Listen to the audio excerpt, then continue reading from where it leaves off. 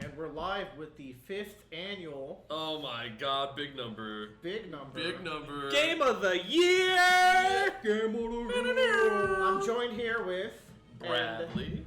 Bradley to my left. We got... Joe. In front of me. We got Tyler over here on the right. And then your host. And those are my co-hosts, Willer. Those are your co-hosts, Willer. Your co-hosts. Co-host Willer. You all represent me. Amongst us four, we all have different tastes, but when it comes to the thing that we're all into, a pretty good amount, it's video games. Yeah. It's really unfortunate. Let's talk some fucking video games for the next 3+ hours. So before we get started, Okay. we're going to go over the top 5 rules again, just so that we're all clear. And yes. Okay. So before we start, here's our... Right, we're going to do that. Before we started, we predicted what the top 5 will be. The idea is, did you pay attention to what your friends liked throughout the year? Right. Joe. Right. So the way we're going to do it, and we're all clear, and I am clear, because I will admit that I probably was not very much paying attention last year when we were discussing this. But the way we're going to do it, you're going to guess 5 games. If that game is in the top 5, you get 1 point. Badass. If you get that game in the spot where it landed in top 5, you get 2 points. So if you got the first place game, but it's in the third place spot, that's 1 point. If you put the first place game in the first place spot, that's 2 points. Does that make sense to everybody? Sounds good. Sounds good to me. Okay. All right. Before we get, because I had to cut out because we argued for like 30 minutes after. The other gimmick is I have a secret phase written down on my phone. Yeah. If any of us say it, you take a shot. But then you have to make a new secret phase. Then I'll make Is the secret phase mid? No. Oh, okay. It's not mid. That's good though, but it's something that I know gets said a lot in this group. It's gonna get said. It's gonna be. I'm pretty confident it's gonna get said on 1 or 2 of these games. Remember. Oh, I know what it is. Hold on. Oh, I don't know if you do. I will remind everyone. Careful That's a around good the one. table because the Yes. mic does pick up the table slam. So also.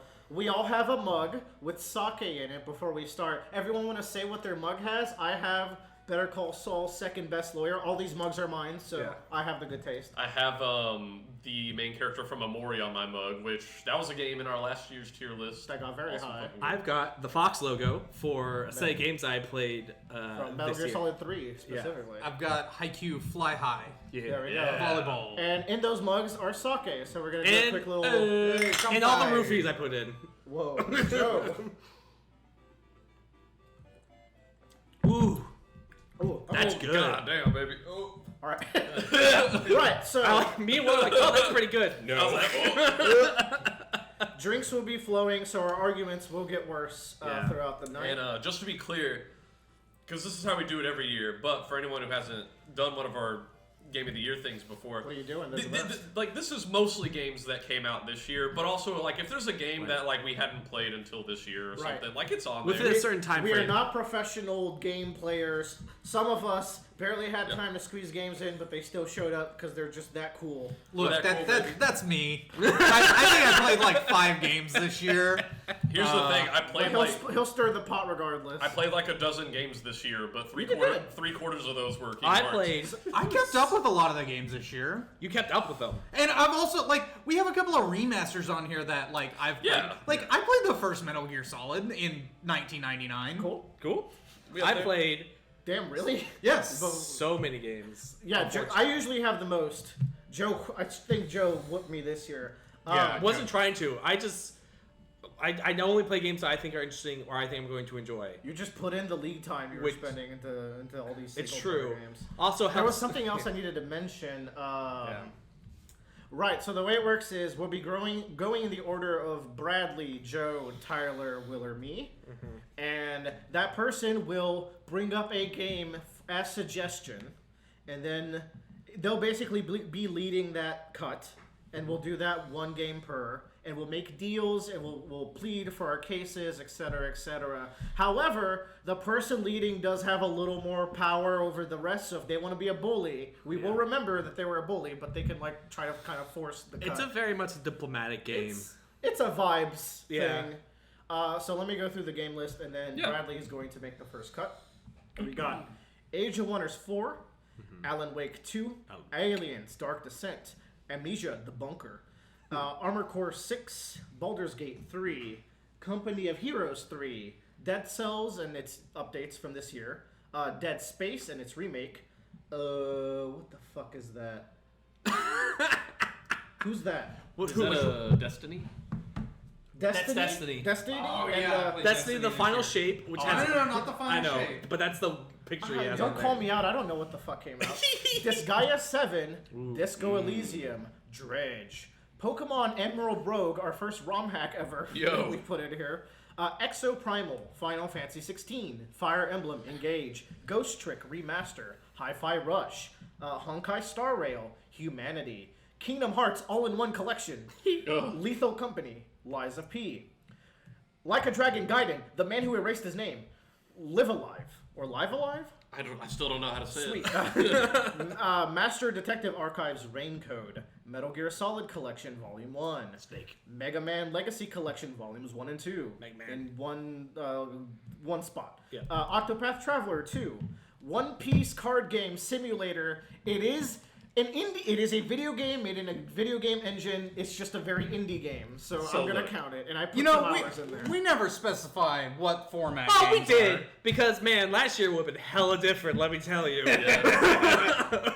It's a video game made in a video game engine. That's fine. One Piece Odyssey, a more normal video game. Outer Wilds, Metroid Prime Remaster, Resident Evil 4 Remaster, Risk of Rain Returns, which is a remaster sort of. Sea of Stars, Spider-Man 2, Jedi Survivor, Street Fighter 6, Super Mario RPG Remaster, Super Mario Wonder, Final Fantasy Theatrhythm Final Bar Line, Wild Hearts, Yomi Hustle, Zelda 2, Zelda Tears of the Kingdom, Overwatch 2, Pirate Warriors 4 and its DLC, sort of.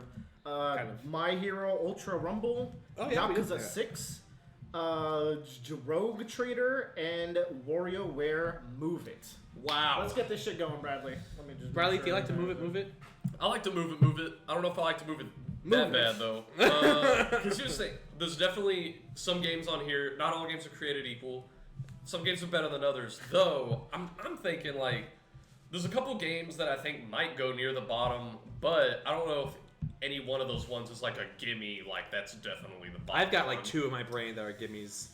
You can always suggest it to Bradley, but you know. I don't want to hold my hand that quickly. No. Here's the thing: some games I'm looking at on here that I need to ask some opinions of y'all. Ask them. Always. Because I'm just gonna say it. The ones that are floating in my mind are WarioWare Move It.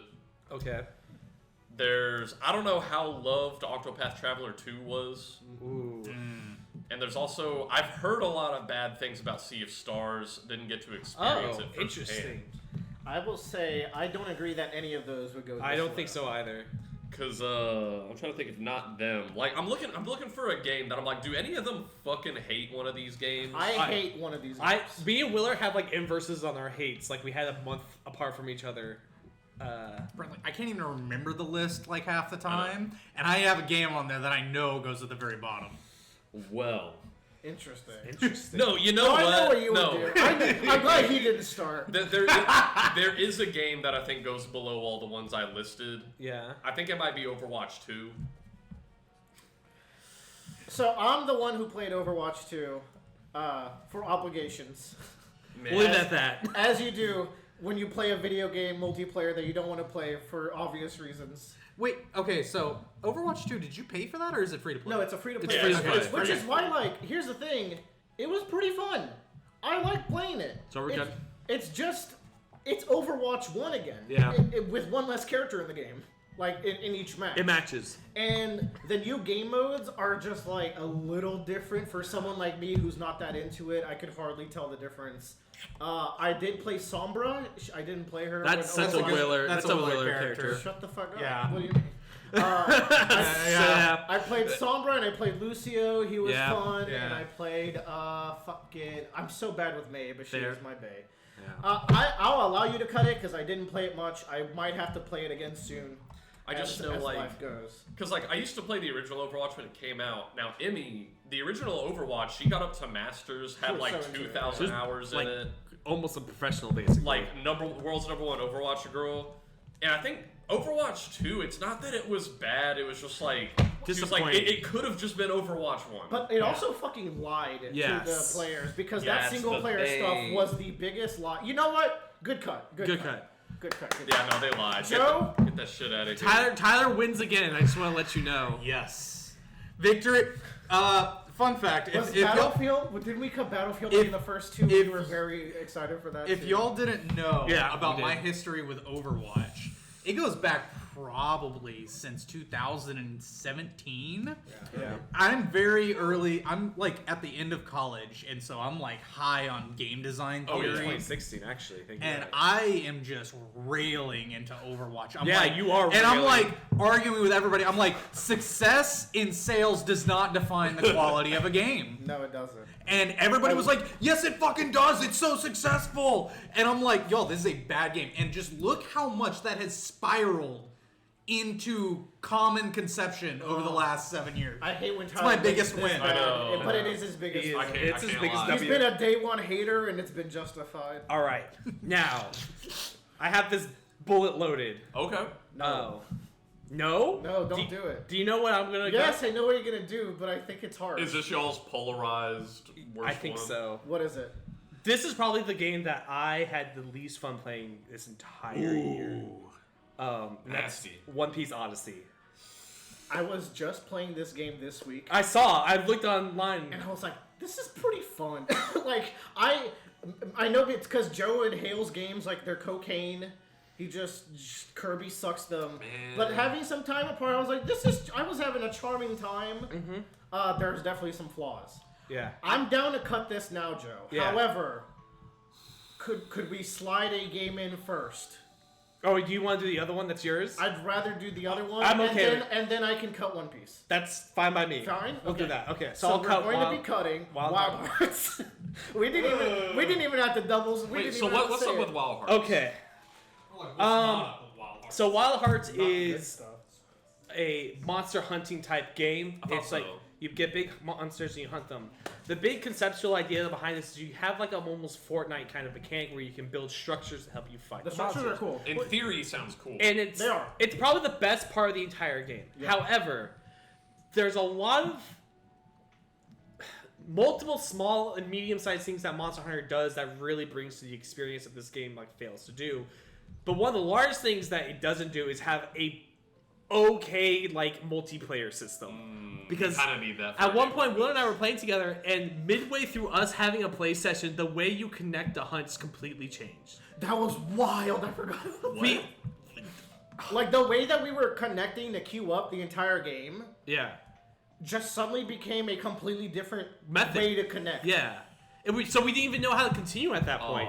And also, it brought one of my favorite memes, which is like, you are morally obligated to skip cutscenes Yes. in this game. Yes. Because when you go through a cutscene, the other player has to watch it. And that includes cutscenes in like the after the hunts, Yeah. when you go back to base. It's not not even, something like- you have to do in Monster Hunter. It's not even in your character, like so. It's your other. It's, I have to watch Joe's character just go through these conversations. yeah. And it became like, we just have to skip them for the other person. Honestly, when you think about how much people bitch about in Monster Hunter World, that it's like, oh, I can't join the other player until that cutscene's finished. Like, I will take that looking any back in Oh, yeah. retrospect, how good of a UX that choice is. because at least that person gets a chance to watch it, whereas I don't have to sit there and be like, okay, Watch it again. Yeah. You can at least fiddle around with your items for a sec before you go in. exactly. yada, yada. Or you get a little bit more extra time. But in addition, like the weapons were just They're not. mid. They're so mid. It's The like monsters are like, okay. yeah, and like I feel like their attack patterns and hitboxes are also like hella jank. But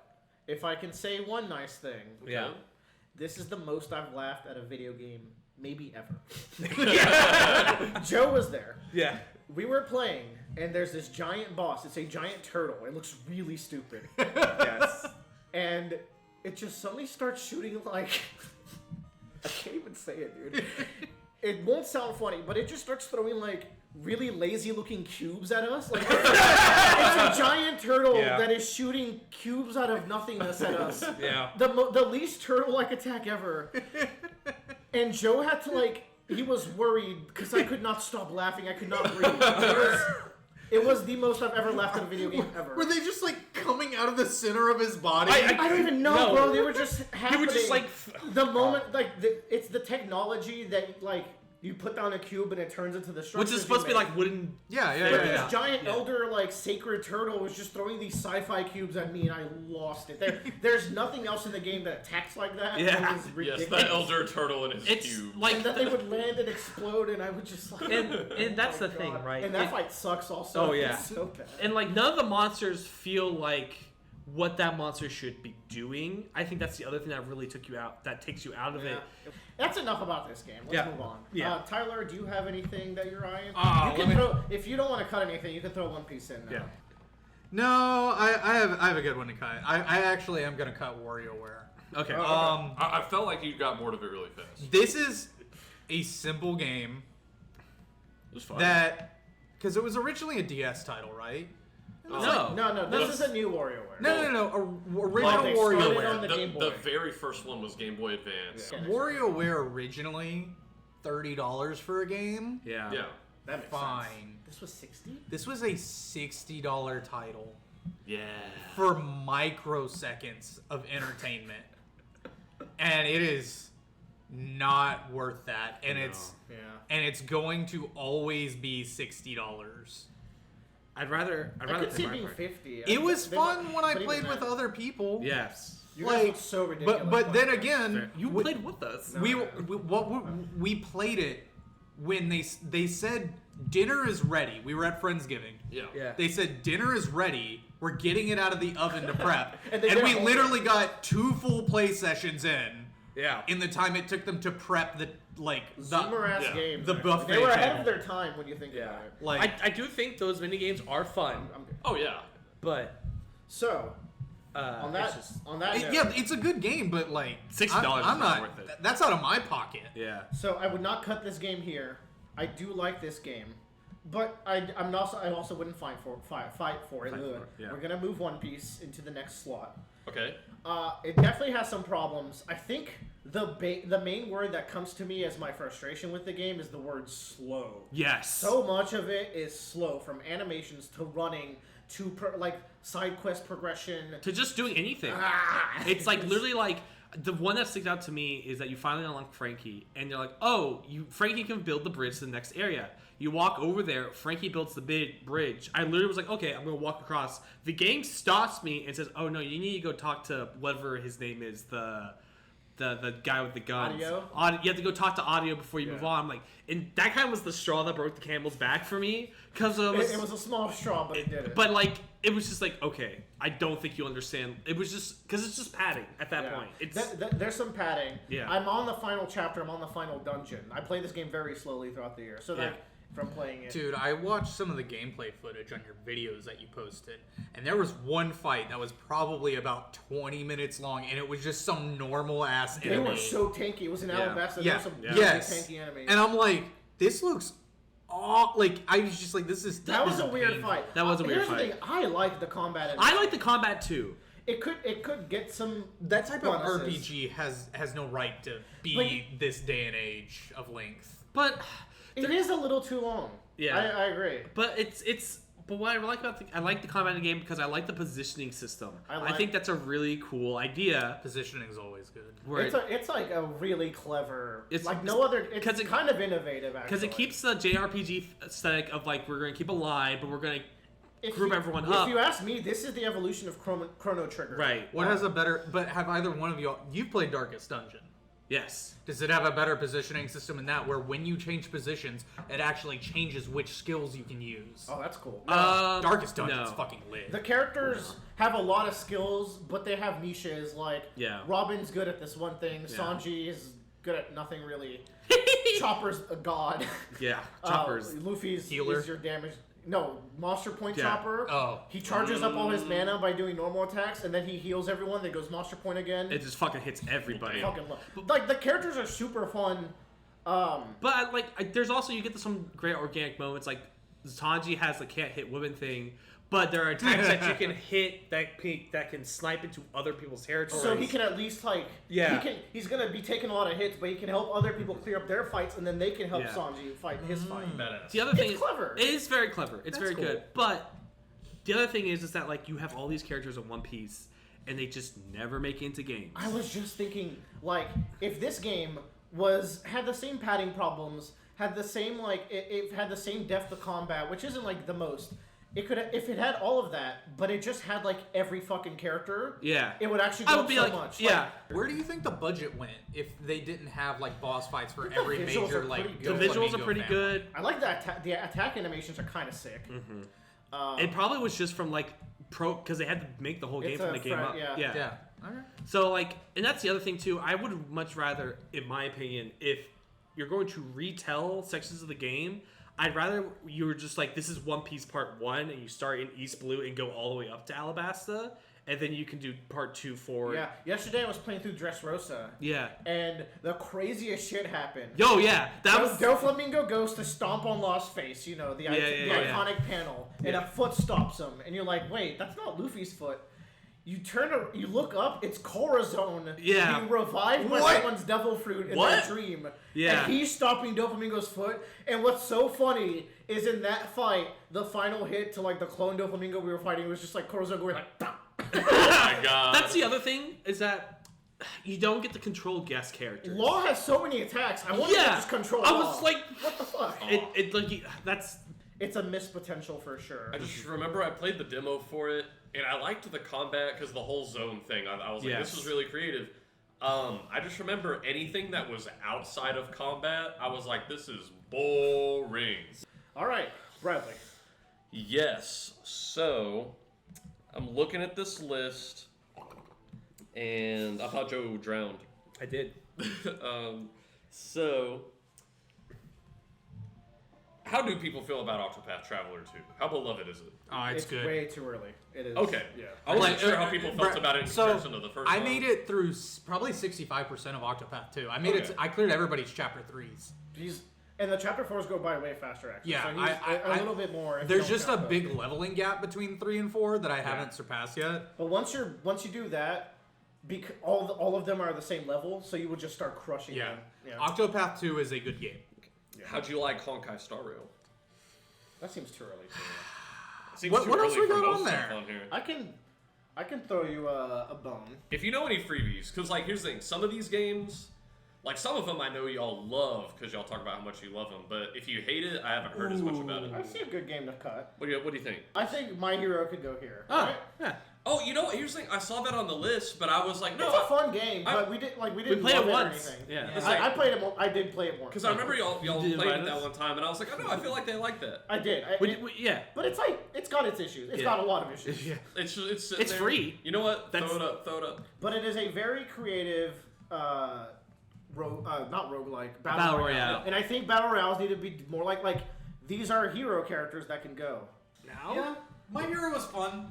Like, y'all say that, but I'm like, I would that do was it. actually like a fun game. There are lots of it's I would rather play that than Fortnite. It's just sitting Oh, there. easily. One day, but Fortnite's not on the list. I'll boot it up. It's just like we're not that passionate about it. Yeah. So I usually Yeah. cut, which What is if there very was strict. a game like this, but it was Hunter x Hunter, and everybody had nin powers? That would be so fucking sick. Yeah. But we're gonna get the Hunter x Hunter fighting game instead. So. It's gonna be so good.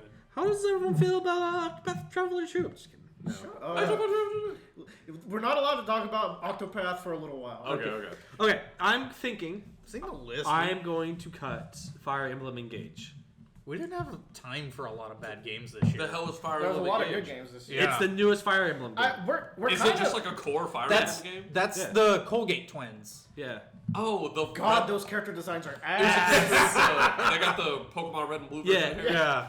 Okay, so I got this. I don't know if you played it, Willer. I think it was just me. I was like, there's so much good stuff in this year. I Yeah. don't need this. So Fire Emblem Engage, I will say, the combat sections of this game, like the strategy portions, I think are way better than Three Houses. Okay. They are very fun, interesting, and they are challenging. Three Houses, I love Three Houses. It got pretty high. That was like the first game of the year we ever did, Yeah. as I recall. And- but like, But it's missing the core thing about Three Houses I think makes it really fun, which is that hub system. Yeah. The hub in this, You were a teacher in that one, so you had to like train up your units. Yeah. That sounds like a more fun hub. and like you just don't have it in this. Like I can't. When they were explaining how it works in this game, I was like, none of this makes any fucking sense. Like it just. It doesn't feel right, and it just feels like too much tedium because basically like you would go to your desk in 3 houses and be like, here's my curriculum for each student, and then like here are the 2 students that are doing the special project because I'm making them both cavalry units in the future. So there was a lot of forward thinking there. It was very clearly brought up to you. Whereas this is just like it was like I can't bother to do any of this, but that's how you make your characters better. The other system is like they have like the engage system, which is like old Fire Emblem characters are like stands. I forgot that was the big mechanic. Yeah. You summon them Which with is stands. pretty cool, but also it just also was overly convoluted Yeah. as well. Well, whatever. They have that one cute girl with the star on her eye. That she is the best design. There you go. Here's the problem with this game, right? It could be the best game ever. Yeah. But if your main character looks like that, I'm sorry. Yeah, no, I don't know what they were thinking. It's Like, wild. It's so over. We're kind of past bad games. These are just games we're not passionate for at this point. That's the thing. Like, I was looking at the list and I'm like, I don't think any of these are shit. I will say, like, this year didn't have like a 13 Sentinels for me or like a Mori, but like it has so many strong. Yeah. It might have one actually, but it's not quite. I've the same. got a lot of strong opinions. Oh yeah. But then it has so many 9.5s, 9s. I have some strong opinions about games on here I didn't play simply because, like, I studied You're some allowed. of them. You're allowed. Actually, that's what we brought you here for. I studied them. Yeah. Can't wait to fight. I have a interesting one. Okay. Humanity. What's on the list? Age of Wonders is also on the list. Okay. I love when Tyler bullies Joe like this. What's this? It actually happens What's that game? fairly frequent in these. That is the music Final Fantasy rhythm game. Okay, that's dude. going up there forever. Those games are so Only cool. England more towards me. I think actually this is the most logical I hold pick. my. That's what I was thinking. Yeah, unfortunately. Because like it was like you talked about it with me. Yeah, and I yeah, remember yeah, us talking about it. It's like it's not a bad game. No, it's fucking great. So It is, Put it all but the way at the end. but it just doesn't hit anything. Yeah, Humanity is a PlayStation, I think it's PlayStation exclusive puzzle game. You basically play this little ghost dog, and Okay. you have these living people that you have to like do a puzzle around, and like you're able to bark at them to make them change directions. I think. And then eventually you get some more mechanics where like they fly up in the air, or they like teleport to different locations. It's just lemmings. It's got some great puzzle design. Yeah. Like I sat like we got for free from PlayStation. I was like, I should try this out. And I sat down and played for like 2 or 3 hours. Wait, so it was one of like the free monthly. Yeah. Yeah. And I was just like, oh, It's limit. Yeah. this is good. I This didn't is- play Weird It's West. Mario vs Donkey Kong. It's, Yeah. That's the same it's- type of game. Yeah. Yeah, it's like I think like if you're just like I just want if you got a puzzle itch and you have the game, really worth it. I think it's solid. It's fine, but like There's so many other good things this year. Yeah. There's like we said, not a bad game. No, it's So next to you. Yeah. see now I don't know. That's the problem, right? This is where you have to start fishing. Octopath Traveler 2. What did I just say about? What did I just fucking say, Bradley? Cute. Y'all have a good time. Is Rogue Terror a cool game, Joe? You haven't played too much of it. I know Which that. one is it? Rogue Terror. Rogue Trader? Rogue Trader. Rogue Trader. I wish it was a tier higher. I'm gonna push back on that one for right now. Okay. Wait, I could give you one. Oh. Oh shit. You might well, not need to. I but- can. No, hold on. I'm gonna do Yomi Hustle. Okay. Whoa. No, okay. All right, never mind. If you feel so strong about Yomi It, Hustle. won't- it won't go. This is a great game. It just Yeah. won't go that much higher. I still have bad game. I have a bad game Okay. still on. You here. had bad. Okay. I have a bad game Give me still on bad here. game then. Yeah. Destiny.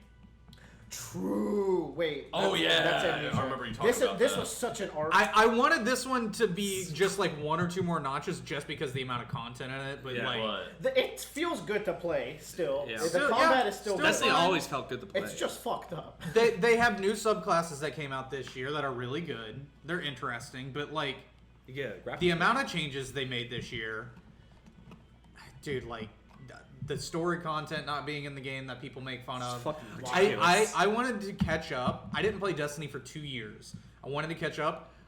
I watched more Destiny story catch-up content than I watched of any TV show this year. Damn. Like, it took, maybe Vinland Saga was more than that, because I watched seasons 1 and 2. But still, like, I had to watch hours of lore videos to catch up. People just didn't like Lightfall a whole lot. The story was pretty meh. The story is always gated. Every part of the story But some in of it Destiny is gated, not- like, outside the game, which is a Like, problem. what do you mean? Like you can't I thought play it. some So like, of the story is just, like, not in the game. Oh That's- yeah. Like, it's gone. They had to, like, dude. As a developer, I'll say this: if you're a scalper, you're the worst scum on the planet, because you are single-handedly holding back the video game industry. And it was COVID pandemic. People scalping PS5s and the Xbox Ones are the reason why games got stunted for like 2 or 3 years. Really? Yes. People having to develop for past generation is the worst thing. That was actually no. You're actually right. That actually hurt a lot of games. Yeah. So like you see good like people who are Returnal, still for developing example. for like PC only, PS5 only, like console exclusives, Yeah. doing really good. PC only platform games doing really good. Anything on new gen only, really good. Anything not on Nintendo, really good. Like they're knocking it out of the park. yeah. That's my beef. That's my rap. All right. All right. I feel bad for the Bungie devs with their decisions and time. Pause it. Yomi Hustle could go here. I think it's a really cool game, and I do want to check it out more. It just didn't fit in. Yeah, it has 4 characters. Yeah. I wanted to throw out 1 or 2 game names just to see Yeah. what people's like stock in the games are. Whether they go, oh hell no, or they go like, you know what I mean? Because like I don't know who's our Company of Heroes boy, That's me. and then also Dredge. That's Whoa. I figured. Is that a hell? Was that a or a hell no? For Like how big is Dredge in your life? Dredge is better than Company Heroes 3. How good is Company of Heroes 3? It's cuttable. So how about How about it? we do Yomi Hustle, and then Joe has to choose between one of those 2. That's fine. Fuck it. And here's the thing, Yomi Hustle, I feel like it's whenever you're on YouTube in like 2011 and you hear about Torabash, this game is what you picture in your mind when you want to play Torabash. It's great. It's cheap. It's a little jank without you getting into matches, Yeah. but This is a good game for you and your friends to play. very hard to understand. Yes. Tyler was very pissed. He's like, "What is going on?" This is some ass UI. It's Yeah. but like I struggle to think of like how else to put that much information on the screen Tooltips. without it looking. Tooltips, dog. It just needs a UI UX Say it person. with me. Tooltips. Tooltips. Hover over very- it, say the name for it, and then a little bit about what it does. Fair. Yeah. You have to just know some shit in this game, which is annoying. We're gonna cut Company Heroes 3. All right. Okay. Company Heroes 3 is a RTS game in the Company Heroes line. I really like Company Heroes 1 and 2. They were Let's like go. the first. 1 was the first strategy game that I actually played. Oh. So Oh, that's pretty nostalgic. I know. yeah. So I was very excited for Company Heroes 3. In many ways, it's perfectly fine. Like it's got. I think it's very fun to play. Personally, as someone that never really got into like the multiplayer side of those RTSs. However, like it's had some very bad bugs. The campaign story is wild the way that they projected it, because it's basically like the narrative is the narrative you get is through the eyes of this Jewish family that's living in North Africa while the Nazis are invading. But when you play the game, you play as the Nazis. Oh. So Can't be Are doing that we in the 2020. baddies? Okay. yeah, so it's just a weird. I kind of get what you're going for, but like the point being is that Nazis really did not care what they were doing to these people. So it's hard to like feel any empathy when it's like, well, this is the group that I'm running with. Yeah. So like I have like it's just like whatever, I'm gonna keep playing. They had a campaign mode that was more like a Total War system, but I never got around to playing it because I just had Total War to play, so like it just wasn't really that Just interesting. imagine you're doing the campaign and you're like, I have to lose. Sometimes. Lose any percent. Yeah, but it's fine. I think if it was like $30, I'd be happier with the purchase. Okay. But at full price, this was like the game where I was like, oh my god, the rest of this year is gonna be so awful for me game wise, and then it completely turned around. Oh, man. I remember last year you were very optimistic, and Whose Yeah. game is Raincode? mine. Willers. Is this too early for Raincode? It is. Okay. What about Pirate Warriors 4? It has been on the list before. Yes. And we're only really talking about DLC. But it could be at the top of the list every year. So I'm cutting Pirate Warriors 4. You're cutting it? Yeah. Hold on. What? I mean, it's old. What do you mean what? It's just that it's Bradley's like first year where he like played it extensively, so it is like a new experience for him, and it has been like 3 or 4 years since it's been on. So I thought it, but you know, it has been on, Yes. and Like- actually it got really high that year it was on. It did. We So- pushed it really hard. You have to talk about this year only, Yeah. Pirate Warriors 4. I did enjoy my time with Pirate Warriors 4 this year. Like, we can cut it here as long as, like, this is just our chance to talk about it and give it its due praise. There's Pirate Warriors No, 4. that can be your cut. Okay. Yeah. Man, here's the thing. This DLC was off the chain. Because, like, with Warriors games, I'm not going to act like I'm a veteran or anything, but from the Warriors games I've played, I feel like what can make or break a Warriors game is, like, the kind of like the side bonus modes. Yeah. And, you know, for me, like, Hyrule Warriors has always had a god tier bonus mode with the adventure maps. Pirate Warriors 4, I feel like with the Yamato adventure maps, got something really good. Those are- love the Yamato adventure maps. Oh yeah. They're really cool. It's really good. They're challenging, and that fits the system they have in place. More They're for this nearly game. a way for you to compare Yes. your Abilities. play with another. Yeah. A leaderboard wouldn't be perfect. I would love a What I will leaderboard. say about Pirate Warriors 4 is that the base side mode is just like you have to run through these missions forever. It doesn't have an adventure map, which is the greatest thing ever. Yeah. So that is the bummer of the game, but the movesets and the characters are really fun, as they've always been. So, as it turns out, I was doing the tier list wrong, so that's been confusing for the last 40 minutes. But if you're listening to our words, you should be good, and it should be good from this point on. Yeah. This is the order. Yeah, nobody skips to the end of tier list videos. Never. Yeah. Oh, True. weird. Wild. One person in the planet heard this. What if we, like, at the end of the podcast, like, we put one up, and then we just immediately, like, close out the window? What's better is there's a YouTuber called Spraggles who covers Pokemon Unite, and at the end of every tier list he does, he shuffles everything. That's hilarious. And then he starts talking like there's logic behind it. So yeah, that's why the Decidueye is now in the god tier, and then he's like, the best character is kind of mid. Like, Just to like fuck with people. he does like a little minute of like a fake tier list. Oh, Anyways, so Classic Texas Spraggle. Gotta love him. So, this is, from our count, the Okay. final game in this bottom tier. Ooh. If you'll call it a tier. If you call it a tier. It This better- ranking This row. grouping of But this we have to go with patterns or else there will never be fights. It better suck. So, this is the issue that I'm coming up with here. But Tyler, how do you feel about Risk of Rain Returns? Seems a little early for this dude's 5 games, don't you I think? know, but like I'm looking at these fuck? games. Okay, though, what do we still got on here? We got a lot on here. Yeah.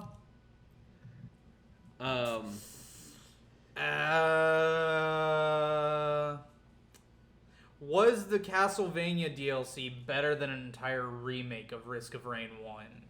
You're giving 2 of your games away? Fine. Are you I no? mean- Are Fight you, Tyler. wait. Are you saying the Risk of Rain Castlevania one is better or the other way? He's asking himself. He shouldn't ask Oh. himself. Joe has 27 games. I made that up, but it's probably true. Joe needs to give more There are stuff off than you 25 do. Metal Gear Rays. Is Aliens Dark Descent go here? No. Okay. No. Okay. It looks like it's Exoprimal. I don't know how else to slice it. What is this game with the moon? That's in Sea of Stars. Okay. You know what? You know what? You and I have not played much of that game. I've played more than you. Yeah, probably. I've been playing it throughout the week. Yeah. You can cut Sea of Stars. Let's cut to Sea of Stars then. Okay. I think this game. So, I've come to realize that there's 2 types of RPGs, and they really struggle to find the in between in them. Okay. There's the well-paced, semi-linear, like vibey RPG. You're just going through it. Chrono Trigger, you don't have that many customization options. It's Oh, just yeah. like a good adventure, right? And it's also very easy. You don't have to grind. Like, you just kind of go through it. That is Sea of Stars. Yeah. The combat is like your characters don't get that many moves, but their moves are significant. Yeah. You don't get that many customization choices, but like it's a vibey like game. And I've come to realize like Mother 3 is my favorite game. Yeah. And it's that kind of RPG where it's like you're just getting tools and adventures and going on. So Sea of Stars is like that, and then there's the RPG where like it's heavy in mechanics, but then the fight designs are bad. Like a lot of the Final Fantasies have like pretty normal fight design, but you have a ton of options. Xenoblade Chronicles is like just a ton of shit. Anyways, all that to say, Sea of Stars is a good vibey game. Bradley, this game just gives me big Chrono Trigger gameplay vibes. Yeah. No, that's the thing. I actually waited for this game for years, and I was following along. I backed this game because I was like, this is fun. It's Chrono Trigger, dude. The art is gorgeous. Art is gorgeous. The only reason I didn't play it, and I was so hyped for it, the only reason I didn't play it is because it came out, and then week 1, I saw a ton of people online saying like, I mean, it is pretty, but they were saying number 1, they didn't like the lack of options in combat as much. Like you feel like they just didn't get a bunch of skills as the game went on. They don't, like your characters have like 4 moves and they're all pretty significant, but there's also like sub mechanics like hitting someone with a normal attack drops down orbs that another character can absorb to use, or like characters are about to charge their super attack, they get like a list of 3 or 4 types of damage that if you hit them with all those types, you can completely cancel out the attack. Okay, so like it even has like more mechanics that it's adding into the form. So like you have less moves that your characters can do, but there are side mechanics to the fight that I think make up for There's it. still expression and stuff. The other thing I saw though is as the game goes on, I think I saw a lot of people just say they were dissatisfied with the characters, like maybe they just felt flat. Now that I can agree with. I am not that far in, and I'm just not invested. Like, there's a character called Garl, and he's kind of neat. He's your best friend. He's your best, like, your 2 main characters go up to train to be magicians, and they're, like, ripped, and they're, like, super cool, and they're the chosen ones. And then there's Garl, who was your best friend as a kid. He doesn't get to come up with you. So he's just, like, this chubby, chubby, strong cook. And he's kind of cool, but he's like a little too nice. Like he's not that interesting. He gets a big boss, like loses an eye, and I thought he was going to be a villain. Maybe he does. Me too. Maybe. I so thought. No, I think he's just going to be the main character, really. Okay. I think the experience I saw is that people would see a character design or meet a character and be like, "Oh, this character's so cool," but then you spend time with them, and then it's like nothing cool happens. I just met all these cool ass pirates, and I'm not expecting much, but they look really cool. I think I want to cut Dead Cells. Because it's an old game. It's been on there for a while. I smell it. You do love this shit. Like, dude, okay, the Castlevania stuff is really good, but it's just new Castlevania stuff. Yeah, like, it's a nice expansion onto an already really good game. There is so much in this game. It's cool that it got a crossover with Castlevania, simply because, like, this is what has replaced Castlevania as this gameplay-wise, it seems like the right fit, right? Yeah.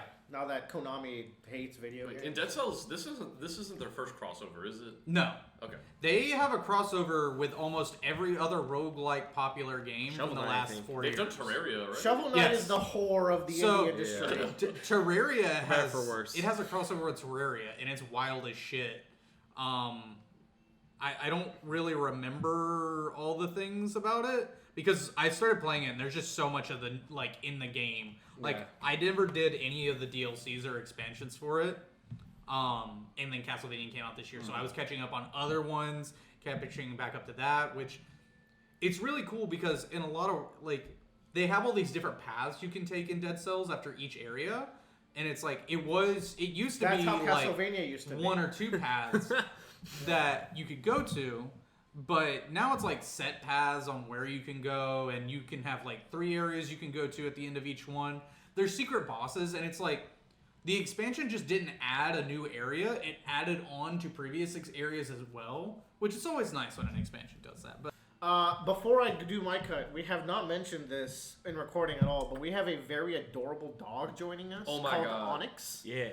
Joe is watching this handsome lad. Yes. He looks like a little, I think Bradley described as a teddy bear that's been through the wash. That's the thing. Joe brought him in earlier, and he's like, "It's like someone's really old stuffed animal that it's really old and kind of ragged, but it's been loved." You a can lot." tell it's like So buddy? if we ever make a shit take, you'll hear him bark. So keep an eye. He did. But if he doesn't bark, it means we never made Oh a my shit god, take. I've been petting him. He's just the most lovely. Oh, okay. Now, I don't know what to cut, so let's see. To me, Exo Primal looks right here, but Joe loves that game. I'll so say I'm not you gonna played the fuck out of Exo Primal, right? I think. Well, I'm going to toss one to you if you don't mind. Okay. Because I just kind of was waiting for this tier for it to come up. I'm going to throw in Rogue Trader. Oh, okay. I'll give it. Yeah. Let's do it. Joe's running this game. Primarily being, I just started playing this game like a week ago. It got a little far for a game that you have like 4 hours, 5 hours in. Right. But I can immediately just tell the quality for this game. Yeah. Now, Bradley. Yeah. Earlier this year, we were in a text chain conversation. You asked me, is there any other games that are not strategy games that you think I would enjoy to get into the Warhammer Rogue space? Trader. So I think Warhammer Rogue Trader is potentially that game. The premise of this game is you are a rogue trader, which in 40k basically means you are a licensed privateer for the Imperium of Man. Okay. So you kind of get to go out and do whatever you want. There's some other kind of intricacies there that I'm not going to get into, but it just basically creates a sandbox of like, it creates a platform where you are unrestrained to travel to wherever you want to go and talk to whoever you want to go to. And I think so far what I've experienced, it nails this feeling of what it is to be within the world of 40k and what it means to be like someone that's of a little bit higher authority, but not like so high they're impervious to everything. I think like you look at this game, it looks like someone painted every single one of these environments and models as if they were tabletop miniatures. Like they stick to that color palette. Oh, that's cool. And I literally like something shows up, like I've literally shot a imaginary bullet at this thing on the tabletop space, and like I walked into rooms, like I literally own those environmental hazards. That's cool. See, that's probably extra cool for like big Warhammer boys, right? You know. So this is a CRPG. It's like very much like Divinity in that sort of space. But there's another game on here that's very good, and like I was just like, is this game really that good and pushing the limits? And after playing this game, I think so. It's like there's just so many small things that this game doesn't do, either because of budget, time, whatever, that the other game does so much better and really pushes that experience. I feel you. That being said, this game is very, very good. I haven't played much into it, but it's a lot crunchier too. It's very so there's a lot of like multiple stacking like effects and static effects and stuff like that. But we'll have to see later. I'll probably bring it up again in a podcast when I'm much more into it. But very good game. Primarily getting cut because A, there's so much more, and B, I've not played much of it. 39. That's a good spot. I think it's cool that Warhammer has enough, like a lot of games that I think people could use as like an entryway into the franchise. They're trying to get there now because they realize like, oh, cross promotions work. Man, they were like the boomer company of the 2000s. It was kind of like they were just refusing to advance themselves at all. Now, You're puppeteering me. Joe, I know last time you were saying Dredge is better than Something else. Company of Heroes, but does Dredge go here? I don't like how good, because I've heard about this game from other than just I think you. Dredge could go here. Okay, but tell me about it. Dredge is a game where you are playing on a fishing boat. You basically come to this island atoll where they're requesting for more fishermen and stuff, and so you are basically like running trades and like shipments of like fish and other goods between the islands. However, basically immediately there's like this Lovecraftian influence that is all around the atoll. I want to play this. This game is Okay. very cool. It's very cheap. And I don't play indie games. Yeah. That's the other thing. Joe's lame. Like This that. was an indie game that this year He's I like, that's I heard a bunch artsy. of good stuff. Yeah, but like this, I really, really enjoyed it. They have a mechanic where like they really emphasize like you only want to fish during the day because at night shit gets really weird. And man, shit gets really weird. Oh, This was a big Briley recommendation. Yes, I think Yeah. Bradley would really. No, Briley. Briley. Yeah, okay. Briley asked me if I was playing this game, and Yeah. I saw her playing it a lot. And I'm like, Yeah, Briley, I can see. This really had a big peak for me as well. Which So is it the cut? Yeah, it's the cut. One of the cool mechanics I like this game is that when you do go out at night, some of the stuff is like, whatever the term is, like it's de-resed or like it doesn't show up normally. Like you have to shine a light on it to actually see it. So that way, like, it's very dangerous to go through certain areas because they're very rocky or filled with obstacles, and you really need that light, which attracts the monsters, which is not a good time. But the overall, very, very good game. All right. Okay, this is where like I'm going to get the first like big like overall like negative reaction. I think Oh shit. Don't do that. Oh shit. I kind of want to cut the simulator here for One Piece. I have spent so many hours on that shit. I know. It is the most bare bone, Right. but it's very functioning. This man is single-handedly carrying an entire Community. An entire community True. that is moving hundreds of thousands of I dollars. think Bandai owes this dude. Bro. No, Bandai will come for this dude's ass at Yeah. one point. which is terrible. Yeah. They can if they make an official. I will get on an I official. will app. get on an Yeah. official. I would love it. The, Yeah. the reason I bring it up is because there is a lot of other games that have. Yeah. It's more of an effort thing than anything, and I get it. You know But what? it's also the most bare bones thing. It is just primarily used to like play and try out decks. Here's the thing. As a whole, the card game itself is Right. like one of my favorite games, period, that I've been playing this year. But if we're specifically talking about the simulator, I get it. But I think because of that, there's no other context of that card game in know. this list. Because of that, it deserves to go a little higher. I would let you cut it right. We don't here, shut up. We're but- so annoying about this game. We talk about it all the time. Yeah. Our Talk about friends, this shit our every day. friends hate us. I literally wake up, the first thing I do every morning is check the One Piece TCG I know. to Discord to see see if new there's cards new cards come out. dropped.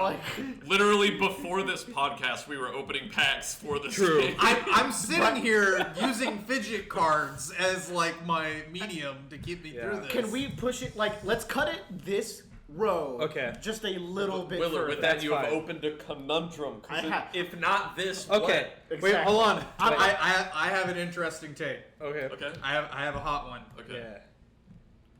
Metroid Prime remaster. Whoa, what the fuck? Do you not want to like have things to talk about for the next 2 hours? No, I do. I can talk about stuff. Okay. I can talk about things. But Bradley, how much of the remaster did you play?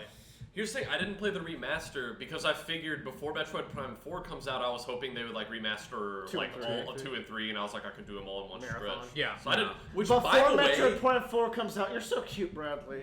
but it's funny. Thinking that'll come Just the other day on the Nintendo subreddit, there was some shit where it was like, this is like the blank year anniversary of the last time we heard news about Metroid Prime 4. I actually forgot that Metroid Prime 4 was announced. That's so fucking Twice. Yeah. No, it's been multiple years since they've even said we're still working on it. Did Dread win last year or 2 years ago?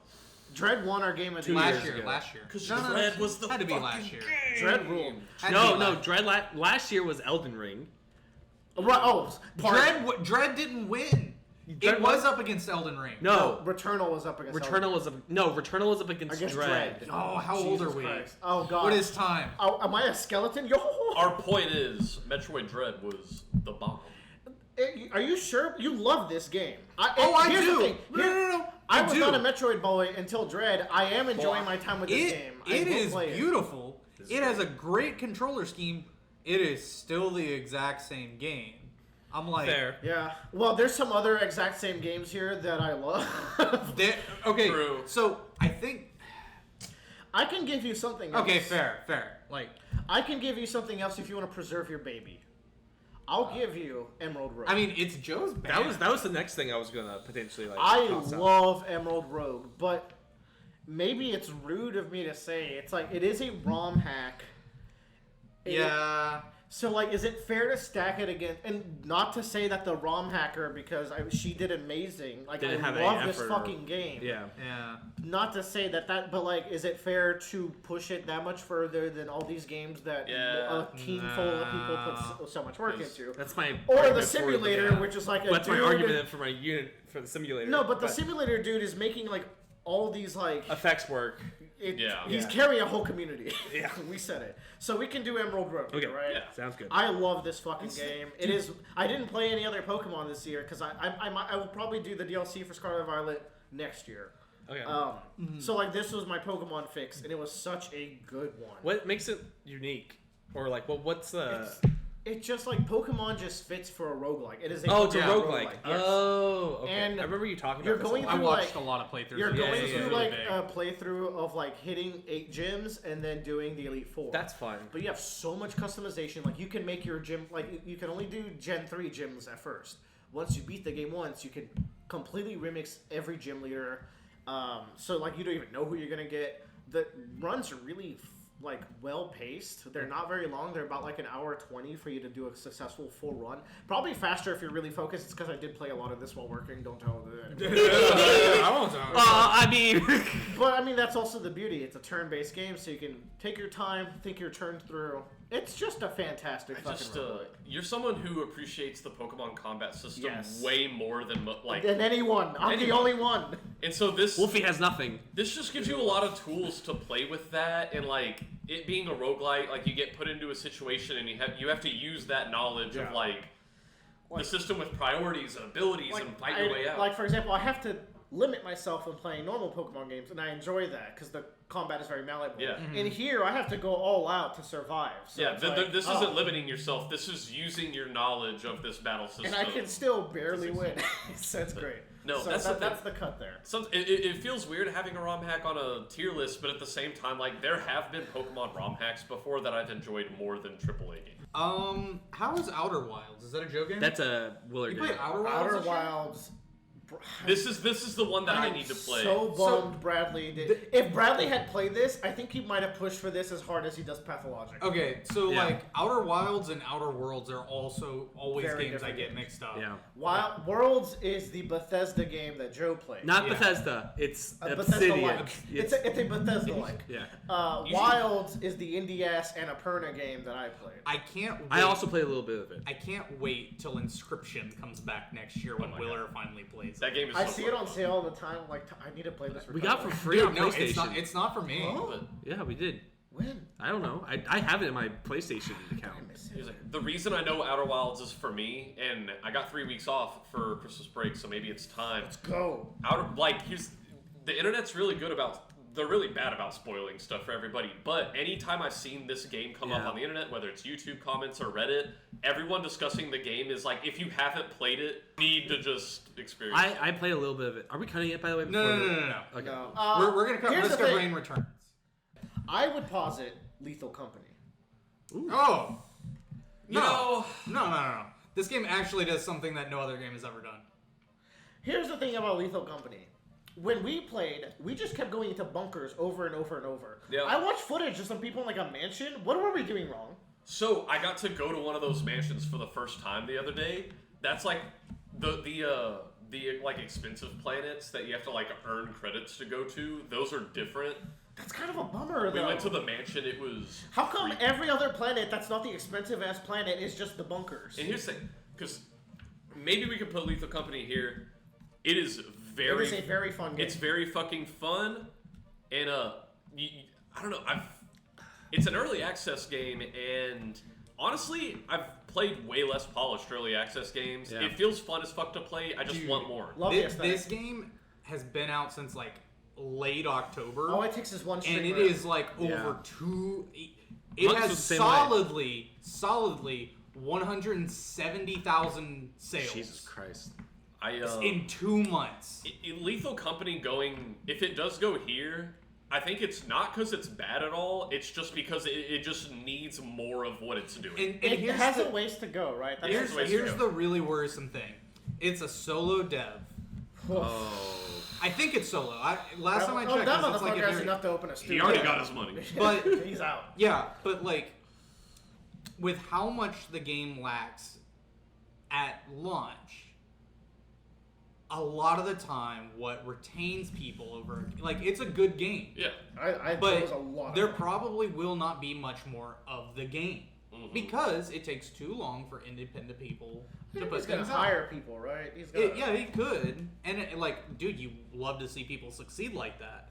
But it may like on top of hiring people, then you've got to establish a workflow. You've got to build an LLC, blah blah blah blah blah blah blah, and all the stuff that comes with being successful. So on top of that, the developer, whose name is Zekris, is one guy. Okay. Yeah. He says he's going to finish the game in the next 6 months. All right. So I mean, ambitious. So that'll be So- 11 months. He has a lot of small horror But- games that he's put out. This is a nice banger, and it truly like Probably showed stacked. a lot of AAA people what you should be doing with proximity chat. yeah. It's so good. It's Yeah. And that mod. Like, that They saw me! Like, this is what you should be doing with multiplayer interaction in your game. Oh, yeah. Which, I it's like- nice to see, somebody put other developers in They their also place. put in a role for me to be able to be like the ship. Like I have a walkie-talkie and I'm just telling people what I can see on a map. So I stay back That's on the cool. ship and I'm bad at it, but it's pretty fun That's to the have thing. that like alternate. Like, I have my playstyle. walkie-talkie and I'm in the bunker, and Willard can be like, okay, Bradley, now, there's treasure in that room, but also there's a red dot running towards you on my map. I need to get the fuck It out. was a lot of, but it was also It's very like funny. turn right. No, you went too far. Oh my Turn God. right. So Oh. that it's really hard. Will to, as navigator would. what do you mean? Nothing. Anyways, that's the cut for Lethal Company. Cool. It's I my can live with cut. that. All right. See a lot of Joe games. Of course, that's what you get for hustling. Age of Wonder. Yeah. What about Age of Wonder? Are you making that cut? I'm just saying a Joe game because I'm throwing it out. Are you- Would you push back against that? Are cut? you officially submitting it under? I'd like to submit it for suspicion. Okay, yeah, go ahead. Am I being detained? Yeah. Am I being? Am I being detained? Sir, I am traveling, not driving. Anyways, what is this? Age of Wonder. You told us about this. Yeah, I talked about this on another podcast. I think Bradley would really enjoy this game, IMO. This is a civilization-like where it's fantasy-based. It has new technologies and everything that still kind of establish Yes. the core concept from Civilization. Yeah. But it's not Pikeman now. It's Now I something- remember yeah. you talking about this. I thought this actually sounded like I would really like it. I think you would really like it, Bradley. Dude.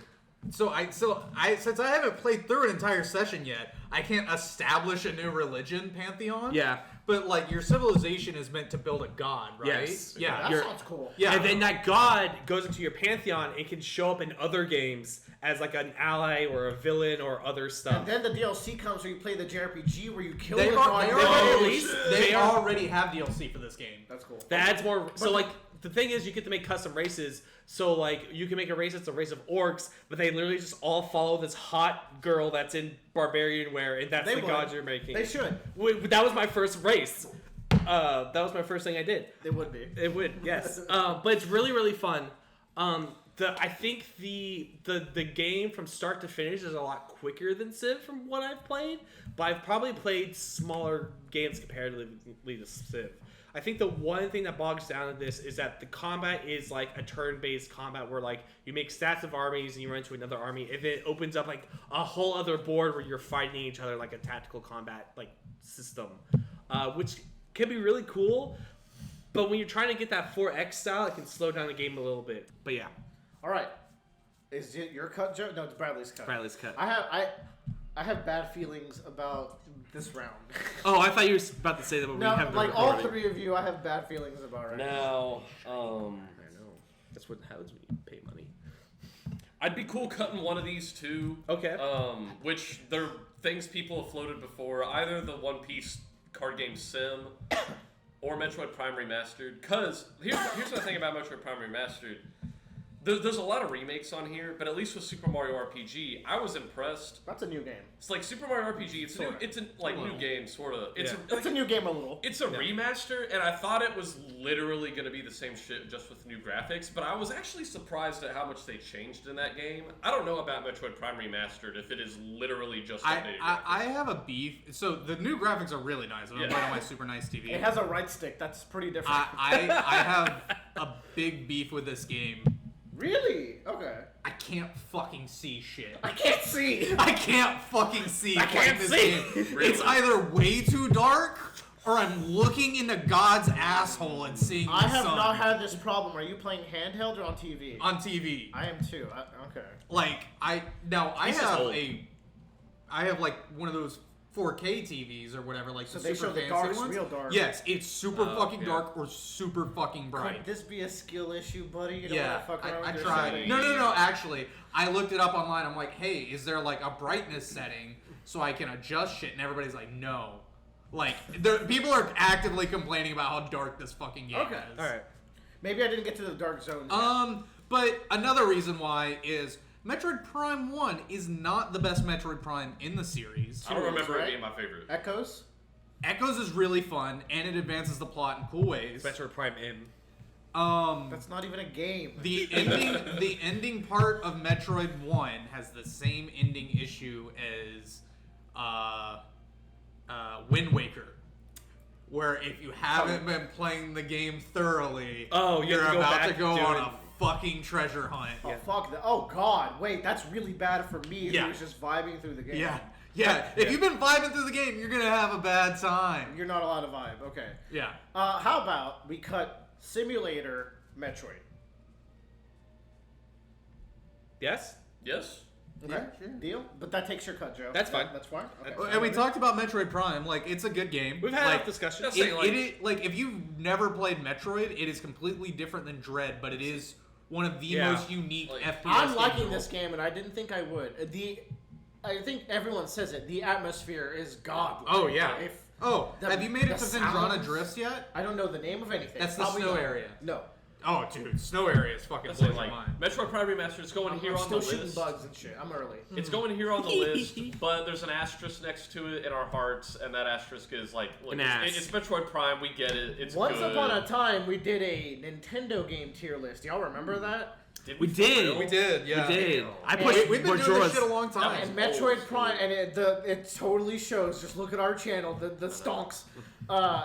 Metroid Prime and Metroid Fusion, I think both made our top 5 of that Yeah. list. Y'all pushed You hard guys for pushed both of hard. those Here's the games. thing. But it's a remaster, so. They're up there not only because those motherfuckers are good, but also that was years ago, and I was probably more fresh off my most recent Metroid kick. I say most recent because there's been more than one. Once I remake that list and we revisit it, we can finally put Hyrule Warriors in top 5. Yeah. Alright. The Hyrule Warriors would definitely go up a few because I've been going ham on that. That game's good. Alright, Tyler, I know. But hold on. One Piece TCG. Can we just talk about the One Piece TCG? We not did the a little simulator? bit, but goddamn. Like, can we talk about the One Piece TCG? Y'all, this is the Oh, we fucking game. we never talk about never this. actually So talked we about should it. Dude, and we never really talked No, about it? it's I'm never- joking. We talk No. about it all the fucking No, time. on the podcast? We haven't on the podcast. Not on the podcast, but we mention We mentioned that, shit about it every single but we time. never actually like talk about it. So, It's good. if you haven't heard about the One Piece TCG, because the set 5 just came out, which scalpers, everybody, TikTok's been opening because it's Get it in Gear before the 5 scalpers stars. get them. Always. This is one of the, like, there's a lot of anime TCGs out there. Like, there's a Sword Art Online TCG, and I'm like, I don't even know if there's Right, enough yeah. characters in that to develop something. But, like, this anime has been around longer than Yu-Gi-Oh! Yes. And Yes. has more characters and just a way better game system. It's fair, it's balanced, it has good back and forth between, like, That's your the main opponents. thing. It has really Yeah. good back and forth. If you've played Yu-Gi-Oh, one of the more common aspects of the game now is how fast the game moves Yeah. and oppressing your other player and opponent with hand traps. And it's like, oh, did you win the paper, rock, scissors of who drew the hand trap? There's You can tell when you're fucked in Yu-Gi-Oh! A lot easier. 'Cause Yeah. You're fucked a lot easier. But like every card in your hand is not a dead card in this game. That becomes Gotta part run of the like 6 King pistols. that becomes part of like deck balancing and Yeah. everything. You don't play trap cards, but they're like your life force is your trap cards. yeah, which are And- like one of the archetypes is all about utilizing that. This Yeah. is also one of the easiest TCGs to understand. It's so easy. There's like a few asterisks on really weird occasions. There were interactions that you wouldn't stumble upon until you're deep enough into the game. Yeah. Yeah. Like, oh my god. I talk to people who are playing Magic now, they bitch about it, it's power scaling. But like I don't know. I just think this is probably the best TCG that's currently available to play to anyone. The right now. Digimon one by the same team is supposed to be equally good. I've I just don't played- care about Digimon. I've played the Digimon one, and a thing that the Digimon one and the One Piece game I think have in common are it just feels very rewarding to be a fan of the original source material Yeah. and play the card game, because it's also rewarding for people who aren't fans of the original, because I've talked to a lot of people at our place who they actually got into the anime through the card It's so game. wholesome. we've It also is got such a that, too. wholesome experience. Oh, yeah. Actually. Oh, also best card game community. Like Oh, yeah. like hands Pretty down. good. Yeah. There's some weirdos, but that's like, But it no, is what it like. I've Compared to other games, though, I'm sure it's better. I have never played against anybody toxic. I played against people who are like, I beat a guy who was playing like he's playing Zoro in set 3, and I beat him with Kuro, and he was very frustrated by that. That 'Cause is he goes to, like, that is the regionals. top tier losing to like almost a bottom tier. Yeah, Lower and- than and judges. like Yeah. I just got what I needed that game, Yeah. and it Yeah. happened. But that's the beauty. Yeah, it does happen. It's great.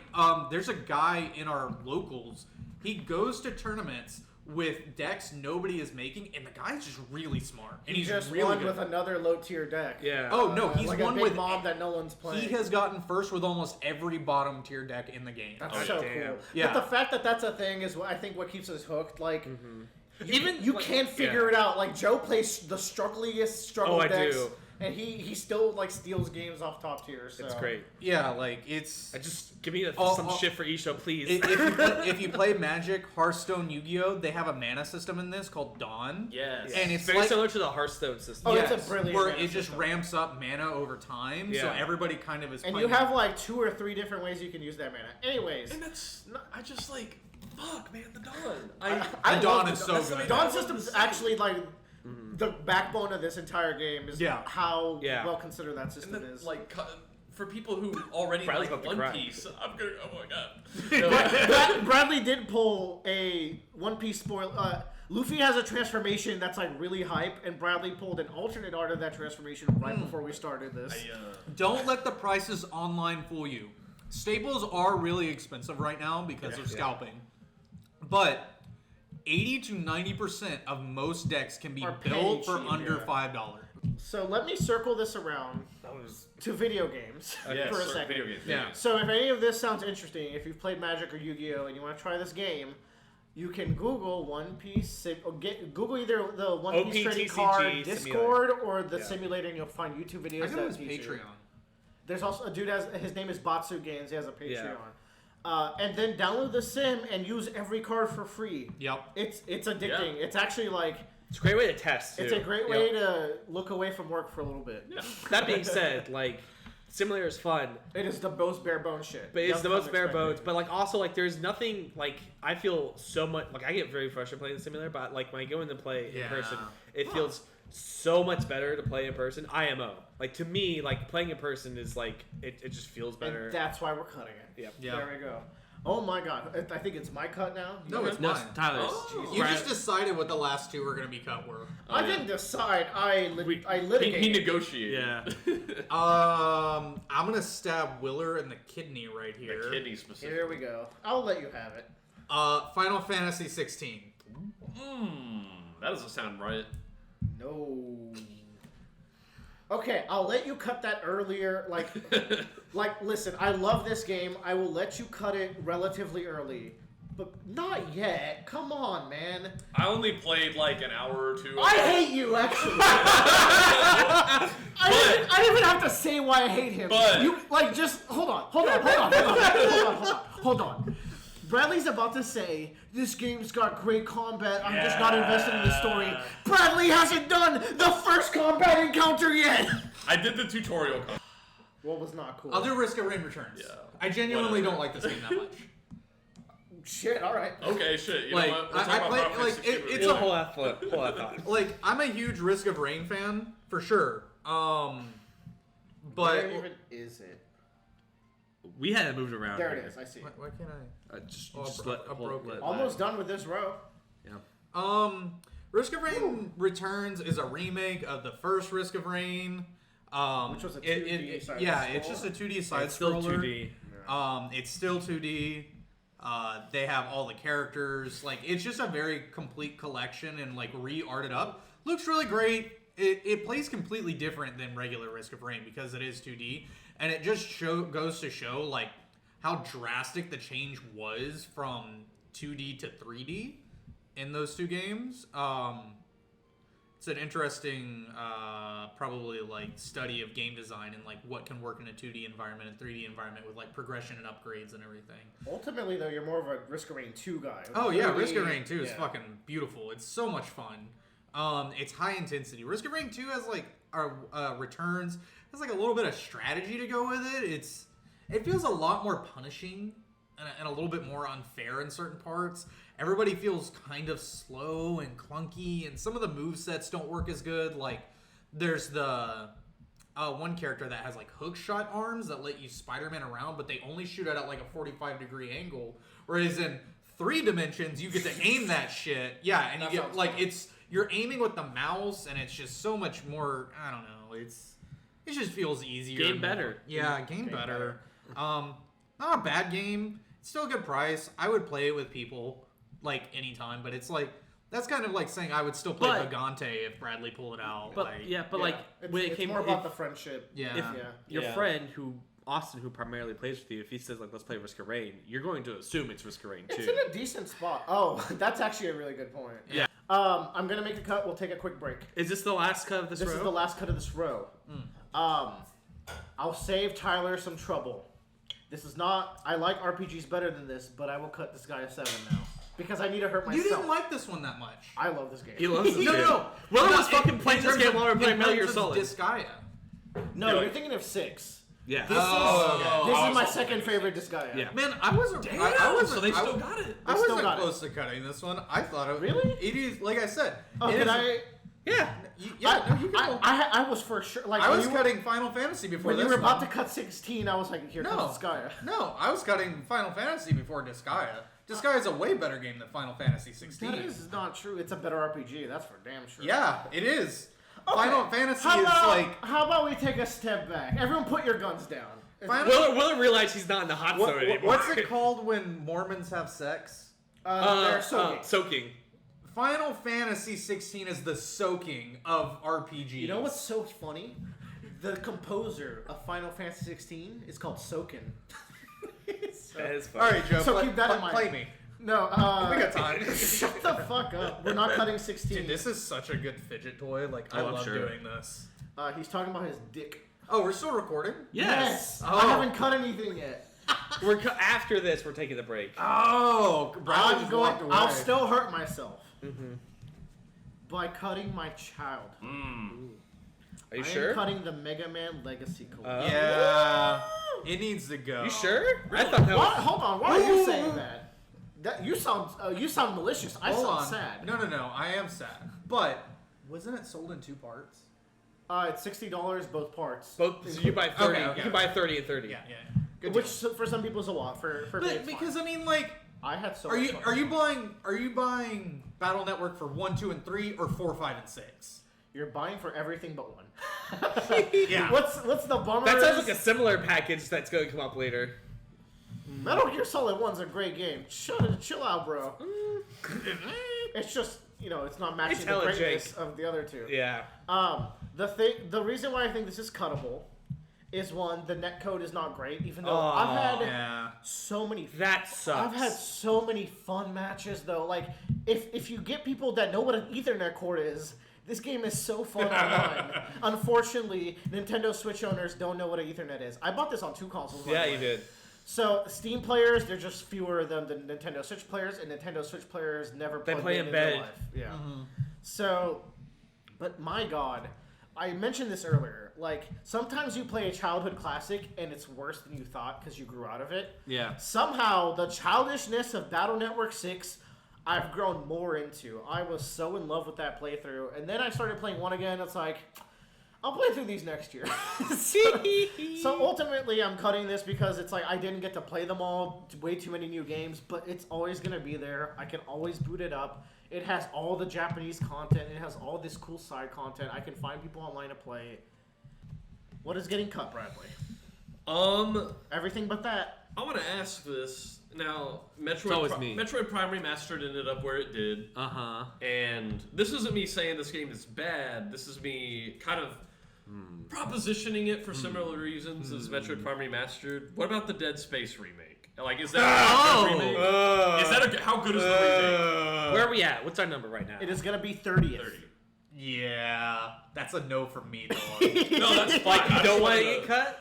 Or... It doesn't get cut here. I'm surprised Joe is even open No. to the idea. That's fine. Are you? I just want to know where No, it stands. no, I just wanted to make sure that We have a few more remakes to go through. Dead Space actually changes shit. Name 3. I'm kidding. Don't. Now, here's another idea. I'm coming from somewhere else with this one, because I'm a diehard Genshin boy. Oh, Now, There we go. there's levels to diehard Genshin boy. Let's talk the talk. There's diehard enough that you're gonna check out their other games like Honkai Star Rail. I'm the kind of diehard that I'm just gonna stick with Genshin and focus all my time on it. It's funny you say that. I know. You're so Genshin pilled. Like, he's not Genshin pilled. He's like Genshin implanted. Yeah, so let's talk about Honkai Star Rail. Yeah, Is that You tried Honkai Star Rail. Yeah. I forgot that was on the list. That's so a good cut. I played all the way up through the end of the plot before you have to wait for more to be Okay. released. Oh, So, yeah, I made it. you beat the game. I did. I made it through all of it. Quote unquote. I think I ended up after that point with actually. I think I had about 4 or 5 stars right there at the very beginning. Honkai's a much more generous That's pretty game. good. So Honkai is the. I have like 2 in hours of Genshin. And I didn't spend anything on Honkai. Yeah, no, at all. they give Yeah. stuff away much Honkai's more. a lot more generous of a game than Genshin. Yeah. So a lot I've less played, assets they have to pay for back. I've Yeah. played That's quite pretty a few turn-based gotcha games. So I've played or like tap gotcha games, which isn't a tap gotcha game No. like Pokemon I Masters. love Pokemon Masters or gameplay, the actually. Konosuba one. One Piece Treasure Cruise. Yeah. So for it is a higher quality game than Genshin. They have a lot more details in it. It feels a little bit like pulled back in terms Yeah. of technology because they have like arenas you walk through and you interact with monsters and like most of the time you're probably gonna clear everything in the. Joe just brought that up. That's why I think they can give you more. Yeah. Because they're spending less. Yes. Oh yeah. Yeah. They spend way less on And- this game. Okay. This game definitely feels more like let's try to make this more of a mobile audience thing because it's like because you are just so standard. I played this on my iPad a lot actually. Yeah. Was it good? Yes, it runs perfectly fine because I don't have to interact and move around and like do combos and action and switch players out. So I was totally fine playing this on my iPad. Cool. I have a coworker who played this a lot on his phone, like during lunch. He would Yeah. just go through auto battles. Which the auto battles were really quick, like much quicker to get through than like Genshin dailies. The story is whatever. It's a It exists, so like the main character in this one is like an AI that's made at the beginning by these 2 characters hijacking some ship.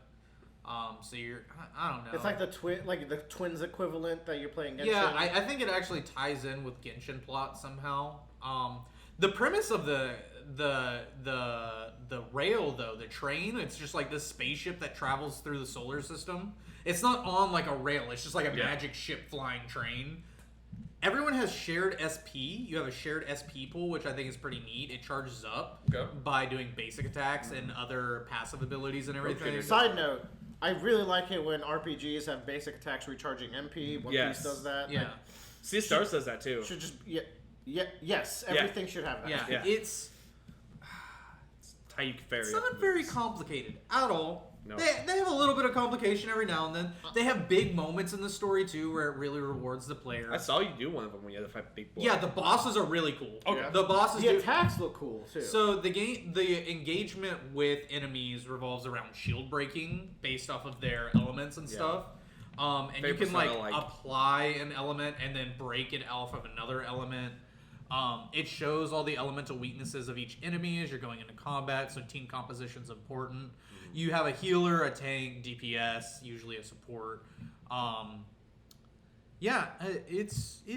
It's neat. Like if you like gacha games and you like Genshin, you know Honkai's like. I didn't play Honkai 3rd, which I think is a tap RPG. Oh, That's wow. like their That's a first different thing, right? thing? Yeah, I think that's what Yeah, like. Honkai 3rd Fuck. is that's what funded Genshin. That's eventually. the game I would always see ads for before Genshin came out. Yeah. I think it's how they like racked up their. Yeah. Capital. But Crazy. like Genshin made so much money for HoYoverse that Genshin makes every still a lot of money. HoYoverse is probably pushing the envelope for character design in anime context. Yeah, for sure. Man. Like for I'm rolling my eyes at that. I mean I've think- seen the Centaur woman. That doesn't Yeah. make any goddamn Okay, sense. that's pushing it. Like- no, that's innovative. It's for someone's bedroom. they know how to make money off of each character they're putting out. for sure. They target niches. They target niches. They hit their bullet points really hard for their fandom. What a weird. We have shit. Our computer specifically calculated this waifu A lot of for weird, this subset of a lot of things. weird chibi girls, huh? What's up with that? So There are 3,000 there actually is like a little child girl in the game. She's an orphan. And Honkai? Yeah, but she has this big robot with her. It's like her guardian. I actually really like that dynamic. Yeah. You were like giving me Yeah, shit all right. side eye right there. And I'm like, Oh. no, it's the one with the big robot guy. Oh, that's always pretty sick. There is an interesting thing called like follow-up attacks where it's like you have to trigger the condition for that character's follow-up attack. So like the guardian girl, I could see that being really cool if the conditions are like really niche and you like build the party to. Yeah. but the trigger it. guardian girl, like, you want to generate her aggro, which other supports have skills that like this character give that character more aggro, and then you can build like at the end of the day, it still has the Genshin grind, Yeah, man. which is actually the worst. You gotta get your stuff with But the best possible stats. but on dude, it. okay, but here's the thing though, is Those like artifacts. Willer, your artifacts are all wrong. the artifact, like, dude, I've done so much more in this game without artifact grinding than I ever did. But I'm Genshin. also sure that you didn't get to like the after wave 1 No. hard raid content I like did. kind of thing. I did. Okay. No. All right. Yeah. No, without Fuck Genshin. me. Yeah, no. Because you can do it with good team composition. Like, I got really lucky pools. I got, like, Bronya and a couple of the other. Yeah, like, Bronya. your main character is one of the best tanks in the game. Like, they actually That's give you a pretty good sick. elemental character. Which is crazy because in Genshin, your main character is always the worst. Yeah. And like you get a new moveset every time a new region comes out. I Until thought 2 the years nature later. moveset was alright. It took them 2 years until the No. Electro came out. They just Or a came year. out. They just came out with the Hydro version of the main character. Is the Waterland out? Yes. It is. Yeah, you can go swimming. Is But- it good? So You never made it to Subaru! the setting in I the did. the setting in the No story way. very good. The Hydro main character moveset, I read it and I was like, this sounds booty. And I went online and I was like, how are you supposed to build this? And I went to like the first website for like best Hydro main character build. And the first paragraph was like, so basically what you're gonna want Is to do with this switch to character. fire. Yeah, they're like, basically what you're gonna want to do is not use this character. If you're about to, hit puberty and listen to this, you might really like Honkai. Okay. Was that Bradley's cut? Oh my That God. one's for you, youngins. I can't believe Yeah. that I'm the guy who went and cut a Hoyover's game. Let's go. Now, Zenless Zone Zero, though. Is that the They one? look pretty swaggy. Okay, Dude, That does look pretty sweet. we're at the point now where I was looking at this list. Someone's getting hurt. okay, Look. okay. Bradley, Okay. I know you don't have that many games on here. Let's talk about Amnesia the Bunker. That's what I was just about to bring Of up. course. It's been sitting there. I was like, is it that good? It can go here. Okay. It probably could have gone before now. Oh, I was like, I don't know if he loves it. yeah, like it's so hard to read sometimes. I think this is fair. You do roll over sometimes for your few games, but you're a little. healthier But the this thing year. is, he may roll over, but Bradley will make that fucking wall, and Yeah. it's sometimes impossible to break down. I'll give this motherfucker a eulogy, because I have a friend that I've played all the Amnesia games with, and so like when this one came out, we were really surprised because Amnesia Rebirth was like definitely the best Amnesia game up to this point. it had and final game vibes. It was final game vibes that all the Amnesia games kind of like loosely referenced each other, and Amnesia Rebirth was the one that's like, okay, here's what's going on behind the scenes. Here's how Tying they're all everything connected. together. And so we were surprised they made a new one, but when they announced this one, I was like, why the fuck are they making a new game? What are they going to do with the story? Even though they're all loosely connected anyway. And this game kind of felt like justified in its existence because they tried to do different stuff with it, where the actual environment you're going through is procedurally generated. So no one's runs are going to be the same. So I've seen some people say like, oh my god, the Arsenal section of the game, that was so fucking hard for me. It took me like 3 hours to get through there, and some people are like, well, my Arsenal was really easy, but man, like the crew quarters, holy shit, I was stuck there for like 3 hours. And It seems more survival horror-y from Yeah. how you explained it. Yeah. and the stuff that's procedurally generated is like little stuff like maybe ammo locations for the guns, but also stuff like there are these like zombie rats that'll attack when you get near them. So those might be in different spots. Just where do you find your gear? One thing I said when we talked about this on its like actual dedicated talk was this game gives you a lot more agency than the other Amnesia games do. Normally, they feel much more like walking simulators. You like you're powerless most of the time. Yeah. Right? This one felt like the Resident Evil game I played, where I have tools and I have a gun, and they can hurt stuff and they can affect the environment, and I feel like I have a choice as to how I move forward a little bit. Which is probably also why they were able to get away with doing the procedural stuff a little bit. That developer has evolved a lot over the past decade. They've got, like, I gotta say, playing... It's kind of a cool story, like, of the developer himself. Yeah, going from the first Amnesia game to, like, Rebirth and this one, I'm like, holy shit, their tech is so much better, their graphics are better, their gameplay's better. Now, as far as this game, huge points over the other Amnesia games for, like, just how you get to play the game with your tools and your guns and your traps and stuff like that. I think the biggest downside to this game is the ending was pretty weak. I feel like Amnesia games actually usually have pretty strong endings because you're going through this big environment and maybe you're finding logs and notes and you're piecing together the story, and the end of it is usually like the big finale, plus you get like if you haven't pieced together what's going on through the logs, here's your big moment type thing. And I imagine you and your friend have like the post-game discussion. It's like, oh, Post-game discussion. and then it seems like this one might have been less interesting to have the post-game discussion. It wasn't a very interesting post-game discussion because the finale wasn't really good. It's just so blunt. No, like we ended the game and we were just like, was that it? Because like legitimately, it wasn't like there wasn't a moment where I felt like I was watching a weak ending scene and then it ended. It felt like I was watching like something that happens between cutscenes and then the game ended. Like, it didn't feel like I was watching a finale, so I was genuinely surprised it ended. Yeah. Amnesia games usually have multiple endings, too, depending on, like, sometimes there'll be, like, an NPC. It's like, did you save this NPC, or did you find this item, and stuff like that. And this game also had alternate endings. They just...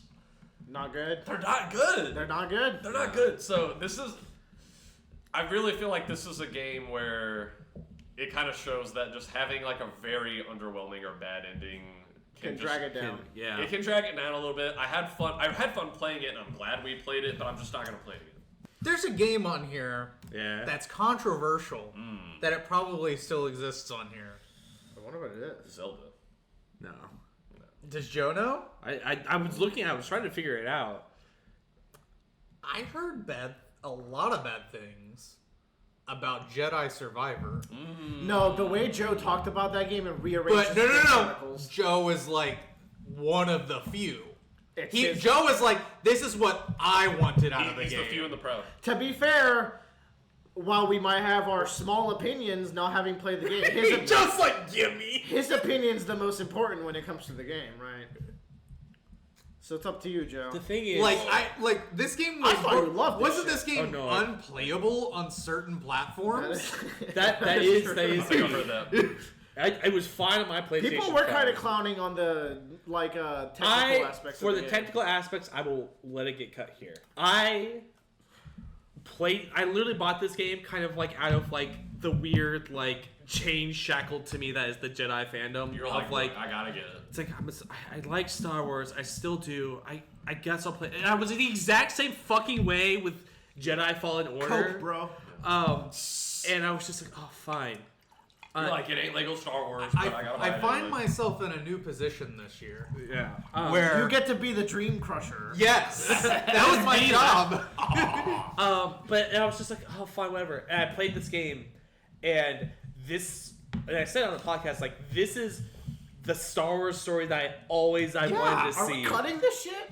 We are, because we have the aspects. Yeah. Let's go. I mean, we got a lot of good ass shit. No, like Okay, I thought this was on gonna go deep. PlayStation, Okay. it was got fine, love- but like yeah. for some people, For me- genuinely could not play this game. For me, I say ran fine. Yeah, it still crashed 5 times while I played it Yikes, on a that's PlayStation. a lot for but a on a console is like very passing certifications and crashing 5 times is pretty wild. yeah.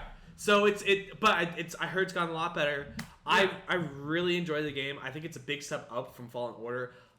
But in my personal opinion, they need to get away from like trying to make it very Souls-like.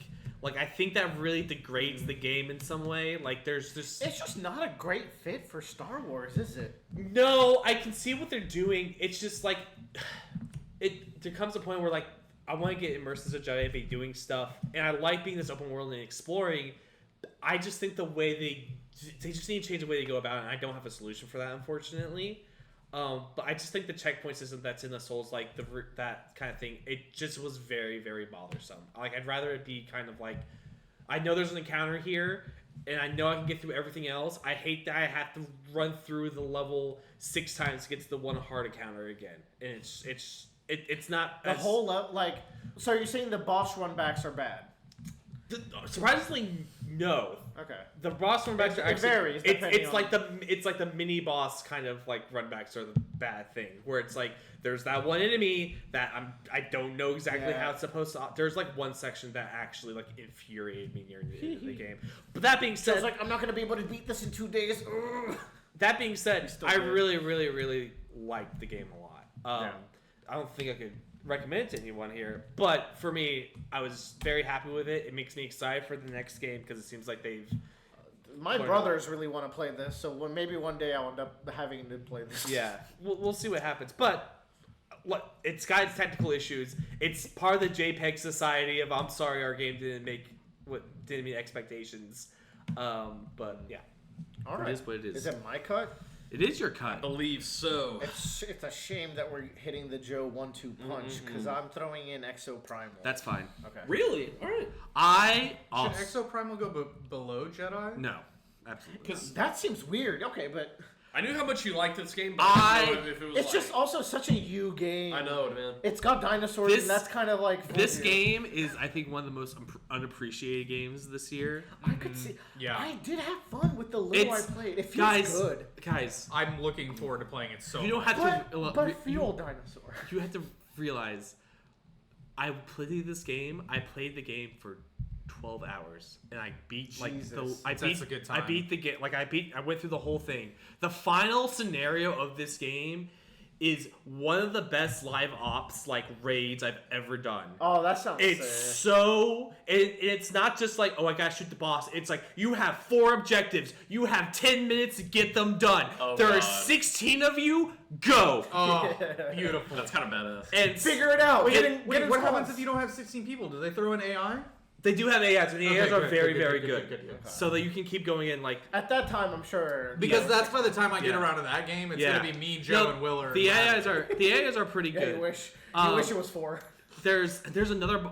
It's all of the set piece fights are super good, but then they have hidden final scenarios in the game that randomly get rolled. This is stuff like, you know what? There's a big AI program that controls everything. It's like, you know what? I just realized I haven't tested this parameter yet, so I'm gonna do it. We're gonna have a hurricane with a tornado filled with pterodactyls come at you. Oh, so so your fucking boss cool. fight is a pterodactyl tornado. And you're like, excuse me? And Pterodactyl, no. and it comes at you and it throws It's you. just such a weird fucking Oh my! game. It's beauty. so out there. This isn't a game you can tell a normal person about. Yeah. You know, I can justify the games I play to a normie. Yes. I don't think I could justify No. this game. No. It's just really there are some major things that I think that hold this game back a lot though. One being is the progression is, I wouldn't say sluggish, but from the company that makes Monster Hunter, I expect something that's a little bit more interactive and a little bit more kind of chasey of oh, I need to do this, this, and this to get this. The other grindy. thing, yeah, and the other thing is those scenarios I talked about, I love them, they're great, but you don't know. There is only one button in the game. That button says play the game, and you don't get a choice of I want to do a boss battle or I want to do a regular scenario. It's you just hope that's the mission that gets rolled, which has some artistic merit because the idea is you're being shoved into these weird simulations and you don't know what's That's happening. a fine line. Yeah. And you get some fun surprises, but at the beginning of this game, because people were coming, whenever a new person comes in, they're capped at what missions they can run. So if there's a person that's at a low level in your lobby, you're running those basic ass missions from the start, and you just have to go through and hope you get a group that isn't doesn't have a level 1 person, and it sucks. It's very, very fun. It's got some good support from Capcom too, but it's got its problems. But I really enjoyed my time with it. All right. let's get to Bradley's cut then. Okay. I feel like it's time for you to be mean at this point. It's kind of hard not to. Now, I wanted to ask you, how much did you like Ghost Trick? Ghost Trick is fucking brilliant. I mean, it seems like a pretty... Wait, no. It's not Ghost Trick going right now, so we don't even have to worry about it. What if instead... And I've played one of these before, so I know they're fucking fun, but Final Fantasy Theatrhythm? Theorism? No. Damn, not even. No. You can ask for another one of my games. Volunteer a tribute. Yeah, they all look good, don't just they? take one of them. They all look good, don't they? I mean, the tribute I'd volunteer. You know, he was looking. He was almost agreeing on Final Fantasy 16 over tribute. No, I was not. I could agree to Disgaea, but just the fact that Tyler pushed against Disgaea made me really happy. Damn. You're riding that high. I was like, oh, this is better than I expected. So what I can give you is, if everyone's listening, Octopath 2. Octopath 2. Whoa, bro! I just wanted to get a reaction out of it. Okay. No, you can't do Octopath 2. You can't do two Path Octopath Octo? Fine. You could have Ghost Trick. Really? However, this game is wait. What are you thinking? What are you cooking? It's just objectively better than some of the games I'm I gonna smell push it. further. It's gonna get the remaster tax, which is the only way that we can logically like. Is it better than Rain Code? Is it better than Final Fantasy 3 Theatrhythm? No. Yes, but no. This is one of the most special games ever made. Is the thing. It's just that it is a re-release, and it's not for everyone. That's it. Whenever they announced it whenever they announced this remake, I saw it and I was like, I bet this is like a cult classic that is some people's is. like favorite The rhythm game. game? It is the cult classic. Ghost Trick. Oh, Ghost Trick. But here's the thing: people are gonna check out Live Alive. People like JRPGs. Ghost Trick is a weird. Oh, I want to play Ghost Trick so bad. You would love it. It's by the Ace Attorney guy, and it's a fantastic story about a ghost. You die one night, and you have to solve this crime in the course of one night. Okay. And you have to possess objects and move them to like change people's fates, because you can go into a body and go 4 minutes before their death. Yeah. So you have that amount of time to try to maneuver the environment to save their fate. So it's very Rube Goldberg-y. Yes. I saw what the concept was. I'm not gonna watch any more of this. And game. like the character designs are so fucking fire, but what's really special is when you hit the last third of this game, the plot is just so peak fiction, just like banger. Like you're setting up all these little events that happen throughout the game, and you're like, this is all super cute, I'm engaged. But you get to the last third, and it all connects so incredibly, and the final plot twists are like some of the industry greats. Like, you killed yourself. You did not. Okay, that's good. Ghost Trick music is also a banger. I'll throw that out there. But I will give it to you because it is a... I like It makes me feel like an evil man putting it here, but something had to go. Oh, it's my turn again? It's fair. God. It's fair. Shout outs to my boy Sissel and my boy Missile. Those are two different characters. Like one Michael. Now, Like one Michael. Missile is your favorite character that you've never met. You said the name, and I was like, I feel like I It's a dog. It's a Pomeranian called Missile. That's good. The missile knows where it is because it It knows knows where where it's it is, been. it. That is so relevant. You don't understand. Willer, Oh God, back to back. how do you feel about Yakuza 6? Ooh. No one's brought up the Yakuzas yet. Dude, No. did you actually finish 2 Yakuza games this year? He did. I finished 2 Yakuza How did games you every year. beat? How did you beat? The second one is What was the newest smaller. one? Like a Dragon Gaiden, the man who erased his name. Yeah. Yeah. How did you fucking finish that before this podcast? It It's was short. fast. Okay. It's a shorter Yeah, one. yeah. What? Only 40 hours? It's supposed to connect, I think, If you 7 want- to the next one. It if you connects will. 7 to 8. Yeah. If you want a Yakuza, I'll give you Like a Dragon Gaiden. Okay. There you go. A lot of people love this game. Oh. There is a problem with this game. This is a shorter Yakuza experience. That sounds great to me. A really nice, focused narrative. Yeah. It's shorter, and it also doesn't have enough story to tell at the same time. Oh. So what it does is it's a shorter campaign, but it also forces you to, like, on 2 or 3 occasions, just stop and do side quests. Like, in a very, like... That sounds familiar. In a very weird way where it's like, just go do any amount of side quests. Just go have fun in the town. Which sounds good, but it's like there's not enough meat in the package to justify those sequences. And, like, the story does have some weird bits. So... You guys are not invested in the Yakuza storyline. Joe will never play Zero because he bought it on the PC, so it's just a... I have it on Fun fact, Willer, I PlayStation own now. every Yakuza game now. And you'll never touch them. Maybe when I'm retired. I think Bradley would love the story. I have Zero of on the Zero. PlayStation now. Do y'all have a retirement backlog? Things that you'll just play when you can't move around so much anymore? Yeah, it's called Monster. Yeah, I'm gonna play Fable 50 I'm going to times play in a row. every JRPG ever. So...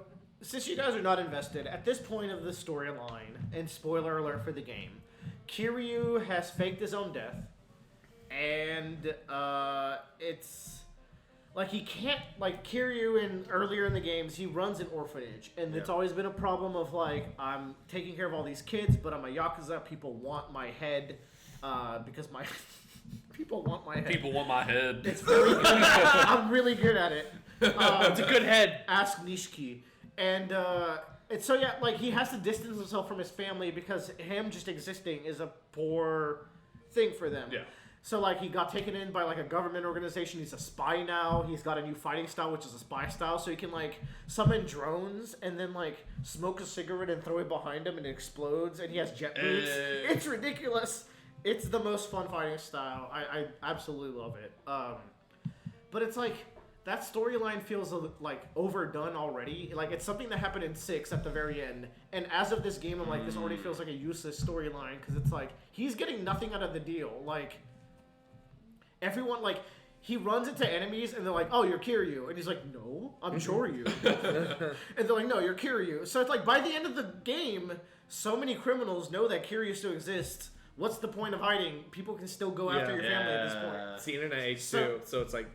It just feels like a torture device for Kiryu that has already overstayed its welcome for me, but it does lead to one of the best scenes in the end of the game, where Kiryu's crying into an iPad because they put a little camera on his grave, and he saw his family visit it, and then they saw the camera, so they start talking to the camera, and like you get to see the children grown up for the first time in the series, like the children you've seen like as kids, and like they're talking about how like. You inspired me to make our lives good. Like, I strive because you are such an inspiration. Okay. And he's just, like, crying the hardest he's ever cried into the iPad. And I'm just like... This is what it's all about. You're like... It's so rewarding. It's so good. That said, I like Yakuza 6 better, so we can cut this one here. But still, I'm glad it got its... Whose cut was that? That was mine. I'll give you 6 now, because it's an older game. Yeah, fuck it. As long as I didn't want 6. I'll give you 6. I want more. I'll give you 6. I want more. All right. This is me I mean, I love Yakuza 6, so that'll... Why should I get Willer what he wants so he can have more later? You know? Because that's my plan. Well, there wants ice cream. Oh my god, you're so mean to Final Fantasy 16. How is Armored Core 6 doing? Really good. That was y'all really That's on my. You That's know on my what? fucking. All right, You guys, every rare game that all of you would... Bradley, I'll say, I saw the gameplay. It looked Bradley, badass. give me your soul. My soul? Give me your soul. I don't know if I can agree to that without Should seeing we the terms let and conditions. Kingdom Hearts go this late? It's funny that you think Bradley is the only person that would stop you from cutting Kingdom Hearts. What is this? What was this? The all-in-one package? Did that come out this year? It did not, but it's the one that Bradley played. It's the only thing Bradley But played. does that make it any better? It is every Kingdom Hearts game. Does that make it any better? I would understand just because it's not something that came out this year. Which, like, if it's stuff that didn't come out this year, like, I'm a little bit more, like... Counter argument, the first 6 months of the year were dedicated to this. Literally, True. I No, played... he's still playing. Because here's the thing, I played like 70 hours of KH1, I played like 80 of KH2, I played like 70 of Dream Drop Distance, I played like 80 of Kingdom Hearts 3. Oh my god, I played so much Kingdom Hearts. You can have Yakuza 6, buddy. Dude, I played so much god. Oh my god, Sora. He finally saw the vision. Sora's so cool. He's so... Oh, he's dead now. Sora had 4 kids. He's so 5 corny kids. but so cool at the same time. It's beautiful. He's so earnest. Man, so there's a few, like, I'm hitting the games that I don't know much about. Okay. So like Kingdom Hearts is one of them. Okay. Dude, There's a game. I don't. I know care. what I'm cutting. I don't care what you say, Willer. Whoa. I do not, and I haven't played it, so it might feel completely different than it looks. I watched about 8 of your videos on Liza P, and every single video, I hated the way the game looked. Cool. Well, I love this game, so That's probably back the Fuller's fuck top up. like 3. I know. How about you chill the fuck? I'm giving you Yakuza 6. I don't need you to give me any of No that. one's. I have things I want to cut. Why do you not take the path of least resistance? Why must you fight me? Because that is what this is. Everybody chill out. It's time for Spider-Man 2 to go, right? Right? Because I'm gonna push it next cut as well. Can I toss you something? Yes. I think this one. Dark Descent? Yeah. I'll take a Joe cut over a Willer cut. All right. Joe has a lot more. Joe has a lot of ammo. True. Willer's out here with a Joe's sitting on this 6-year Alan Wake 2 landmine that I don't know how deep that goes. Like, that could be one for Joe. I don't fucking know. I saw 5 minutes of Alan Wake 2 and knew it was the second best game that came out this year. All right, show your hand. So Alien Darkest Descent it's like I don't know which one this is. this is not the bad one. Is this the No. one where you're hiding from the alien? No, that's Extinction. That's the Isolation. Isolation. Is this the one where you're a fire squad? Or is that called Fire Squad? That's Fire Team. Fire Team. Technically, yes, but it's not that game. I don't know what. I've never heard of this. Okay, so what this game is it's a squad-based tactical game where, like XCOM, you make your squad that goes out and it's real time, and so you crash land on this planet. It has the xenomorphs on it, and you have to figure out a way to like get the satellite back online, repair your ship, and escape the planet, basically. So what you have to do is you send your teams out to these abandoned areas on the planet to like search out like supplies and figure out like what the fuck happened here and like where these aliens coming from, yada yada yada. But it's like a survival horror tactical game where you're controlling these 4 characters. They each have their own specialty. Like there's a demolition man, there's an assault man, there's a communications man, and it's My favorite Mega Man bosses. yes, and you are so limited on supplies. You have to like go through and like, oh thank God we found some more ammo so we can actually have ammo in our guns and we're not just pointing shit. I do love being edged by a video Yeah. game for supplies. It's so good. It's like, oh my God, we found a survivor. You can come back and be a scientist for us to like help like research this shit. It's everything that's in the like strategy brain of me that I really, really enjoy. And it's really hard for me to talk about this game because I don't know how to discuss it. What is more bleak, this game or Arkham?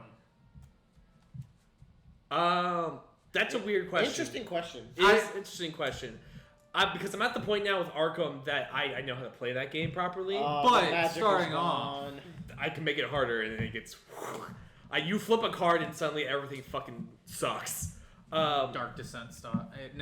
Darkest Dungeon style. Kind of, yeah. Yeah.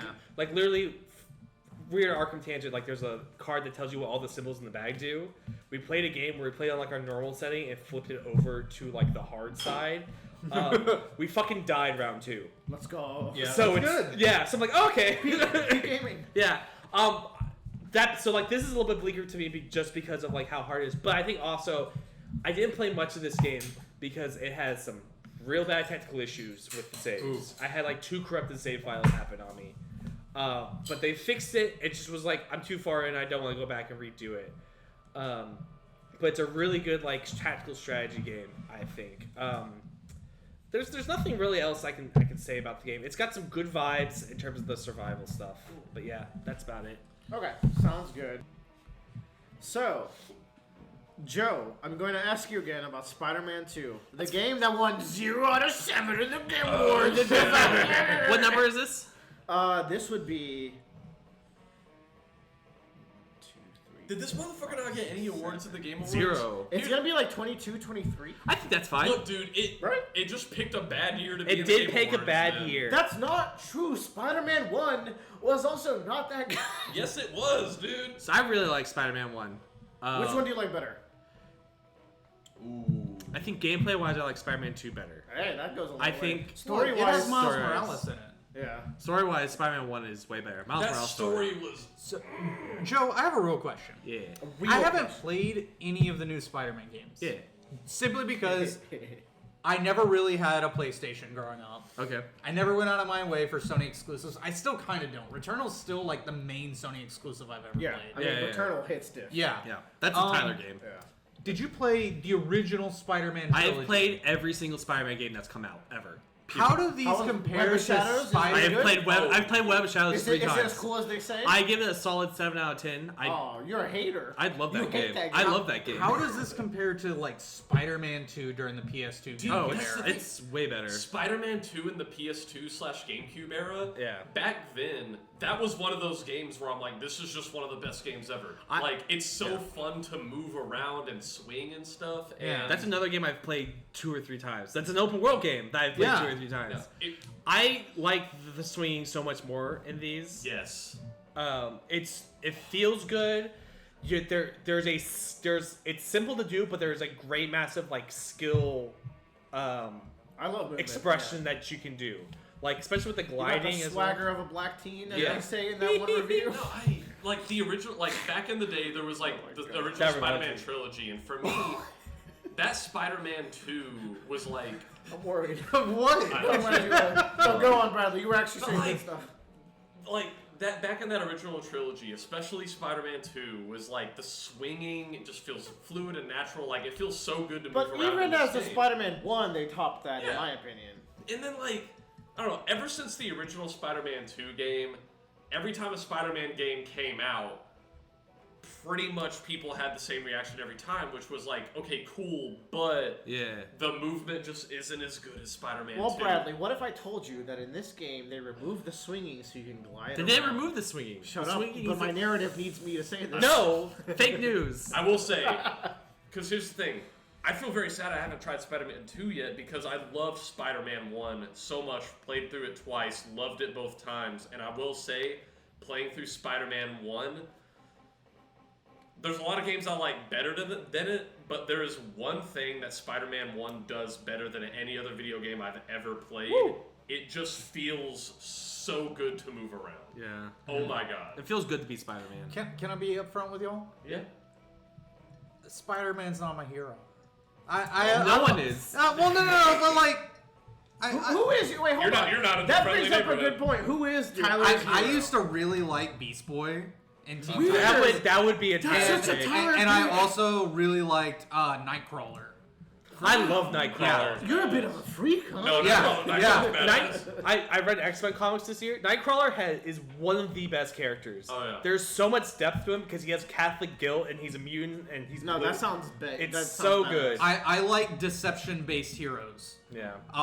Because they're very grounded in what they have to do, and they have to be like smart about how they Batman approach can them. deceive you. I fucking hate Batman. He is my top. I hate this hero the most. Oh, shut up. I hate Batman more than any other hero on the planet. He can deceive you that he's a shadow in the corner. Batman Begins, though. I will. That's I'll take different. one. I'll take That's one. different. Anyways, I want you to give me your opinion about Miles' final costume because people. I did not think like the it. hate for I wanna it see it. is really corny.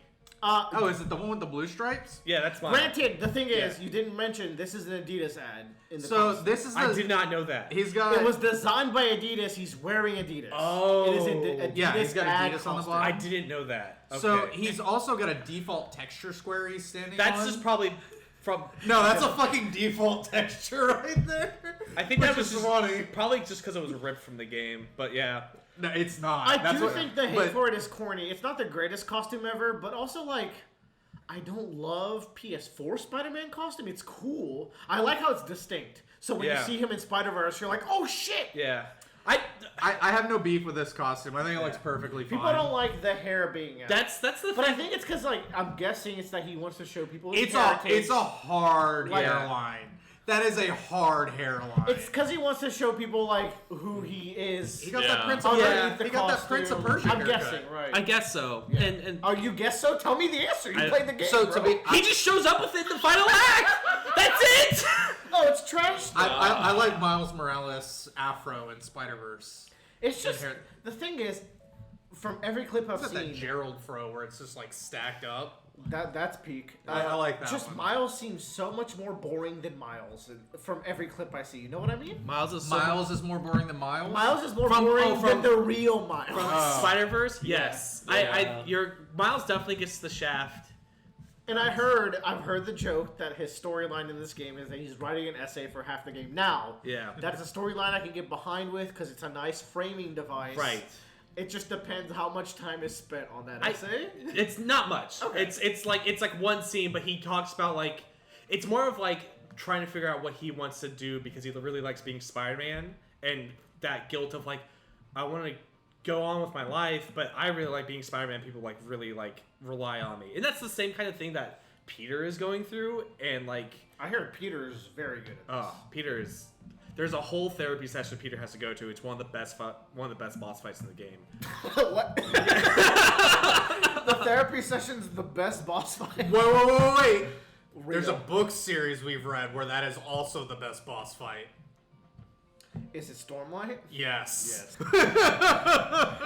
That being said, like I really had a lot of fun with the game. God, he's so. Wait, hold on. Sorry. Anyway, Spider-Man. Spider-Man's a fun game. I'm with Bradley. Like it came out in a year where there's just 100 bangers. Are you still planning on playing this? Absolutely. Okay. Yeah. Because you got a PS5 for this, as I recall. I You're like, still- need a Yeah, fun. this was the game that I got the PS4. I 100% think Bradley will enjoy the game. I don't think he will like the story nearly as much. That being said, But Bradley's like, he can vibe with a good gameplay game. Being Yeah. Spider-Man is so fucking fun. I really liked Venom. I wish there was more of him ultimately in the game. How about Craven? Real quick. Wait, Craven? Who the fuck is Craven? Craven the He's Hunter. like the whole. Oh yeah, wasn't he like supposed to be the main bad guy? He was the advertised. Yeah, like, he's the one main early advertised. on. But was he not? He's sharing. He's right? he's like the first game where he's the first half of the game's villain and then Venom's the second half. Anyways, yeah, we're gonna move on. Spider-Man, good. Yeah, That's but not who's- for you two. For Where you. are we? Whose cut was that? That was yours. Okay, right.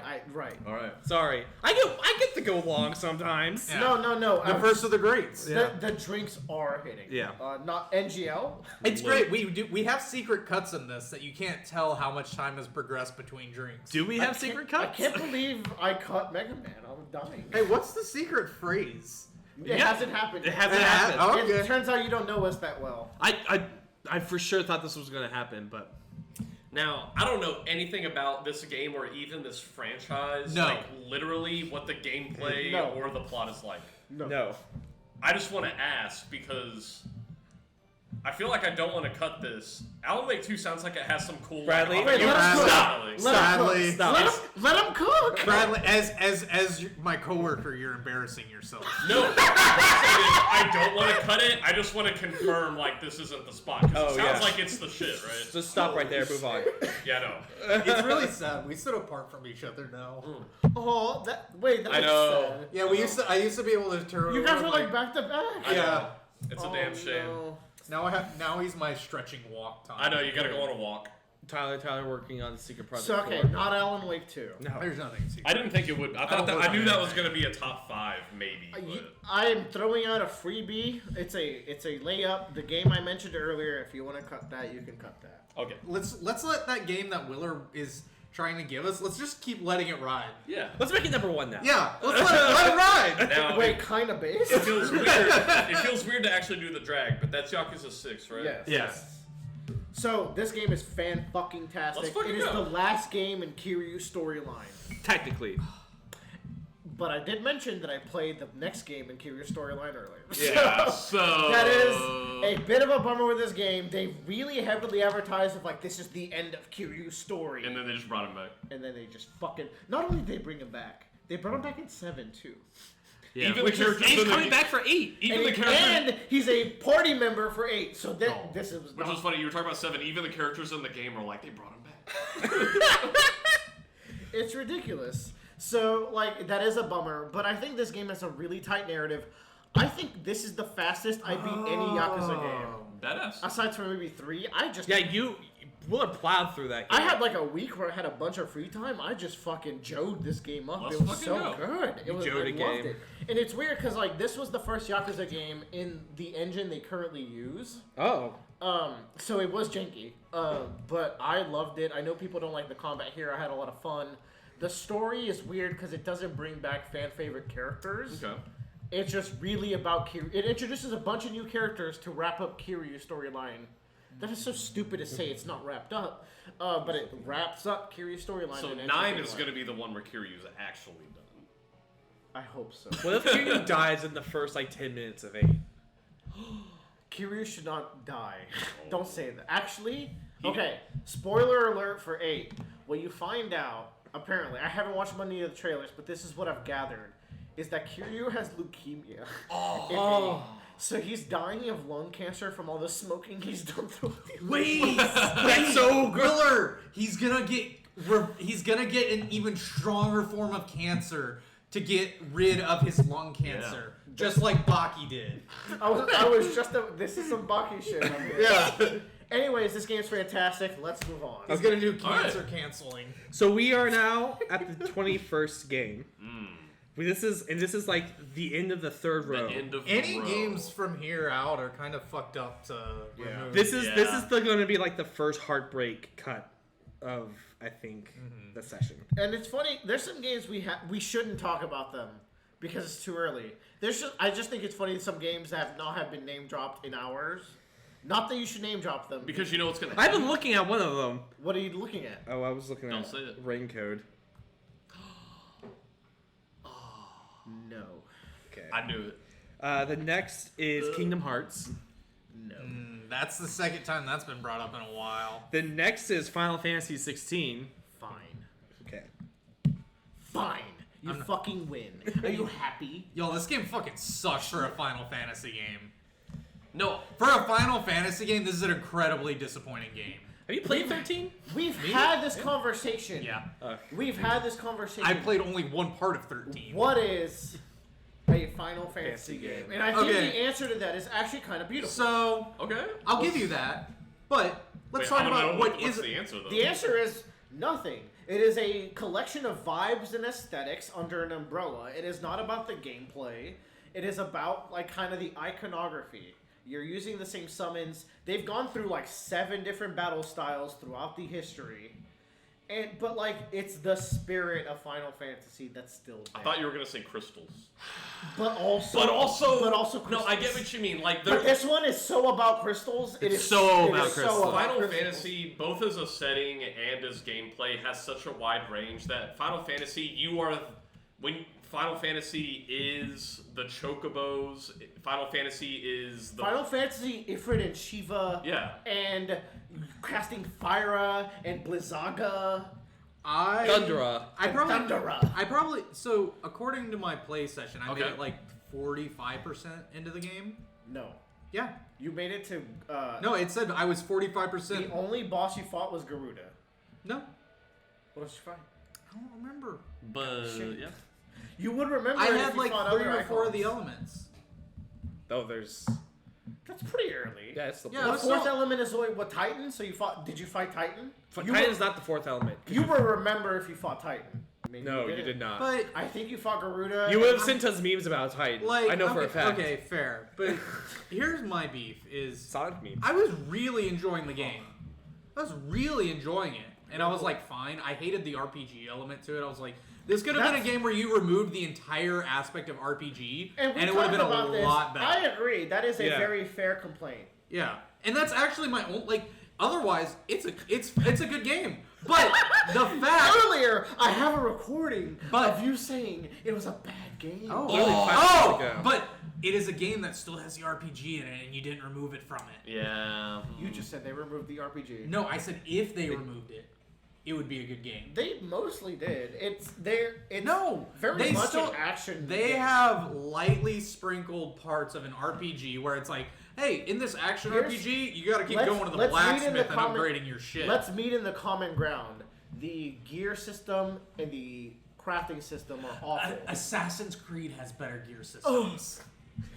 He's not wrong. Be I kind. played one of this. I'm not wrong, and you're I've not played one wrong. Assassin's Creed. That's game. why I'm not being you're wrong. I'm saying be kind. It's just to me like me trying to play the game because before we got here I was like I'm going to try to beat Final Fantasy 16. I forget what number this is. We're on 16. Yes. Yeah, and it's just like every time I try to play the game, I feel like the game stops me from playing the game because like you end up like you're like, all right, I beat the next area. Now go talk to these 3 people, then go run around 10 feet from each other multiple times, then go talk to these people. side It is quests and made shit, by yeah. the team that makes the MMO. and Imagine if this game had just been a streamlined action RPG. I would have been.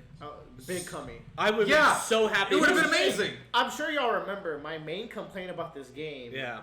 Was like the side content was just too This could have much been a and 20-hour not- game. This could have been. This could have been a 20-hour game. I think it could have been like a 30. You It were- would have been, you I were- played 60 hours of this. Yes. And I even told y'all like I think Yeah. it's a 60-hour game. They're I like, was no. But that's because I did every single side Right. quest. I think I'm like 2 trophies away from a platinum. And so like, and the thing is like, I think the side quest could have been fine if like instead of talking to those individual people, they were just like, hey, you're back. Some people need help, and you did like a few of them, and then the game progressed. I would have been a lot happier with that. There's no point to doing any of the side quests. Like, You could. okay, at the point I got to in the game, I got like a boss sword, and it had like the nice purple tag. Like in RPGs, you're like, oh, this is a legendary weapon. Immediately got replaced by like a green +2 great sword. It's like Yeah. you don't want to go through the effort. Skill issue. No, dude, I was fucking livid. I was like, this is stupid. I hate this. No, he's kind of right. You're only doing the side quests for either additional AP, which is not necessary, or story content. But only like half the side quests are worth it for the story. Like if they cut the side quests by half, this would be a much better game. Yeah. Gotcha. So I'll just say the main strengths. I love the characters and the story of this game. How about you make the loudest squeak possible? I just absolutely love these characters. Clive is one of my favorite protagonists of all time. I do like Clive, and I like. He's mature. really- He's like 30 I years like- old. is Clive, bro. I like the character design and the costuming was really cool. The voice acting, I was listening to it in The English. voice acting is ridiculous. It's great. I was bummed, and Joe swears for the vampire horny boy. That Clive should have won that Game of the Year award. dude, that guy acted as vampire pussy. Clive acted his man tits pussy off. No. Here's my problem with the game. Shut up. I don't want to hear My it. problem with the game is you got main characters named Bartz and Cloud and Squall and Lightning, and then Clive. Hold on. Did you just bring Bart's?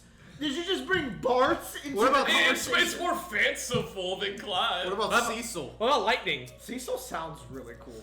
It's a real life name, but it sounds Cecil's cool. like one of the best. Cecil is an protagonists. actuary. Like Cecil is like Cecil has a Actuary? full-time job and he's successful. Clive is like I take his lunch. Oh, that was my cut. This is you. You do not take Clive's lunch money. I love the main story, and I love the combat, and I love the bosses a lot. And DLC came out for this game that I'm super excited to play. There's a DLC out that's going to add Leviathan, and I'm really excited that's to fight nice. Leviathan. Yeah. But that's next year. Why is Leviathan not in the base? He's Leviathan the Lost. They ran out of time. Ah. First of all, we're talking about Final Fantasy 16. I did mention the music is bomb. insane. I put the theme song on Find the Flame. Is that what it's Yeah. called? Oh put that on my whenever I go fucking run. God. Nice. Anyways, also Will- that, and then Hi-Fi Rush is amazing music, and actually this guy has some bangers. Raincoat has some bangers. Metal Gear Solid. Good music. Play the Dead Cell theme, please. Yeah. Well, why didn't they have the fucking political map at the first half of the game? I don't understand why they didn't have That is so valid. I was just like, what the fuck is happening? Wait, there's a political map that shows up? Yes. Halfway through the game, you get a map, and you can go back in time and be like, here's the politics and where everyone was. It's like, why wasn't that there the whole time? Wait, you know what? They have Yeah. a really good UX feature where at any point in the game you can bring up a context menu and it Yes. tells you like, Yes. about the characters I and love everything. that was really cool. That Yeah. shit's in every RPG, by the way. That or should be in every That RPG. should be in every RPGs are game. complex and they need it. Anyways, we have talked about this a lot. Whose Yeah. cut was that? That was mine. Okay, Tyler. Hover How over many it Metal and Gear pops up and Solids are on explains the what's happening. Wanna know remaster? what 3? Is it 1? 5. It's got 1, Oh. 2, solid 1, solid 2, solid 3. But it okay. You don't do. But it doesn't. Don't But do it doesn't that. have Metal Gear Solid 5. No. Okay. Which is why it's a good game. Is it time to cut Metal? I'm Gear? gonna have to pump the brakes on that one. Ooh, Okay. girl. This is Joe's Is battle. it I'm time? actually. It's Joe's battle mainly. I'm actually here to detract from Joe just because it's a remaster. I know. Well, there's gonna be the negative. But positive. Joe played the most important games in the world to me this year, so I do have to Hey, give him Willer. props for that. No. I'm gonna say a couple names. I'm gonna say. Oh, this song's. Kingdom Hearts, That's a title. Liza P, That's a brat. That's Rain Code, Metal Gear Solid, No. and Theater Rhythm. Look, that's 5 choices. Your cup runneth over it. Outer Wilds. Oh, so early. I mean, we're in the top. This is the top 20. This is the 20th best game Yeah. that we've collected. This is also much older. I played no good games this year. Yeah, I know. That's a bummer to me, man. Yeah. We didn't put Call of Duty Modern Warfare 2. I played that a lot this year. I was wondering if I should. No, I asked you about 3, and you said you played 3 once. I played 3 once, but I played 2 a lot. 2 was just there last year. Back to back Yeah. was a lot. Anyways, Outer Sorry. Wilds. Yeah, I'm yeah, kidding. Outer Wilds. This game is insane. So cool. Do we talk? Wait, It's a certified Bradley banger. I'm Do we very talk excited about about it? it. I think. This is Bradley's favorite game that he. I hasn't think we played. should talk about minimally because I haven't played much of it. I know. I'm not. I'm not. 3 or 4 This hours. is. into it. Do you know the premise of this game? I do. Do you know the premise of this game? I want to know the premise. Is the premise too much to tell? The premise of the game You're is. exploring planets on a time loop. That's what I Yeah. thought. That's all I'll Okay. say. That's all I've ever Yeah. known. Yeah. Yeah. The thing is, it didn't connect with me. This game changes people's lives. Yeah. For when you play a game, it's like I can see exactly why this is so influential Yeah. to you.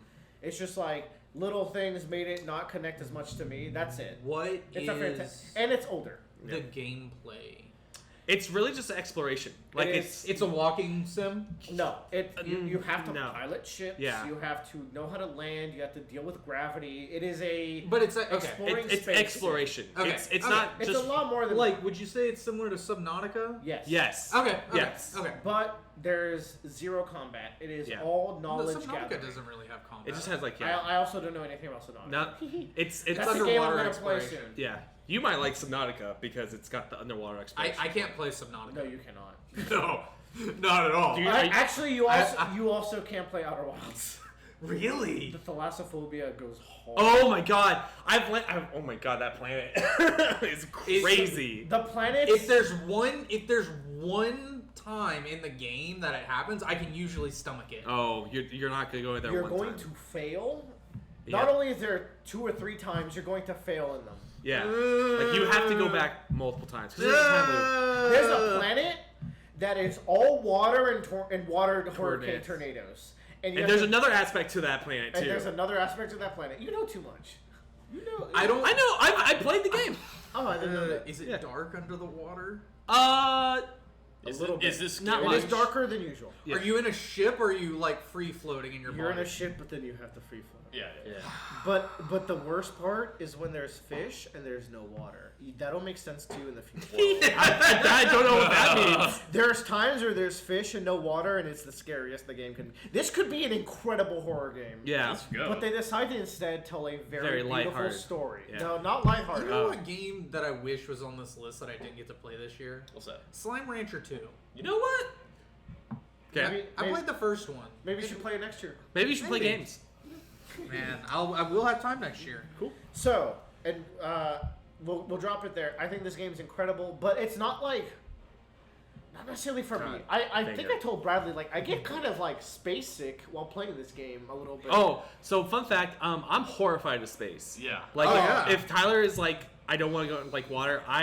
If someone's the Earth's going to explode, we're going to space. No. Sorry, this is a Bradley game. Y'all can't hang. I get it, but definitely there are times where there are sometimes you have to go outside of your spaceship in space, and I'm just If NASA no. offered me a trip to the moon right now, I'd fucking do it. No, Man.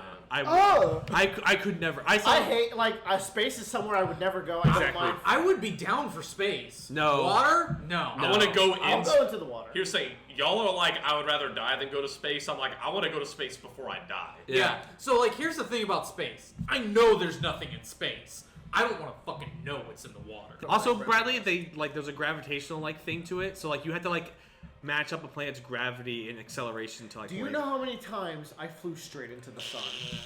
So Also, there's fuel involved, I think. I think it's impossible to not fly into the sun At at least 10 one. times. Yeah. Now I will cut the Sky 7. Okay.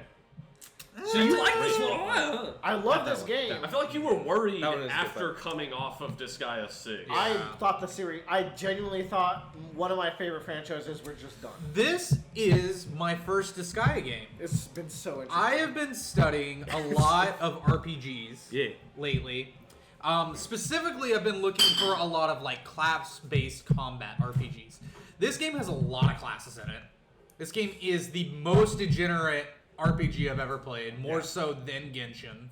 I don't know how Willer tries to give me shit about anything I do in life when Disgaea is one of his favorite series. Hey, the story. You're there for the plot, buddy? No, the opposite. I'm there for the gameplay. I'm very open about that.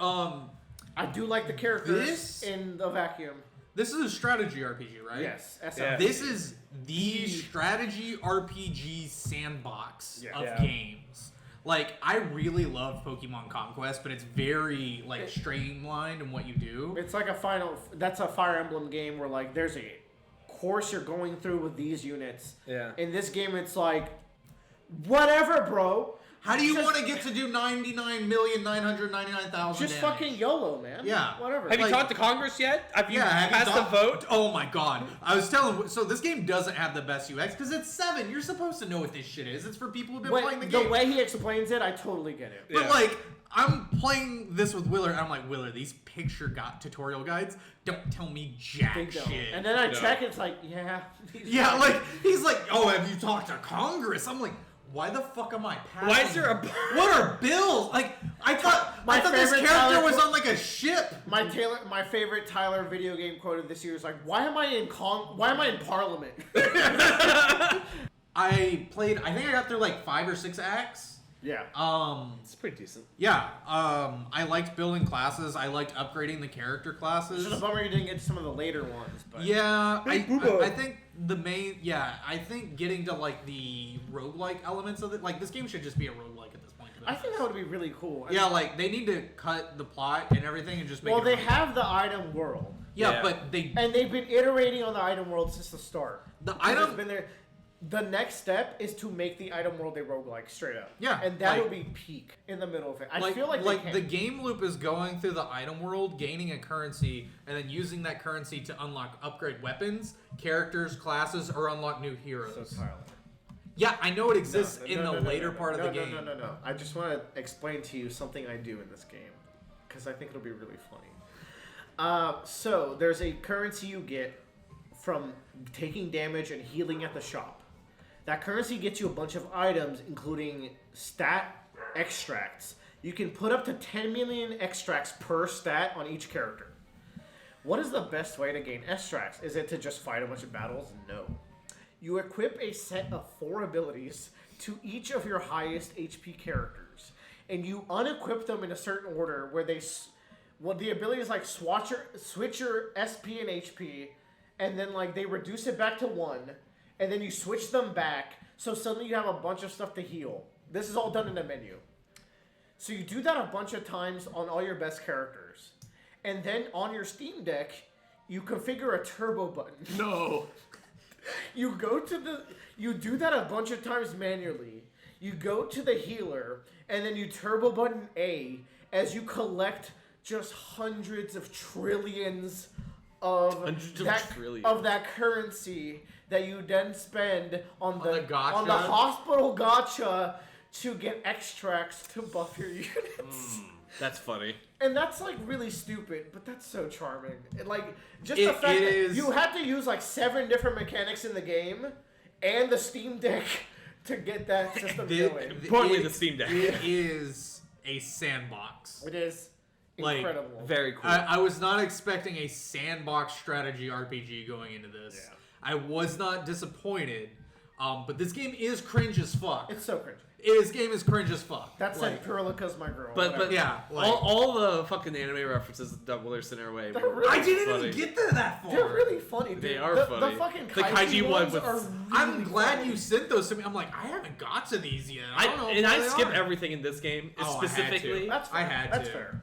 So like when you told me that, I was like, okay, well now I feel bad because those look No, great. those are like the in between chapter Okay. like skits that they do. Gotcha. Anyways, that's enough for this guy. Great game. I played a lot of the PvP. The thing is, like, if I wanted to keep playing I'm it, really needing I'd this guy have up there. to spend more time into it. So Now, I've been a good boy. It's been like an hour or two. We're in the top 20 now. Octopath Traveler 2. What else we got on this list? We also have Final Fantasy Theatrhythm and Rain Code and Octopath can is this your last game, bro? me? Yeah. No. No, that's not. I've got 2 more games. I've got 3 more games on here actually. so we good. Wait. Before that, Dead Space remake. That's what I'm saying. That's what I'm saying. That's what I'm saying. That's what I'm saying. Dead Space is actually a better game than Octopath. Okay. And it's From the purely horse, the it's horse's purely- mouth. It's weird to compare apples and oranges, but like those are two. What? I've never played We're Octopath literally too. here to compare apples I and don't oranges. know how many like. Those are two so split genres. I don't know how many of those people cross over into each Yeah. other. Me, I do. You just said you haven't played Octopath. True, I don't. fucker. It's yeah, Willer. what do you mean you? It's Willer that it's does not that. me. I haven't played Dead Space. Oh, that's true. Well, Yes, Tyler gets that W. Yeah. Yeah. so Dude, like Octopath is probably a fine place to cut at this point. Like, it is an upgrade of the original, in the point that they do tie the characters a little bit more together. The writing is a lot better. Okay. But I predicted something that Willer was like, I never saw this coming, and I was like, Willer, this is exactly what's gonna happen in Act 4, and it's just because they're copying the same thing as the first. I'll say particularly Tyler was so in key with the thief storyline that it was shocking. Yeah. Like, and it's fine because it was better written than the first one. Like, each character is not cringe in this one. Like, the thief in the last one was like, I'm a traveling solo thief, and I'm an edgelord, and I have to go find all these jewels and bring them back. And this one's like, oh, you're a part of, like, a thieves guild, and you're an orphan. Like, it's a thieves guild that No, only she kind of rules actually. brings in orphans, and at the your first Act 0 is you failing, like, a heist mission, and, like, one of your best friends gets murdered right beside you. And then you're uncovering the plot of, like, There's why like a that... conspiracy behind it, yeah. Yeah, and it's so much more intriguing. All the plots, even the basic-ass warrior plot of, like, I fight for survival and I fight in war, is still more interesting than the same plot from the first one. I think the antagonists, they do not know how to write antagonists to save their fucking life. They do not. They're also mustache twirling boring to me. Like, Oh, yeah. Well, that's because... The reason why it's like that is the one thing this game does that's super weird. Like, this is a super weird trait. That they have this underlying subplot that it's like, if you play the first one, you know what you're looking for in this subplot. Because it's a series of side quests that lead to the final boss and all of these things Interesting. that tie each character's plot together with the world building. So in this game, it actually ties to the Huntress and, like, the ending of the Okay. world concept. the big beast that they yes, talk about. yes. So I'm the kind of person that beats this game and then doesn't do the post game, The post game is which is apparently like the So- real finale. But so I ain't got time for the that. final boss in the first game was you make 2 parties of 4 and then you tag team in and out Yeah. to fight different Final parts of the Fantasy's boss. been doing that. Yeah.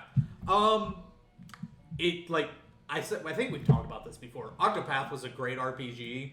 This is the most advanced classic JRPGs can get Yeah. in this day and age. I- But Yeah. it's still missing. A summary of my take was I love the gameplay. I'm not that into the story. And what do you think is missing? Big Booba. No, they got Big Booba. It's hard to like. This is a very difficult plot they're trying to tell. with 8 different characters who have these plots that go across each world. Where They're it's not like, really trying to tell it. That's always been the Yeah. problem. Like this That's one's, my fucking problem. this Yeah. one's been better at it, and Bradley was like, "Dude, the stories connect," and I had to give a half-hearted, like, sort of, a little bit. So- I got an opinion. Oh yeah. Oh, yeah, tell us. My opinion with this studio, with both Octopath 1 and Triangle Strategy demo and shit like They that. can't write. And you know what? Even Live Alive? even maybe tiny bit Live Alive is that. so it's next cut, right? I mean, look here. A lot of studios, I feel like sometimes there will be a game where I'll be like, oh my god, the devs, like, God, so much potential. Like, they really tried. If only they had more time or more resources and stuff like that. This one, I feel the opposite, where I'm like, oh my god, I feel like there's so much potential here. I feel like they just chose not to live up to their potential. Anyways, that's Yeah. Octopath 2. If you Great, never, actually, like, if look you've at never it, it's played- in the top 20. Great game. if you've never played Octopath, Octopath 2 is decent. Like You should don't play need it. to. You don't need to play the first one. right? No, they're 2 completely different games. 2 is just a better version of 1. They're good at choosing and designing the main characters because, like, they reveal the roster Yeah. for Octopath 2. I look at all the characters, I'm like, they all look fucking awesome. I do think the scaling in 2 is actually a little bit better than 1. You can never change out your main character in both games, which is a little odd. But Yeah. like, if you I'm glad I picked the warrior. you 'cause have my to God. you have to choose the correct character. Choosing your starting character No. will highly dictate how difficult the game is. Oh, no. The She's sorcerer. The sorcerer is the edgelord in this game. He's kind of cool though. Oh yeah, he's a good edgelord. He's got He's a good edgelord. He's got He's a good a edgelord. revenge. It's a good revenge plot. I like it. He got framed for killing his family, and then he has to like his By daughter his got like turned into a monster. number 1 coworker of like Yeah. 8 years. Cool. But he's actually the coworker was a part. I didn't do Act 4, but the coworker was actually a part of a secret church religion the entire time that's trying to summon demons. So what's fun is, I don't know. I didn't do Act 4 either. No, I did Act 4. I don't know if that's post game stuff, but Oh. Tyler's been right about everything else, so he's probably right about this. Yeah. Anyways, let's move on. Okay. Whose cut is it? It is mine. Joe. All the games I want to bring up are in a row, which is nice. Okay. What do we think about Kingdom Hearts now? Yeah. What are we still thinking about that? Look, old-ass I'm fucking okay game? with it because, It's at It's an old game. 17. and also they're all games I've played before. Yeah. Fuck you, man. But you haven't played the 3 DLC? That's new. I will say, we're gonna cut it now. Okay. But I will say, playing 3 this time felt like I was playing it for the first fucking time. That's ever. good. It was a very different experience. I don't know. To summarize this like square on our tier list is Encompassing like 7 games. I replayed the fucking series this year. Yeah. It was just in the air. Oh my god, like it was just in the air. I just decided to, and oh my god, what a fucking blast. I played through 1, 2, and here's the thing, look, I was about to play through Chain of Memories, but I've played through that game probably 3 times as much as most. And he is a Kingdom defender. Hearts fans. I'm a huge defender of Chain of Memories. So I was like, you know what? I've played through that game way more than even some people who call themselves big Kingdom Hearts fans. have They done call it. themselves chainers. Yeah, I'm a chainer. Yeah, cheaters. Played through 1, 2, JDs. 3. I even played through Dream Drop Distance, baby. Shit. Um, Call an ambulance. Holy shit! What a fucking fun year of Kingdom Hearts. I will say one thing that was very different this time going through is Kingdom Hearts 3. I took my time. I did all the content. DLC existed this time. When I went through it, I felt like I played the game for the first time, really, because the first time I played through Kingdom Hearts 3, it had just come out, and I was literally trying to rush through the story as fast as I possibly could so I didn't get spoiled on stuff. I told y'all, it's a good game. To summarize the series, Kingdom Hearts, man. We even have Kingdom Hearts music playing in the background right now, so I'm like, I feel the glory. But Kingdom Hearts game, it has that bell curve that Willer and I talk about sometimes, where it's like when you're a kid, it's the coolest shit ever, and then Yeah. you get to like late teens, and you're like, this is stupid. And then you get older, and you're like, Oh, no, peak. it's kind of the best thing ever. You'll get there one day if you're not there. And if you're not there right now and you're older than us, you're on the second bell curve and you'll get there by the end of your lifespan. The moral of I the don't know how story, King Crimson the moral of works. the kingdom, the moral of the story is just love and friendship, baby. And Woo! here's the thing: to sum up my replay of the series, with some fun metrics, the game I had the most fun with replaying, Kingdom Hearts 2. Of course. Because look, I had never done. It's just a perfect game. Isn't it weird how the sequel was always better than 1 and 3? Dude, Not always. The Kingdom 2. Name a game franchise where 2 isn't Let's better than not. 1 We and don't 3. have time for this. Yeah, we don't. Kingdom Hearts 2. Willer's tried to sing the gospel to us Mass before, Effect. but You have to play it on the hardest difficulty Star Wars? to Yeah. get there. Kingdom Hearts 2. Oh. I'd always done the classic Kingdom Hearts experience, just mash X the whole way through the game. I played Silver. critical. I did all the secret bosses. You're gonna learn today. Sapphire, we're good. Oh my god, it changed my life. Now the game, despite that being the game I had the most fun with on this replay, the one that I'm most excited to replay again, because I'm gonna replay the games again, is Kingdom Hearts 1. It's such a classic. I will say Kingdom Hearts 1 has a very different feel than the rest of the series. It was before the series got, as people will say, complicated. Kingdom Hearts 1 is a very self-contained, simple story. Yeah, I think it's very one more cute. too bad than 3. And also, the dialogue, playing all the games back to back, the dialogue across the series feels pretty consistent. Cooper as well. It felt different in 1 to me. And it might be because the characters are younger, so like the fact that Yeah, these they little really kids get are to going see through it. like these insane Yeah. reality-bending storylines. Just keep it down. No, Kingdom Hearts 1 is just, it's very earnest and innocent and cute, and I really Now like you it. haven't beat all the 3 DLC. The burnout hit. Dude, fuck! You Fuck! This I is fuck! Dude, the Kingdom Hearts 2 super bosses, hardest shit I've ever cleared in any video game. It was holy, but it didn't feel unfair either. Kingdom Hearts 3 ones, they also don't feel unfair, but they are so fucking hard. I've been having a lot of trouble with I them. have a question about. Yeah. Do you ever equate Kingdom Hearts bosses to Mega Man X bosses? Where there's a perfect pattern and rhythm that comes with experience and mastery? Yes, if you want to put it like that, yes. Yeah. Dude, yeah, like these bosses. And also the DLC is you get put in the Mega Man screen where it's like, which one are you gonna beat first? Oh, yeah. These super bosses they put into the game feel like such a celebration of everything else in the game, where it is like, oh my god, like, if you've been a good boy and you've actually read through the stuff you have equipped, whether it's your equipment and abilities, good and boy. you know how they interact gonna with push you, man. enemies. Oh my god, like, because I was even talking with my brother about this, who also recently played through Kingdom Hearts 3 Oh, on that's sweet. Critical, and he did the super bosses, and he was like, That game has a really good critical. It wasn't there originally. Yeah. So For 3, yeah, that's yeah, really it was good. a DLC. He was also having that experience of like, man, he's like growing up. He's like, I would just mash X through these games, but in this one, every second of every boss fight, I'm sitting there and I'm going like, okay, is it possible for me to flash step over there and get an opening? Or Kingdom Hearts games, they're already fun to play. I have found that they are way more fun even than that to try and do everything in 100%. Anyways, that's Kingdom Hearts. Whose That's cup Kingdom was Hearts, that? baby. That was That's Joe. mine. Oh shit. Oh, he's smacking his lips. I've got a couple of questions Let's to fucking ask. go. Just a few. Kingdom Hearts 2 is Just, really good. Just a couple of questions. Raincoat? Really good game. Okay. Okay. I believe you. Did you beat Tears of the Kingdom? No. Did you play Tears of the Kingdom? I played it. I didn't beat it. Did you beat Tears He of the beat Kingdom? he beat it by accident. Wait, you beat Tears of the Kingdom but not Breath of the Wild? I beat the better game. Okay, that's fair. The much better game. I had zero desire to play the same game again. I barely finished. You are one. not cutting Zelda. So let's talk. There's that one. There's also the rhythm game. Come on, man. No. Something's gotta go. No, I get it. Just like you gotta You gotta say the right one. yeah.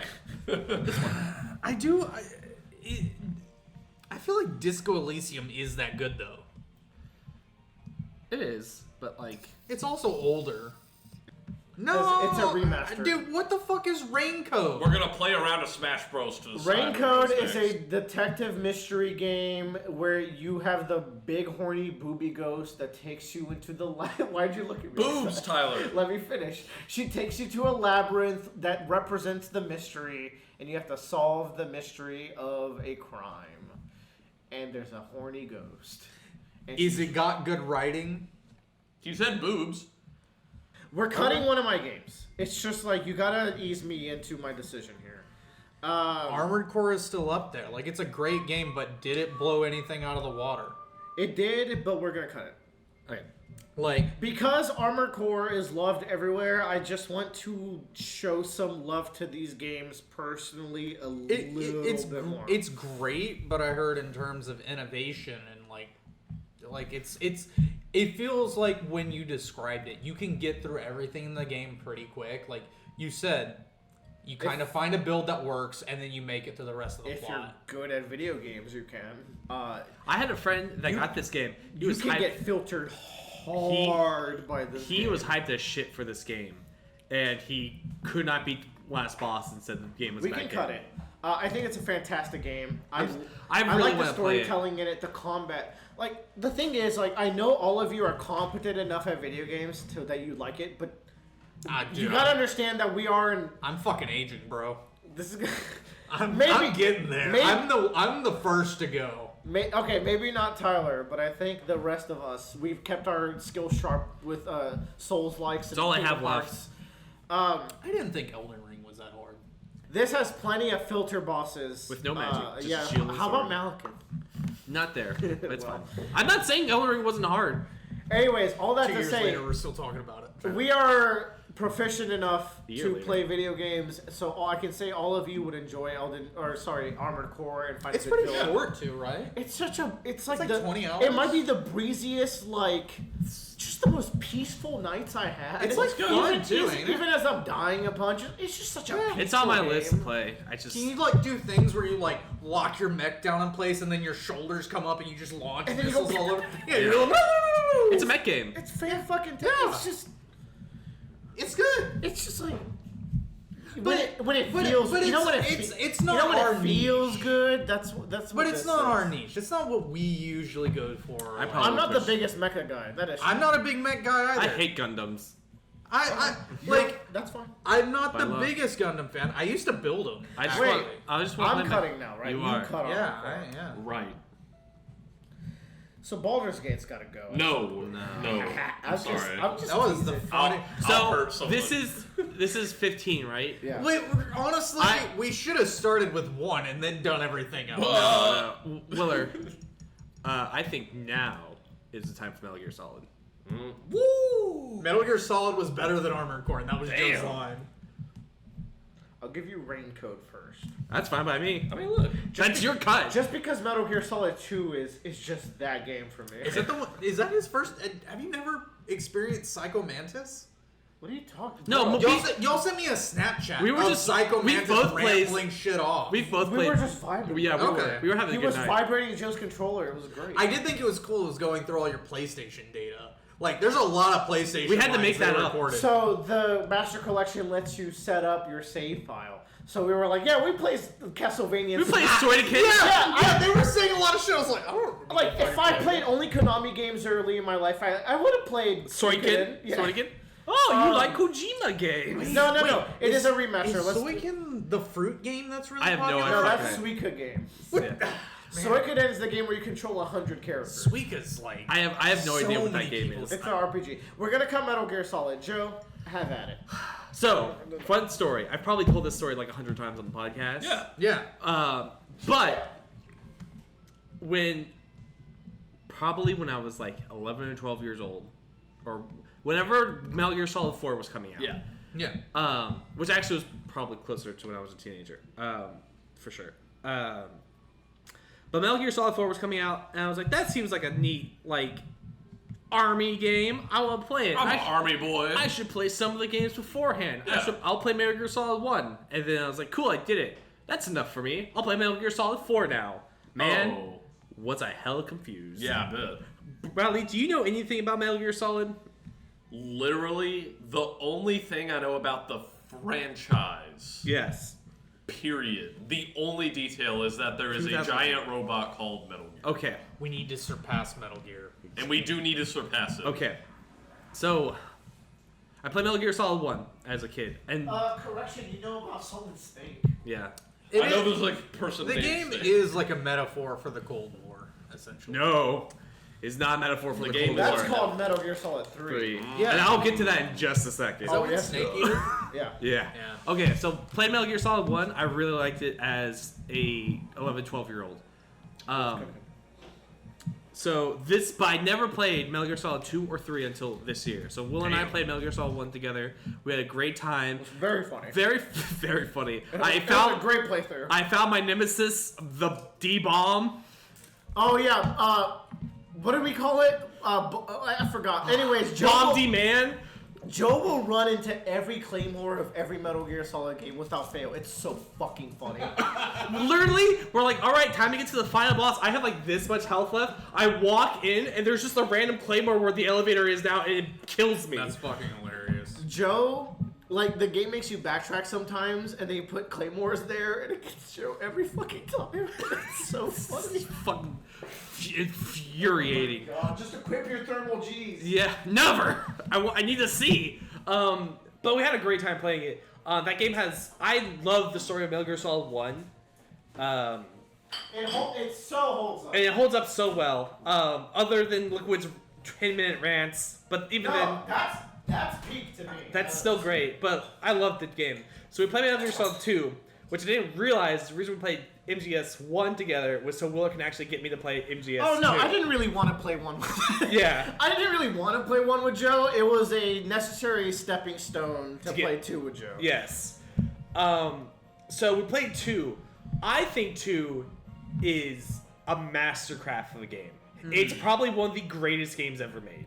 Metal Gear Solid 2. Metal Gear Solid 2. Bradley, I really... You know what's funny? I've been saying this to the fucking universe for years. It's just, I just needed Joe to be here to support me. Bradley, I really want you to play Metal Gear Solid 2 because I think it will melt your brain. Let's say they're very like. I've heard the story in these games are really good. I just don't know anything about. I The think franchise. 2 and 3 go beyond good. Yes. Yes. Like, So it's fucked up how good they and are. I'm not going to talk about Metal Gear Solid 2 a lot because there's a lot I want to save for you to discover. But it's a huge step up. It's 3 years after Metal Gear Solid 1 in terms of development. Like, I think 1998 was Metal Gear Solid 1, and then 2001 was Metal Gear Solid 2. In 3 years, it might be the biggest 1-2 Glow up. A glow up of a series maybe ever. It's like Metal Gear Solid 1 was me and Willard playing Jank. We played MGS 2 and we're like, oh, an actual video game. Like this motherfucker good. And so we played that game. We got to the end. I thought phenomenal the whole way through. Great artistic vision. Me and Willard had some great laughs. I called the ending to that game somehow. You called elements of I it. did. I don't think anyone could call every part of that Probably no, ending. not every part, but like the major kind of like plot that was happening there. The game is so subversive of both the story and the player's expectations. It's medium. Yeah, it's.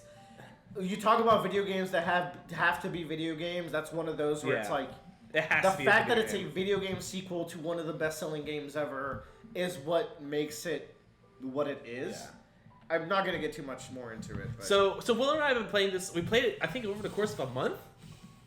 it took us 4 weeks. So a 'cause month. That's just when we could meet up. Yeah. which is very slow for Joe. Yes. That's my which is my key. normal pace for beating games. Which is key because I got home one night and I was like, God, I just want to keep playing Metal Gear Solid. And I bought 2 and 3. I didn't buy 1 because like I don't need to play 1 again. Yeah. It's fine. And I was like, you know what? I'm gonna play the first section of 3, or just the first little bit of 3. I'm just gonna put the head in. I'm just gonna because I was really struggling with 2 because it has different controls and they're not like most modern controls. They are very like That first section was iconic. Very, very rough. So I was like, I'll get into 3 just to get a head start so that when we start playing, I can dive in and we can get the ball rolling and not feeling bad. So I play through the game. I get to a point where I'm going to save. When I save the game is when I realize, oh, I can't stop playing this game. And why is that, Joe? So when you save the game in Metal Gear Solid, you have to like go on your radio and call your like your teammate that saves the game for you in your code. And each game does something different. In one, Yeah. you have Mei Ling, who is a Chinese-American analyst who gives you a bunch of Chinese proverbs. It's Yes. very charming. Everybody loves Mei Ling. In 2, you have your girlfriend called Rose, who is just like getting into the deepest, weirdest relationship issues, and you feel like you're not supposed to be in the room. It's like You have to sit there Wait, through a couples fight in Metal Gear Solid 2 Wait, when every you try time to save. save, when you save the game, you get into a fight with your girlfriend. and so she won't save the game. No, for she you? does. She does. But like you have to sit there as they sort out through very deep-seated issues. Yes. And it's not like a choose your adventure. No, you have you- to sit there. You have to save the game. Yeah. And then you have 3. And then you have 3, and you call this character called Paramedic. Oh, my wife. Shut the fuck up, Joe. My wife. Yeah. What's up with you and medical people? Yeah. Yeah. But anyways, so also the other thing, the important thing to note is that Metal Gear Solid 3 is a prequel that takes place in 1964. Spoiler alert. Spoiler alert. So you call Paramedic. And Paramedic comes onto the phone. She saves your game, and she goes, "Snake, have you ever seen the movie Godzilla King of the Monsters?" And I went, "Fucking what?" And then she just goes and starts talking about Godzilla for the She next just nerds out about 5 Godzilla. minutes. And Joe's like, this game was And made then for me. every time you call her, she will just nerd out about a new old Monster movie. Mon. It was. And then it gets to James Bond, and that's why I was like, Joe, Metal Gear Solid 3 is the most Joe game. I was gonna say, this sounds like such a Joe game. No, beyond just calling Paramedic. Yes. It is the spy thriller made for Joe. It's like I played that game and I was just like I played the game in a weekend and I was just like, holy shit, if I played this when I was like, it came out in 2005, me. yeah, if I played that then I probably would have been obsessed with this game. I like the game so much, Bradley. The next day after I got off work, I beat the entire game again in 6 hours. Hey, I'm that kind of person. And I was just... And the best part is, when we finished Metal Gear Solid 2, Joe's Yeah. like, Willer, I got a secret.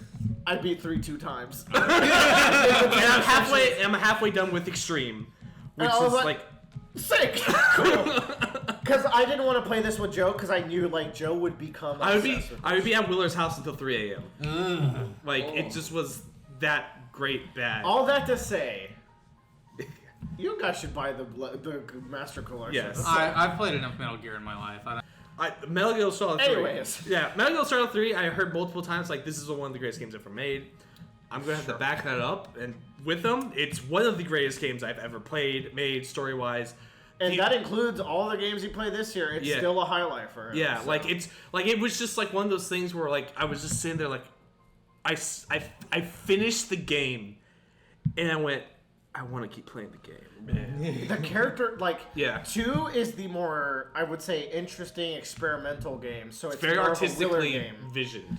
3 has some of the best characters ever made. Like The boss is just one of the peak. greatest. The boss is You like would love her. Yes, that's so good. And the final like cinematic sequence, like ending like cinematic of the game, is so like heart wrenching when it just goes through, and there's just so much like silent storytelling through like your protagonist of like what he's going through at that time. Anyways, Let's move on. yeah. Fantastic fucking games. If it wasn't a remaster, these are 2 of my favorite games of all time. Yeah.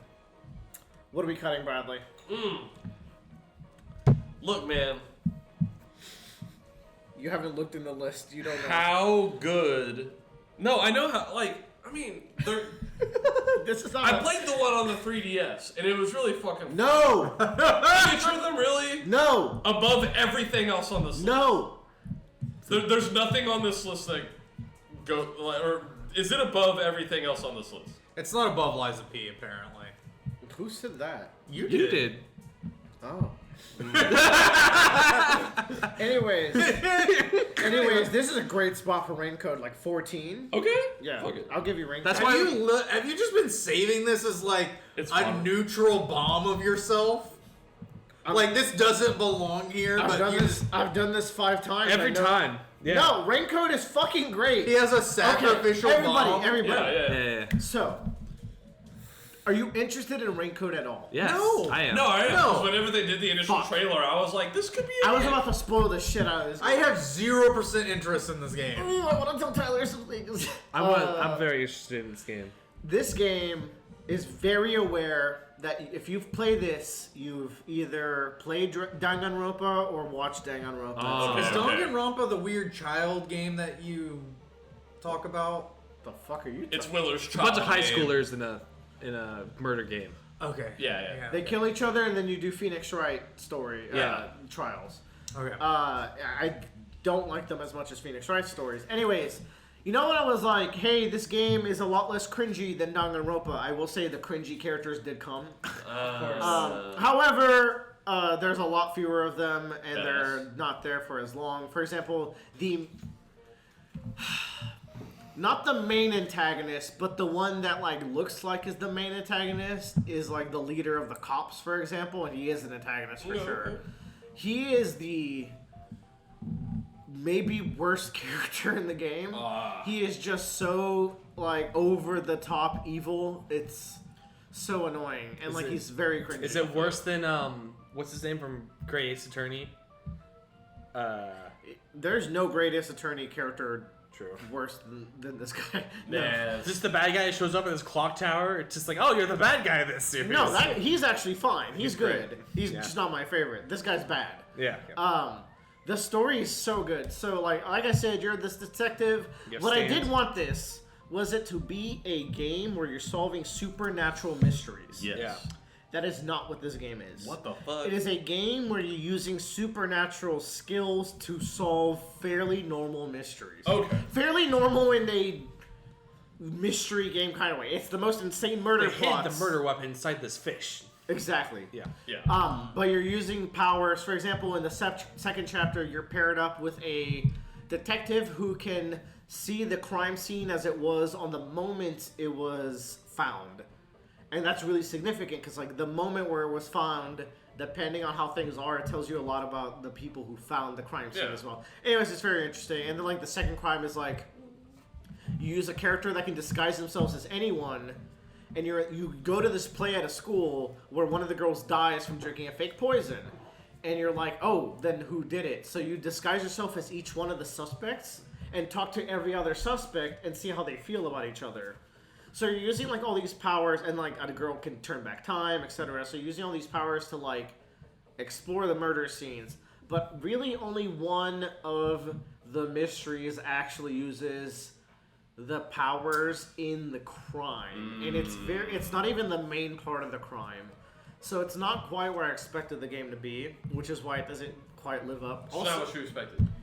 God, I want to talk about the ending of this game so much. It's the last two chapters are so good. Like, it was a good game, and then I played through the last 2 chapters. Like, that was pretty incredible. It is so much using the fact that you played Danganronpa to fool you. I won't explain how if you play the game. I like when they do that. It's meta. They're like, we know you're a fan of this, and we know what you expect, so we're gonna play with So that. they're playing with that. But that's one thing I was wondering is like whether the game sticks to the landing or not. It does. However, the game sets up this very complex issue for the people in the town where I said like it's always raining in this town, Yeah. right? And they can't leave. It's what codes the town. It sets up a really interesting issue for them. And you're like, yeah, because of this one issue, the villain's motives make sense. Okay. And then you get to the prologue, and it's like, oh, we fixed the issue. It was no big deal. Oh. Which the values from the villain, it's like, if the issue was this easy to solve, why the fuck did we have these insane, like, murder The plots? villain just feels less valid. Yeah, and I really liked them up until that point. So, anyways, it's a great game. All right. If you're interested in this is I like this way better than the Danganronpa games. Badass. Way might be because Danganronpa 3 is great. It's just a good game. Anyways, that's Bradley's cut. Now, Joe. Oh my god, it's me. I've been pinned. What's the scoop, dog? The scoop. Joe's getting licks from a dog. It's true. You heard it here first. Oh my god, this This is the cutest thing I've ever seen. so cute. Final Fantasy Rhythm. No. We tried. You guys just keep on trying. He'll eventually run out of counters in his hand. When we get to number 1. I got a lot of cards in hand. Disco Elysium. Okay. Okay. What's the scoop? Disco Elysium, like I mentioned, is one of the funniest games I've ever played. Okay. Which I remember you, Bradley, saying, I didn't know this game was funny. That's the thing. I thought it was a very serious game. It is so fucking funny. It is a murder plot, and you're an amnesiac detective. Also, you're an amnesia detective in Raincoat, so that's a nice back-to-back. Yeah. But this one's because you just drunk You're yourself. just a fucking drug addict. You just had a bender that erased your memory Oh because my your God. life is that difficult. And you learn more about, like, you paired up with the amazing Kim as your partner, and you're trying to solve this crime, and there's so many politics revolving how this crime happened and what it's going to lead to. And it's fantastic. It doesn't resonate with me quite as much as some people that have this game as like some of their I was favorites. like, some people I know, this game is like the fucking game. This is at least the GO game. This is at least a strong 4.5 out of 5 for me. Like, it is a very good game. Sometimes you get lost a little bit, and it's like annoying to figure out where to go, and like sometimes the conversations drag on past the point of joy with them. Like, there's a super racist that you have to talk to in the early game. yeah. And he filtered me hard the first time I played. I was like, this is just the most... I don't know what the fuck this guy's saying. He's like just going off on these like... At the end, to think about his thought process as like a game mechanic. No, it's not even that, man. He's just talking about all these like made-up races in the game and being like, this race has a big frontal lobe, so they are inferior to us. I'm Yeah, like, you're like, bro. I don't know what you're talking about. So like, you get filtered by some of these conversations, but in the end, it is so gratifying. The protagonist is amazing. Kim is one of the best characters ever made. The antagonist is incredible. And shout out to my girl Joyce. Love this game. Really good. If it was like something I played on the year it came out, it'd be a little higher as well. So That was the first year we did this podcast. And we specifically mentioned like none of us played Disco Elysium, but it's I've been trying to play this for years and I didn't. Liza P goes or Rhythm? How about Zelda? No. Ooh. I mean, I'm so down for Zelda. goes or Rhythm? You you literally just said you don't care about Zelda. You never want to check it out. I don't want to check it. I would rather play Zelda than Liza P. Dude, Liza P looks so hot. Hear me out. There you go. That counts. I need you to tell me why, because like everything I've seen about this game is just like remaking Demon Souls remastered. AKA a 10 out of 10 game. Thank you. It's more like Bloodborne than anything. It is a Bloodborne-inspired game that is very much doing its own thing with systems that are better than FromSoft systems. It does have multiplayer, but all the single-player stuff is more considered. The only thing I don't like about this game is how hard the bosses are. I'll say, like, the only all the good stuff I've heard about this game is all the good stuff you said, where it's like, it's the stuff you love about FromSoft games, but the only bad thing I've heard, not just from you, but from other people, is that, like, there are bosses that are very fucking hard, but in a satisfying way, where it's like, okay, I see what I did wrong, I'm gonna get them That's next me time. and FromSoft bosses. I don't feel that way about a lot of these I've heard bosses. some of the bosses in this game are just so fucking hard. So what is a FromSoft game to you? What is like Elden Ring to you? Elden Ring is not the typical I'm FromSoft just game, asking, so that is what is Elden Ring to you? Is it exploration? When you go to Is a- it combat? You go to Is a it weapon loadout? FromSoft game, It's what do all you of that. expected? They're good at all of that, really. I feel like the second to second around all of that is combat. Yes. And the Liza P combat looks to be subpar compared No. to the Elden Ring No. combat. No. It is arguably better. It's just that the enemy design is a little rough around the edges if you're not willing to sink hours into learning some of these bosses. One of the most notable ones that stuck out to me was the Puppet King boss. I do not like. That's everyone's favorite. So here's the thing. I like that was the thing that made me look like I would never. Here's the play thing. this game. Everybody loves that boss. That made me. That boss never is wanna when I play it realized I again. don't like this game's bosses. Because you have to do with one boss that has a completely different moveset from the harder boss you have to fight. Usually, a boss is the same boss an remixed evolution. on the second phase. It's an The second this is phase- this is a completely different fight, and they do that for almost every single fight. Is they do a completely The second fight reminded me of Tartaglia from Genshin. I know what you mean. Yeah. I don't know what I mean. That said, like Zelda, I would throw. Here's the thing: who's cutting you? Yeah. I'll give you Liza P's after Zelda, and we'll just get them both out of the way. Are you happy? You get 2 of my games. Are you happy?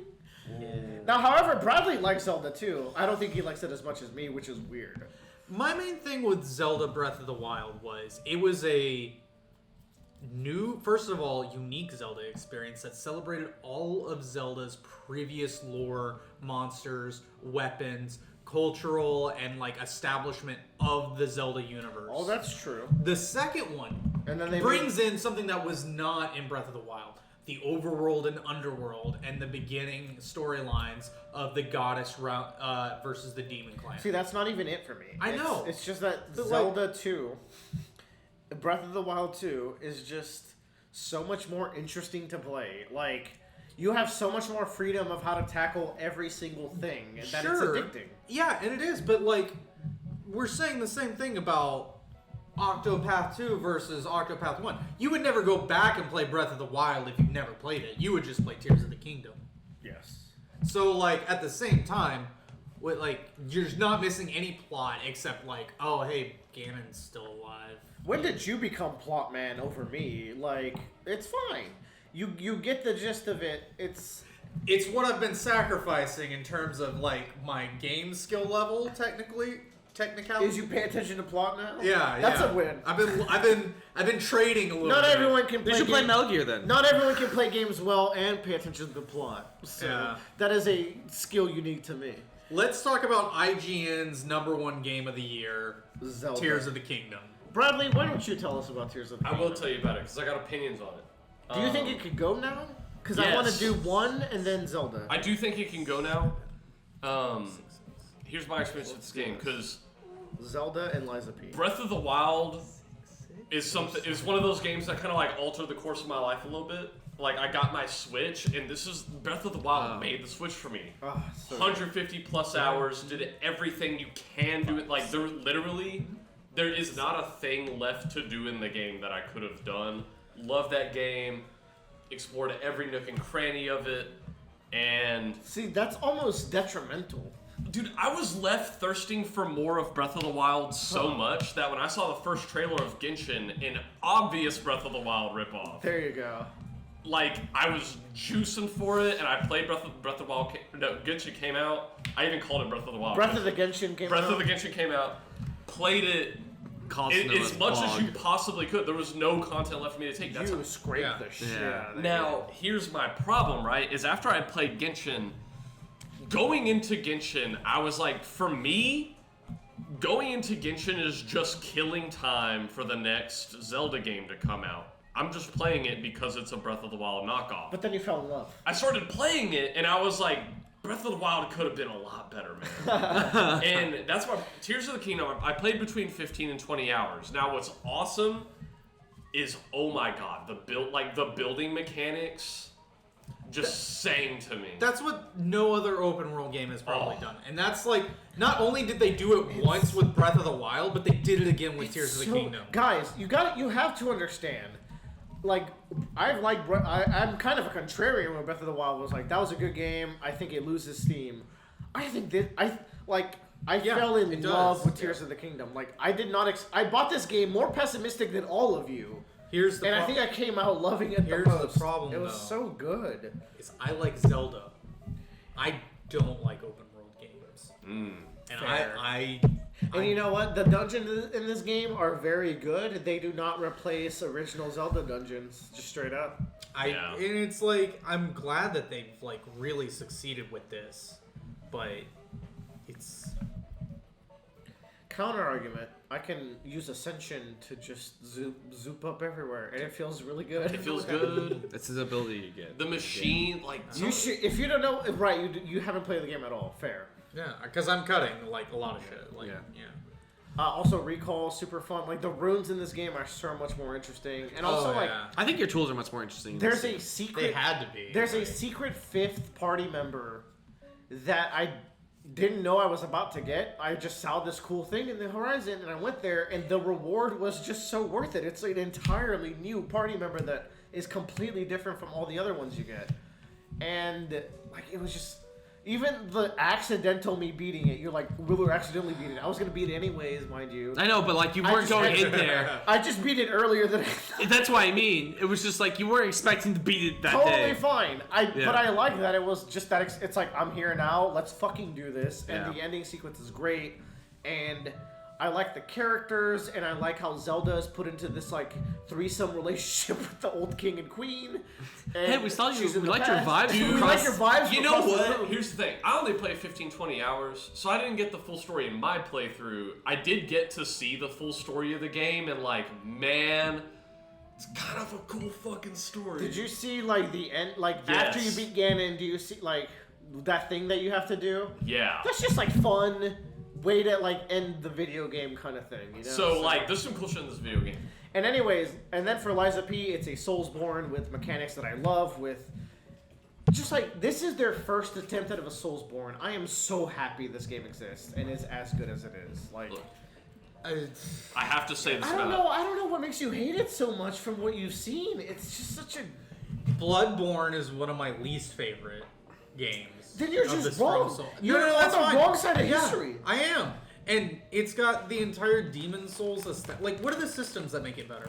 I told you about the P organ, and then you asked me to stop saying P organ. Organ. Yeah, what is the P organ?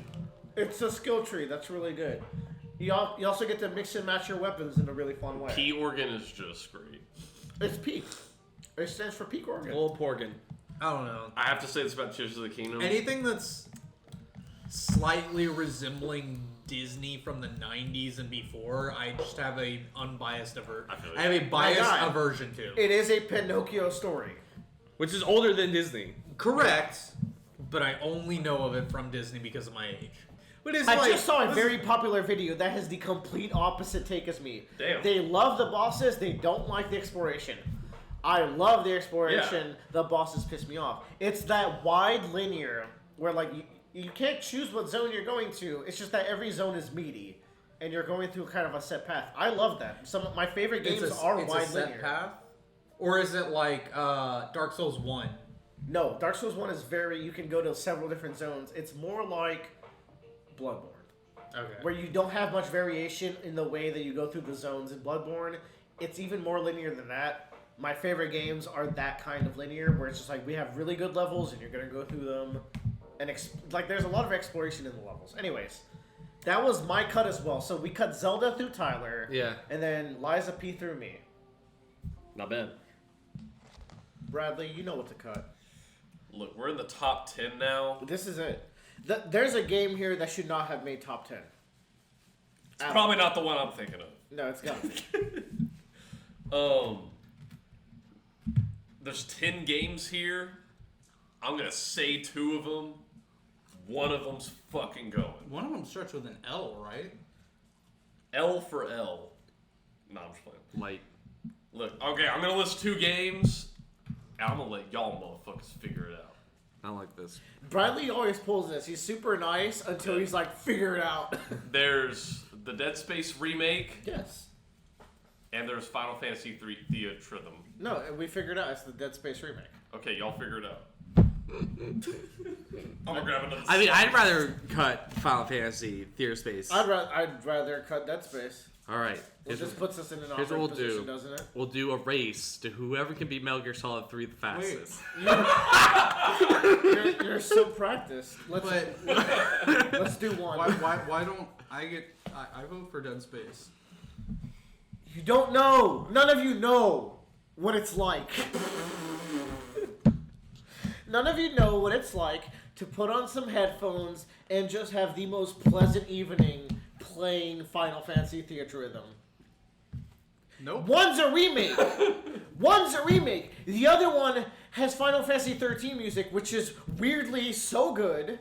It has Final Fantasy 7 remake music, which is godlike. It just added 16 music. Because here's the thing, Willard? I've done enough research about this game. It's also a remake. It's not. Yeah, it is. It's not. It is a sequel. it's the next one in a series. But it's so unfair to say that's a remake. That's Here's like the saying Super Mario Wonder is a remake of any other game, which it's not. I agree with Whoa. Willer in the sense that I'd rather cut the remake over the Final Fantasy game. But I feel like looking at all these, I feel like it's just got to be one of those two. Okay. We're gonna cut that space. Yes, we are. I will remember this. Joe will remember. Joe I will as well. Oh, come on! You don't have a horse! I played Dead Space. You have. I wanted to play this, I just never found the time. So, It's also never on sale. Dead Space well, it just came out this year. So, I want it on sale. Dead Space is the biggest spiritual successor to probably Resident Evil 4. Yeah. Oh yeah. Well, Resident Evil 4 Maybe came, even 2. It's because of the horror. Resident Evil 4 came out, and the Dead Space team played Resident Evil 4. And we're like, oh fuck, this is what our game needs to be, and reinvented its whole Yeah. game. Oh, basically. damn. This game has no UI, which is amazing. It's I all love that. diegetic. And Yeah. It's part of a suit. It love invented the diegetic UI. And then like even when you open up like the pause menu and everything, it's like this little hologram that comes out of his Yeah. hand, and you're like, it's so simple. I don't think it actually pauses the game either. No, it doesn't. There is no pause. You cannot stop this game. Like a Dark Souls, yeah. It was great because even I think on the original Xbox 360, if you like press the Xbox menu, the game still didn't pause. Oh my god. Like there was no stopping this game from happening. It was a good. It's a good game. The remake is very, very good. This was the game that during the year that turned it around. I was like, oh man, I finally played a good fucking video Like game. this year's gonna have some good shit. I'm like, cool, great. This is going to be like the best survival horror game I've played in like, this entire year. Because I think I played 8 That's the year sad. before. Like it's a remake, and still not a lot of shit has done it better. And I know we're all looking at Live Alive, like, really? All right, we're going to cut Final Fantasy Theater Room. Is it better than every other game on this list? Come on. Because if you don't, I'm cutting Hi-Fi Rush. No, you're not. No, you're not. And that's 2 people. So There's how- other stuff How I'd about you like shut going your for little then. mouth right now? You should go at... Fine. There we go. Fine. We've been trying to cut this game for like the last 2 hours. I got it tonight. There's always one. It was Gibson for me that one year. I was just like, every time. Joe has battles to fight. I will say though, this series, I played the first one ever on the 3DS, which if the first one ever is the sloppiest, most incomplete version of the series, The Theater Rhythm one? it was still fucking fun. It's just like, please, do yourself the favor and just download this game when you see it on sale. And just, start playing it. You will not be able to stop. What is it? PS5? I played it on the PS5. You can also play it on the Switch, so you can play it in bed, but I like the PS5 for, like, I just didn't want It's just a little bit smoother. It was smoother, and I wanted the trophies, because Yeah. it's a fun game to, like, complete. It's got really fun multiplayer. It's just like...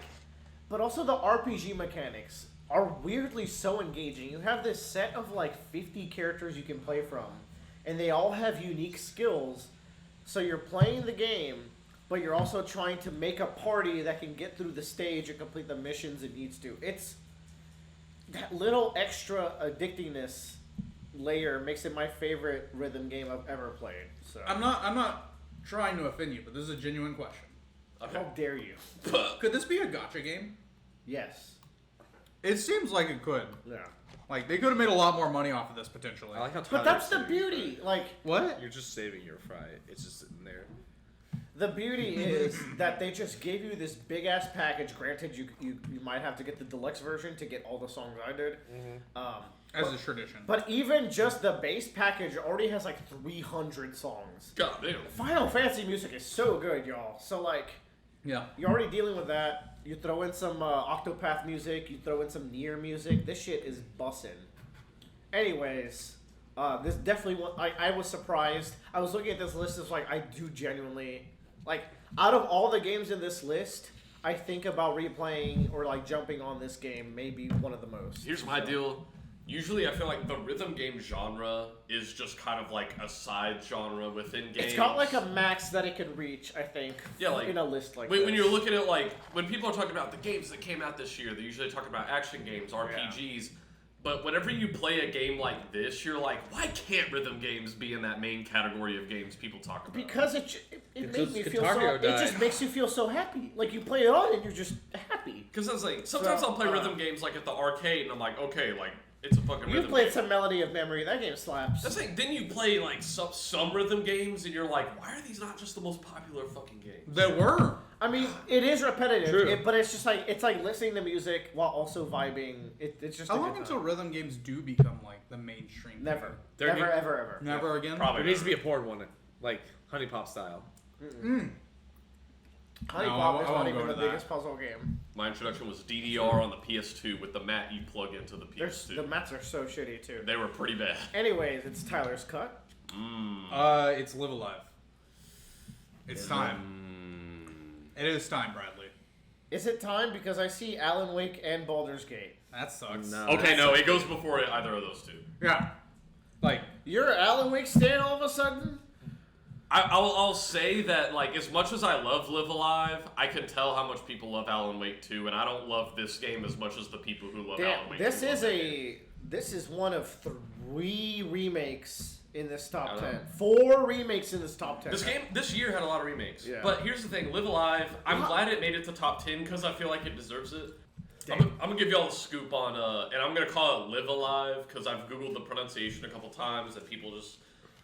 I think the answer I've seen the most is people saying, I pronounce it Live Alive. You should what be did I say? You should be alternating Live every Alive. time you say it. Oh, I said every time. Live Alive? I think so. I I, say don't so. know, man. I say Live Alive. I'm gonna go for Live Alive. How about Live Alive? That's I think For the this joke they're review, going it's for. gonna be Live Alive. So You just changed. How many characters are in Live Alive? 9. 8, 7. 6. I'm trying to think about like what I should say. I'm gonna say 8. Okay. Wait, right, because there's like spoiler characters. That There you might be know. spoiler stuff. Okay, alright. You know what? Bad question. Here's the thing. Yeah. I will say here's the scoop on Live Alive. Right? They announced this game in a Nintendo Direct, and it was like never came to the West game, Japan only RPG. Right, mother. And I three Super saw- Nintendo, right? Yeah. Yeah, and like same director as Chrono Trigger. So my idea going into this game, what my expectation was I'm gonna go into a game that probably has like okay to good like 90s JRPG gameplay, but I'm gonna put up with that gameplay for an amazing story. And what I got was kind of the opposite. I got a story that was all right.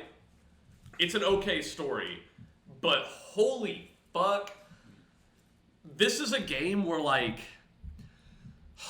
a lot of times if you play an RPG from the 90s and it's still good, you're like, okay, man, this was really good for the time. It was coming up with a lot of ideas that hadn't been done. This game is like if it came out today, it would still be like breaking the bounds of what people expect in a JRPG. So it did come out today. God, I need to Yeah. play this, man. Dude, like, this was the thing. There's 8 different eras you can play through, like, just timeline. Like, you have your Wild West. Oh yeah, your I forgot prehistory. there's time travel. I don't know. It's not even so much travel as it is different eras and like. Because there's like a Wild West dude, there's like a Far Future dude, there's like a present day dude, there's prehistory, and you're playing against like a consistent adversary throughout these eras, and That sounds really cool. and like Oh, you, man, this and, might be my top 10 game I This- pick up. and you'll see Pick how something they up, please. over the course of the game, like you'll see how they connect together, and some of them connect together more than directly others. than others, yeah. And but man, like each of the different stories, while like the in battle stuff is like mostly the same mechanics, it's a grid system.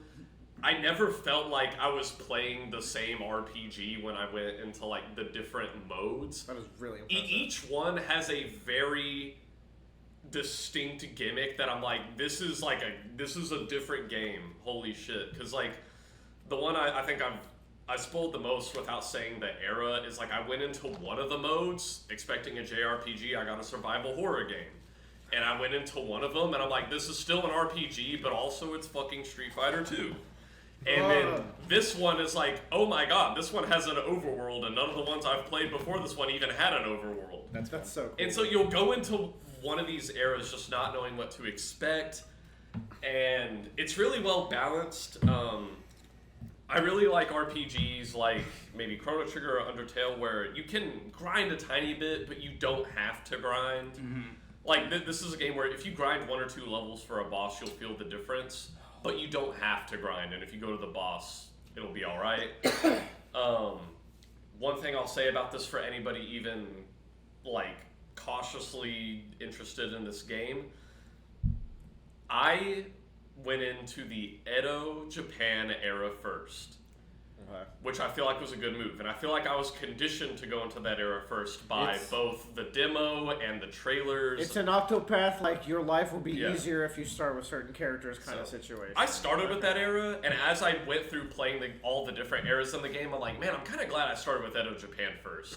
And then I watched a Let's Play of someone playing this game from start to finish, and they started with a different era. And they did Edo Japan 4th, and they're like, oh, you're supposed to do this one first. Okay. And the reason I say that is because that one is the one that is most like a traditional JRPG. It acclimates you best. It acclimates you best. And also maybe hits less on a later playthrough. It just like, it has the most straightforward JRPG gameplay. It also has stuff like secret bosses, secret party members, alternate endings. And that's all just one of the 8 eras. I feel like it gives you the most mixed experience because not all of them are going to be the straight JRPG experience. And so, it's pretty cool. This game, you definitely sold me on it. Like I said, I would put caution on that. Like, the story was good. I was going into the game expecting to be blown away. I don't think the story was as big a focus as it was for this director in Chrono Trigger. It's still there. I just think the focus was more on, like, how can we, like, be as creative as, like, we just want to be as creative We want as a fucking sandbox, possible. and we're going to use a bunch of different eras to go to different locations. This game just felt like how can we be as creative as possible with each era, and I was pretty amazed with each new scenario I went into. Have you ever played Inscription? Yes. Yeah. Similar? You know what? It's not even that dissimilar to Inscription, where like you get into a new segment of the game and you're like, what is the fucking game now? Yeah. That's kind of the feeling it is. It's giving me the gameplay equivalent of 13 Sentinels narrative, where you're just jumping and it's like, what are we doing? Number 8 Game of the Year vibes? It gives me number 8 Game of the Year vibes. It is just like it is giving that, is it not? It is a game that constantly surprises you, and I'm very Alrighty then, chat room. I believe it's my cut. Someone's gonna be upset no matter what happens. Willer cut? It's my cut. Willer cut. And I know what Willer wants to cut. what do I want to cut? You want to cut Mario RPG. You know I don't. Good. Because I want to be nice to both of you two. Good. Because it's all you got. So what I do want to cut I have 2 games left in this is list. either Alan Wake 2 or Resident Evil 4. It's Alan Wake 2. I'm cool with those. Yeah.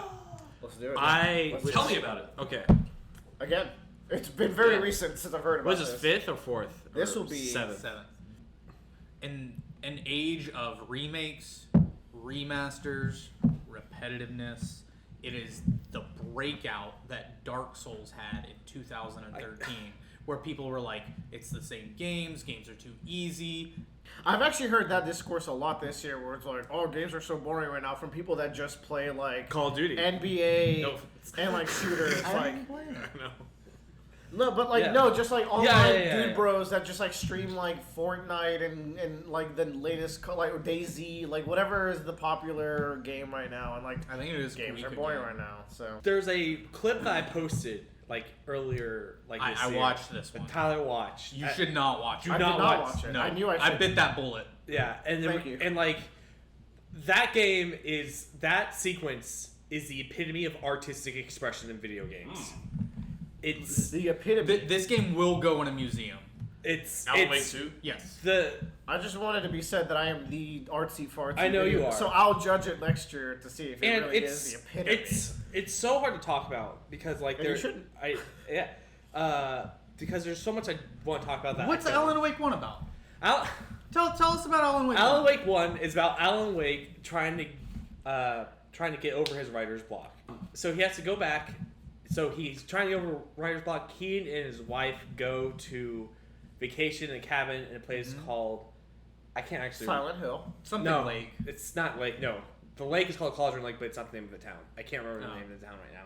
But they go there, and weird shit just starts happening, and his wife Alice disappears, and he has to find him. He finds out that there's this thing called the Dark Presence that lives underneath the lake, and it manifests artistic vision to life. But that artistic vision has to make sense. So like he can't just type in like, oh, and then everything was solved at the end. Like it has to make logical sense that this would be the conclusion. Be a progression. Right. It's a progression fantasy. And so he has to like go down there, and when he finally gets down there, he's like, the only logical thing to come out of a horror story is someone makes a sacrifice. So my sacrifice is I will stay here, and my wife can leave. A little uncreative of him, but alright. But it's kind of the point too. It's it's the easiest solution, but it's the quickest way. It's easy and He's quick. putting over his artistic expression what If should he happen. was more artistic, he would come up with a better better solution. Yeah. Okay, hold on, you're cooking. Yeah, exactly. So Alan Wake 2, and the final words of Alan Wake 1, which is important, is that it's not a lake, it's an ocean.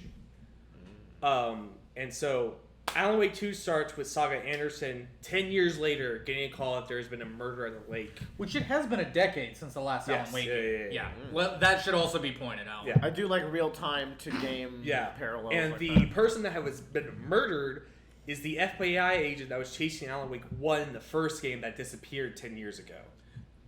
You should stop it there. And that's like You should stop where it there. stops. Cool premise, bro. And then that should be the hook that's like, what the fuck does that Yeah. have to do with the first one? And the opening to this game, I was like, oh man, I'm gonna be Alan Wake or Saga, I'm gonna be shining flashlights. No. It's weird as fuck. You mean they removed the flashlight the- gameplay? That's like Death Stranding without the strands. The flashlight gameplay is in there, but like the opening to Well, this you told me you have to look at monsters and they're like in the shadow, like in a crowd. They get like a that's the Alan Wake section. Alan Wake and Sorry, right? Yeah. That's a whole so, other thing. and Yeah. because I'm going to cut you off so that you don't keep spoiling anything. Yeah. A jerk. The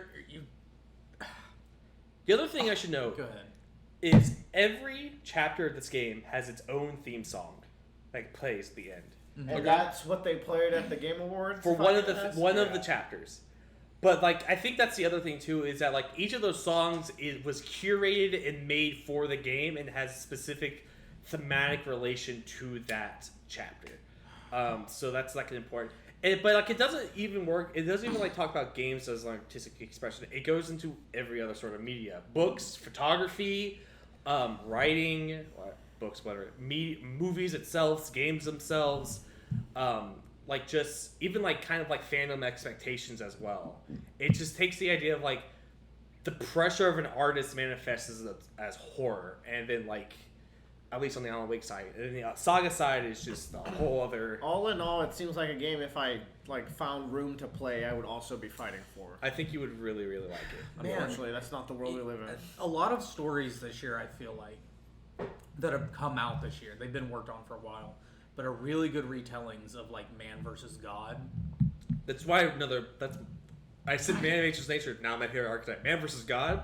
That's shit I can get behind. And it's so weird how they're defining gods in these stories. I've been watching, Interesting. listening to, reading, Interesting. playing. Yeah. Is this some dungeon crawler crowd?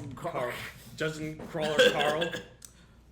Progressive Fantasy's Anyways. favorite series. There are gods, No, but Bradley will learn about that later. We don't have to get into We don't that. have to. Please, I've had enough. They're actually remaking it. Whatever. They're doing it with a full ensemble cast instead of just 3 people. Oh, I see. But it's specifically for the Sound Booth Theater app. Sick. That Anyways. being said, Alan Wake 2 is fucking phenomenal. Cool. Second best survival horror game I played this year. maybe like third or fourth best game I've played this year. That lines up 7th best. Yeah, for like On a Joe stack, dude. That's pretty good. This was a game also that I bought with like the bonus points credits I got from PlayStation. Shoutouts. That's a thing that you can do, by the way. So I was just like, oh, I you didn't know know. what? I'll play Alan Wake. I can talk about it and just talk about how weird it is. And I played that game. It's the only survival horror game that I played this year that when I turned off the lights, I was not happy about it. And this is the other thing that happened. So I was playing Alan Wake, like the first or second night I was playing it. I was taking care of a dog, and I went to bed. And then at 5 o'clock in the morning, the dog just starts barking into the darkness of nothing. And I went, nope, we're waking up, we're done. And just turn on every light in my house. Oh god. It's just like that's like the creepy vibe I was getting just like sitting there and playing it. Like you take melatonin, right? I do whenever things get bad. Man, do you see the Hat Man in the morning sometimes? I feel the Hat Man. I saw like an 8-legged crab last time, and dude, I was like, it sucks because I woke up like wide awake. Yeah. And I'm like, this shit's in my system. Get it it was like the word. I've never done hallucinogens, but that might as well fucking be. Last night I was That feeling that might Hat Man as taking well over be. my hands. It was not good. I hated that. And that's Alan Wake 2, everyone. Yep. That's how it makes you feel. I believe it's Bradley's cut. Bark up the other trees. I see 5 games that I don't want it to be right now. So this is 6? So he's saying he wants to cut Resident Evil. I do want to cut Resident Evil. But that's the thing. Another remake. That's also That's a good point. That's also the game on here I am the least familiar with, yeah. which is what feels fucked up. What's the other one? I think unfortunately this is where this gets cut. All right, Because I'm not there's- gonna stop it. Because I there's other things on the list that I want to keep up with. Like, I know I'm gonna have a great time. So that's Resident Evil 4 at Yeah. 5th. Okay. Yeah. if you've never played Resident Evil, you Sixth. should play 4. 6. Just a shame. Or 2 remake. I have Or a 8. boss at work, and he's playing this for the first time, and he didn't want any spoilers, but I still typed. I was like, hey, when you get to the lake, there's a one and only chance weapon. Fuck you guys. Just shoot into the lake a shit ton. Every time. You should be doing that, but fuck you anyways. I was like, as I'm shooting to the lake, like, what the fuck are their secret costumes? Like, I haven't even seen that. Was Like, the whatever. original Resident Evil 4 during the GameCube era? Yep. Yep. Yes. It Because came out I feel like I It was a have... PS2 GameCube. Because I feel I like played it I on the have GameCube. a... It was a I GameCube exclusive game It came out. for like the first few months. Yeah. And then it it was came out PS2. first on I have a Okay. bunch of Nintendo Powers at my house, and I feel like I have a Nintendo Power Yeah. from that era that's like Resident Evil 4. I think It's got Shit. Leon on the front, and then Yeah. like one of the guys with Yeah. the chainsaws, and it's just like I think splattered. I think Resident Evil 4 was a thing that like I wouldn't say saved the GameCube, but really pushed its sales up because people were like really impressed. With It that was game. not the baby game. Well, like Stuff, baby. Melee had come out on it, and But like Melee here's like did did begin- Super Mario Sunshine. But also Super Smash Bros is a fighting game, which is its own niche. Yeah. Killer 7 was on it There's- for mature games at the No time. one's ever heard of that Exactly. except for us. It, Yeah. it didn't have a mainstream game that was going to conquer everything. Resident And Evil. then Resident Evil 4 came. Like, dude, like, but that's like going from Link's Awakening, or no, A Link to the Past to fucking Ocarina of Time for No, this Resident is like Evil. this is Twilight Princess almost good, like of a jump. Like, anyways, this game's great. We talked about it You know, very recently. That's a wild concept. Twilight Princess came out on the GameCube. That is a wild. That is a wild. If the latest possible. last- It came out after the Wii was already out. Yeah. It's the last GameCube game. Yeah. Yeah. Anyways, I think. Oh, damn not. you should all play Resident Evil 4. That's like Oh, yeah. the biggest thing. It's a fucking I don't fantastic know. game. Maybe Bradley is just not built like that. I It's could be. Tyler should. it's It yeah. is. Hear It's me. Resident Evil 4. No, I No, don't but think it's you, Resident Evil 4 remake. it's you don't understand the knife parry. You don't get it. You don't- I didn't you- use that shit. You don't that understand. wasn't in 4 originally. It had the knife. It didn't have the parry. Oh, You don't understand Krauser. Yeah. You don't understand fucking You don't understand zombie canceling. shooting an axe in the air as Thank it's you. flying towards you. And then, I like, used to do that in GameCube. That was definitely in GameCube. I mean, shit, man. I don't care. It's so fucking good. I don't care. Fuck you. You don't understand shooting gallery. Yeah, shooting gallery is phenomenal. You don't understand Mouse Ashley. Better actually. Y'all need to shut up now. She's a mouse. Those better graphics, huh? Well, no, it's just she's not annoying. Oh god, yeah. She's She's like- still dump her in the dumpster. No, she's great. You can put her in lockers, like you're Yeah. holding her. Yeah. That's about it. Yeah. She's for home good. Yeah. I think there's only like 1 or 2 sequences where you actually have to do that. And man, there are some fucked up rooms So much. in Resident Evil 4. So, fun fact. No. I want to talk about Resident Evil 4. Factoid. It is one of the first, or like one of the, I don't even know if it's the first. I'm pulling that out of my ass. Resident Evil 4, the original, has a self-correcting difficulty curve. Yes. Yeah.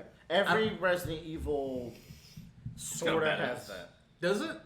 I think 4 might have started it, Yeah. but since then, including the remakes, that's become the staple, if I'm not mistaken, That's of the cool. series. Yeah, it's like if you die a bunch of times in a room, it'll make it easier, or if like you're doing better, it'll send harder enemies against you.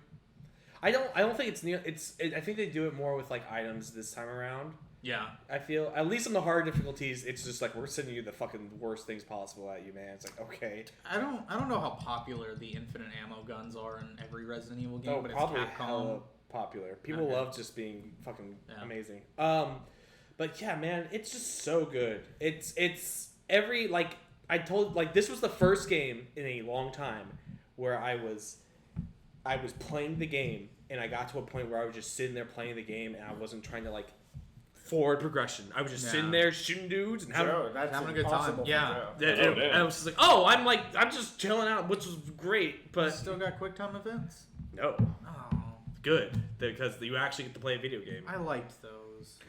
I'm the one person.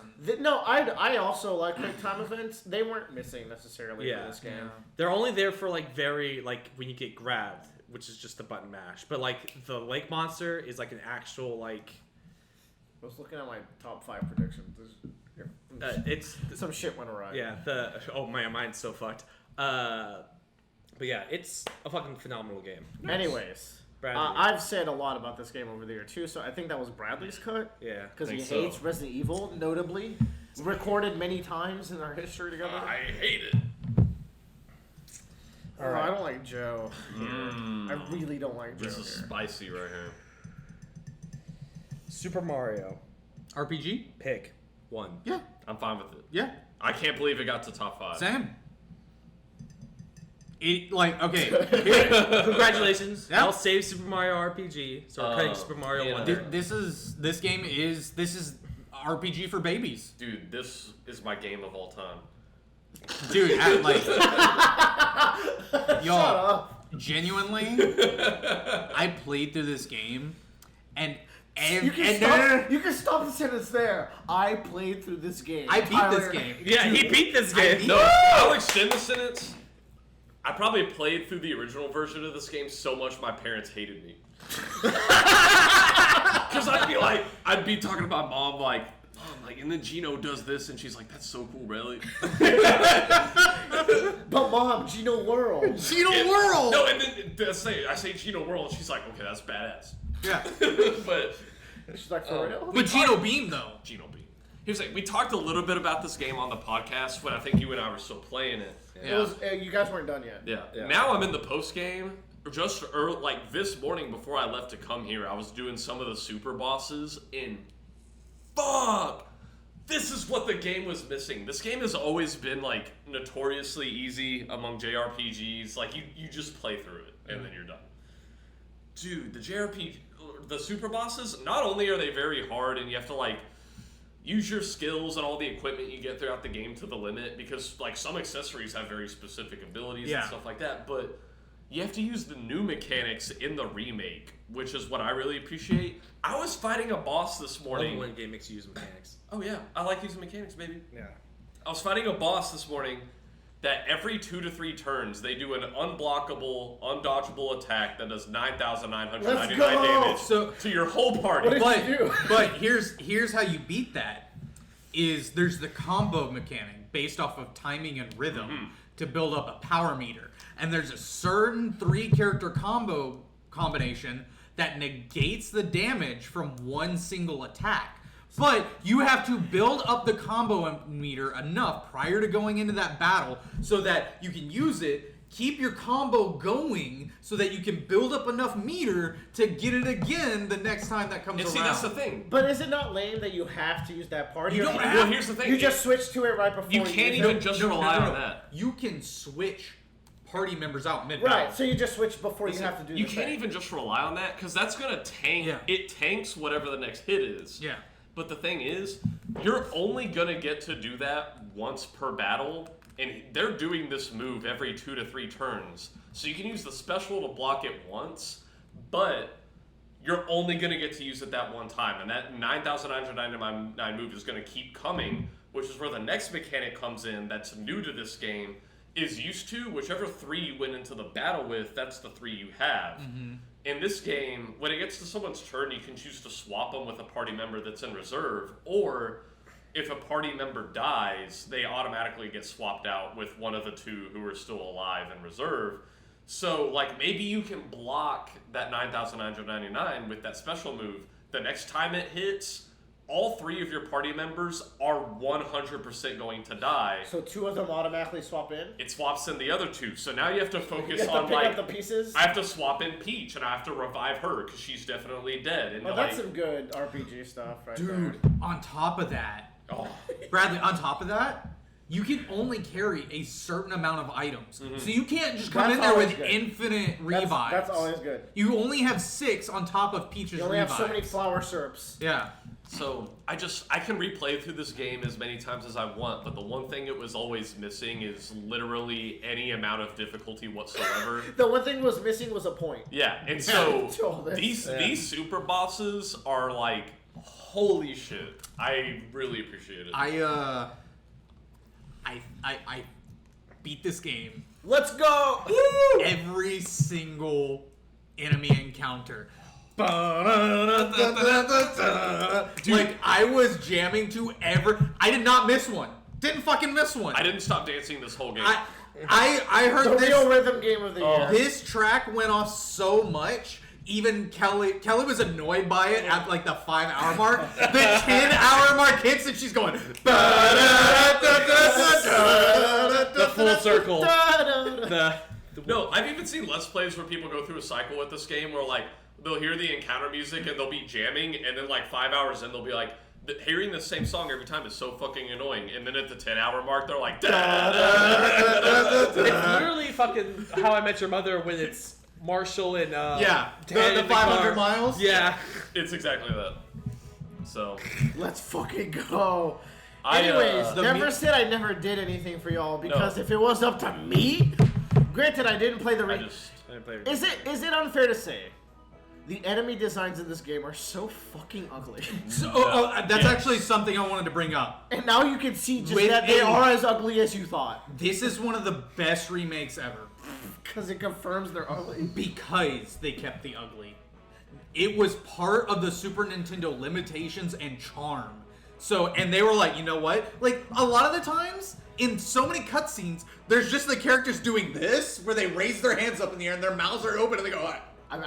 But that was what they were limited I to bless the on the rains Super down in Nintendo. Africa. So they're just like, yeah, this is what they're gonna fucking do again. They're No, like, that's "Oh." fine. It's just like you see a stupid bow and arrow man, and then the stupid shark, and then the stupid No. The deer. shark. Okay, the shark- the Don't shark- talk about the Johnny shark is that my- way. Shark is my boy. You Starts guys are- going on the thumbnail. You guys Oh, are wrong. yeah. dude. Hey, fuck the quiz master. Yeah. Quiz master can suck a fucking dick. Well, I'm happy that y'all got it in top 5. I can't believe this game came out. All things considered. Dude, no, yeah, actually, No. this is a business marvel. But This shark is awesome. But What? you have to promise. Yeah, the shark is fucking awesome. His name is stupid. Jonathan Jones? Okay, that's Yeah, pretty good. Jonathan Johnny Jones. JoJo. Yeah, All right, you win. it's a JoJo's reference.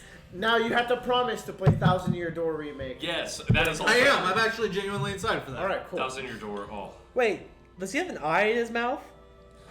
Dude, I was just wondering that because... These character designs are weird. No, man. so I- He's in a costume. It's a somebody. costume. Somebody is inside a shark. Okay. I There's was a better wondering, game this year where a dude's inside a shark anyway. is the eye is his eye the eye on the outside or the eye on the inside? On the inside. Inside. But dude, He's like a the Bloodborne guy. ghost The enemies eyes in on this the game inside. are creepy as shit. Yeah. There's like the Reacher guy. That guy's He cool. deals so much fucking damage if you're not ready for it. No. All right. Yeah. Everybody simmer down. That was Brad. No, it's I Joe. cut. That was Joe's Joe, I cut. think. It's gonna be Super Mario Wonder. It will be. Like these are easy to get down to. Okay. No. They're Yeah. No, they're not. son. I got this game for Christmas. I'm really looking forward to playing It's it. so good. It's very good. It's incredible. Honestly, I'm kind of ready for Mario the musical. Like, This game has- what was the This game Odyssey? begins and ends as Mario the Musical. Odyssey, Wonder? Like, I've seen the Piranha song, No, and I'm dude. like, I don't want to see anything else. The about this last game. This is stages like- of this game are so good. Yeah, I'm on the For poison that swamp. reason. I'm so excited to play this game. I have to go That's back and like get that's like the middle of the game, basically. I wasn't the biggest fan of like the Super Mario Bros. Series on like the Wii U. No one is. Those games I are- really like. those guys are dry as fuck. Yeah. I like the new Super Mario Brothers. 3D World was very fun. Yeah. Oh, 3D World. Here's the thing, right? When I grew up, if I'm playing a 2D Mario, most likely I'm playing Super Mario World. They went 14 years without releasing a 2D platformer Mario. Holy shit. Yeah. Yeah, And then It's they been a made long new time. Isn't that crazy? 14 years Yeah. without a new Mario, and then they released New Super Mario Bros. On the DS. Great. Everyone loved it. I played that shit so hard and fast, and And then they released the same game 3 times. that's Yeah. the thing. And they Yeah. kept going, and then it was kind of like another like decade where I was like, I'm waiting for a good Mario game, and this game, we're on like the 35th anniversary of Mario, and I've said this before, where 35th anniversary of Mario, and it's a 2D side-scrolling platformer, and I'm worried, like, on a series been going this long for such an old genre, how do you keep this feeling fresh? Is it gonna feel like the same old shit?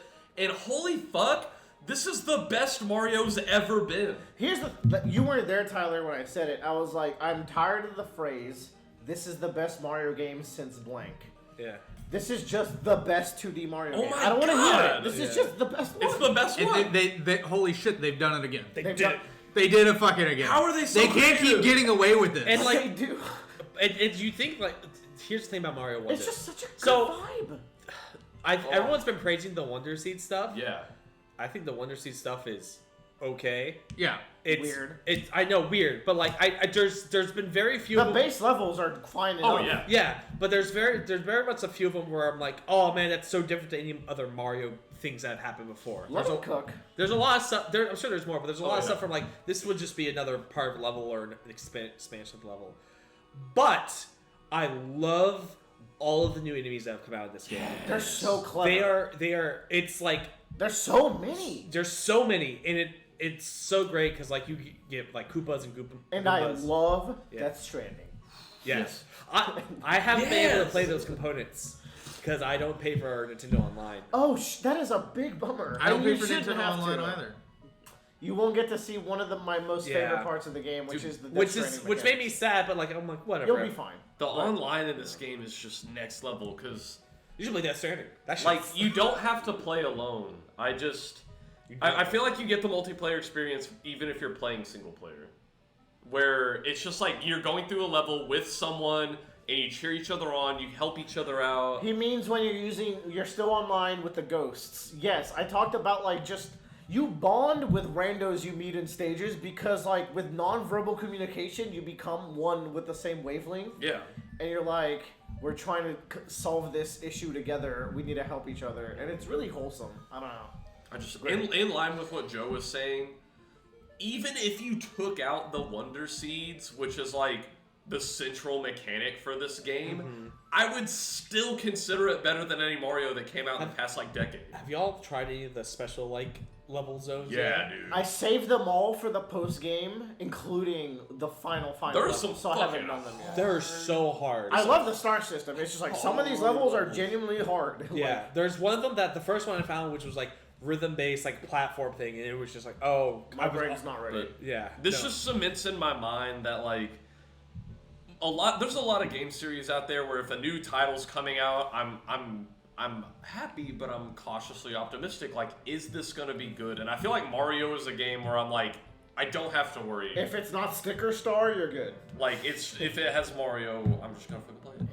Elephant Mario Unless funny. it's Sticker Star, the soccer game, the I mean, Tennis. some of the Tennis tennis is is, good. is based. He's saying but not. this is like core motherfucking Mario. Mario Golf on the Core Switch Mario is the hits. most Core hollow Mario thing ever. knows Oh, that's sad. That was a sad time. Now, Toadstool Tour was lit. Is it my turn? No, it's Willer's No, it's cut. Willer's turn. Willer's and get Which ready. is so fucked up. Well, there's only it is- one I acceptable choice. I queued you up. Well, I said there's only Right, one. and because of this reason and this reason alone, I want to cut Baldur's Gate 3. No, No. no, Bradley. no. No. Willer, No. you can't win this one. Even you? Yeah, Willer, there's. Willer, I don't foresee. Willer. You said earlier there are two types of RPG games, generally speaking, and they can never get either right. You're so wrong with Baldur's Gate 3 Willer, I exists. don't foresee. I said rarely. Rarely. But I'm saying that exists. I do not foresee a scenario. But here's Spider-Man gameplay, and here's Baldur's Gate gameplay. Dice rolling. The thing about Baldur's Gate Wait, 3... I have a dice bag. I could have made that That's right so here. much funnier. no, we're gonna save thing- Baldur's no, Gate it's too 3 because it's gonna be number one. Like, yeah. I was gonna ask. That's why I was like, Yeah. Look, it was let an me uphill just ask battle the Bradley. entire time. I have not heard anything Willer, from you. Bradley, Hi-Fi Rush or Baldur's Gate? You tell me right now. I don't Just see a give me the scenario truth. where anything but Baldur's Gate is number one. Yeah. Like, it is, the margin is that huge. Dude, the voice acting alone. Yeah, and we cut Final Fantasy at 21, and that had Oh, like no, voice it's- acting. Not even the voice, it's every component of the Yeah. fucking Yeah. game. Yeah.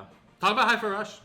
But that's what's fucked up. So now you put me in a situation where I have to cut my two True. favorite games. Yeah, so which one? I queued you up. Which one you really want to cut? It's Baldur's Gate. It's not, though. It's not. I really want to cut It's really Baldur's not. Gate. not. It's No. not Baldur's You Gate. guys are just horny. No. No. It's like, I played Hi-Fi Rush with You Baldur's thought about Gate. it for a second. You were like, "Are we?" No, I was thinking I about... had to process what the fuck are you talking about? Yeah, As I much was as thinking I about love Street Fighter. Hi-Fi Rush, it's just not Baldur's Gate, man. I haven't heard anything from you about Baldur's Gate in y'all's time. He's been holding it in. I know. They didn't finish it. Well, we got They've like started- 90 hours. They've started All 5 right, characters. Yeah. All right.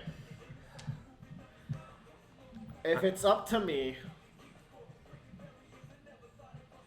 these are both very special games. I know, holy fuck. The thing is, it's hard for me to, like, I love fighting games. It's one of my favorite genres, but I always cut them, like, a little earlier than this because video games as art, which is what I like, fighting games are, like, a very gameplay-focused thing, and it's very different. So I usually cut them earlier, but for this one instance, I would like to cut Hi-Fi Rush, which I guess decides the entire. So I guess it Yeah. was up to me, Yeah. unfortunately. Yeah. It's Hi-Fi It's always Rush like, it's always third. That's into the... Street Fighter. No, because 2 years ago we were fighting like towards like. Well, that's- one and It two. changes because of the number. It doesn't matter who we start cha- with. It's based off the number of games. Yeah. It, But I'm it saying, always like, ends on me, and then y'all forced me to pick.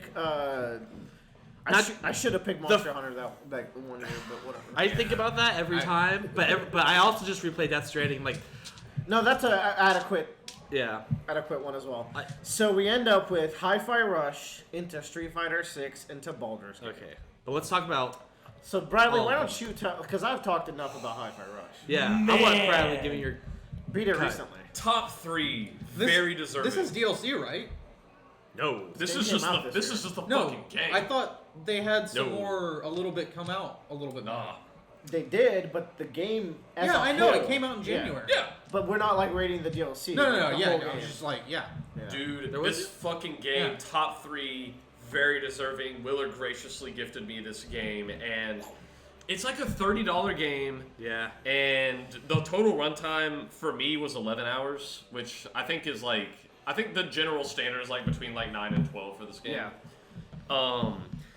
This game, for people who aren't familiar, it is like a rhythm action game. Like, imagine if you were playing like Kingdom Hearts or Devil May Cry or something, but everything, your button inputs, the enemies, the UI, even the environment art is all on beat.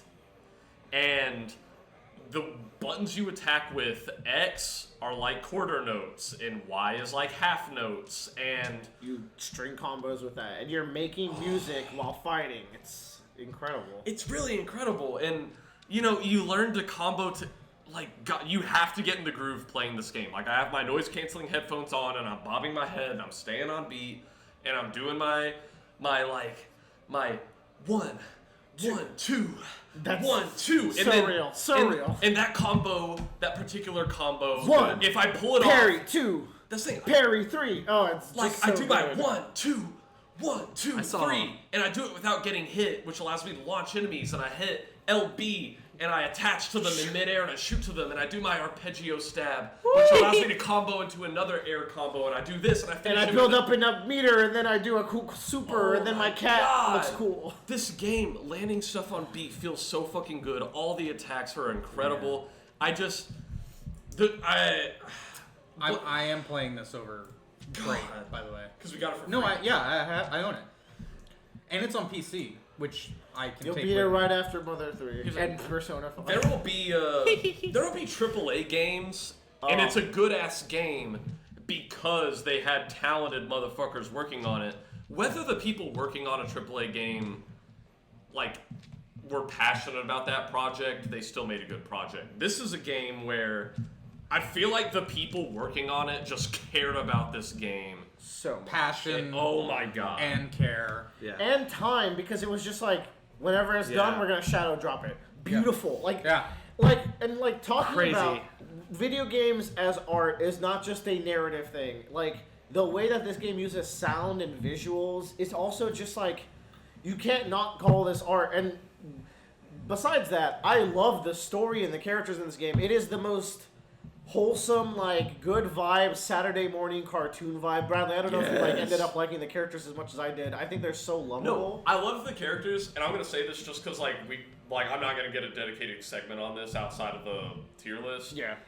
Man, they're like the character. Yeah. Everyone's very well characterized, and there was a moment in the game where there's basically a hideout in the game you go back to after every few levels to like upgrade, I know exactly buy what new you're saying. stuff, talk to the characters, get their thoughts on the story, check your achievements, and for the first like few acts of the game, you're doing stuff that's like all relatively around the same area in the world, so the characters can retreat back to the hideout. And as the game goes on, it kind of becomes a running gimmick that like you're really far from the hideout, and there's no way they could realistically make it back.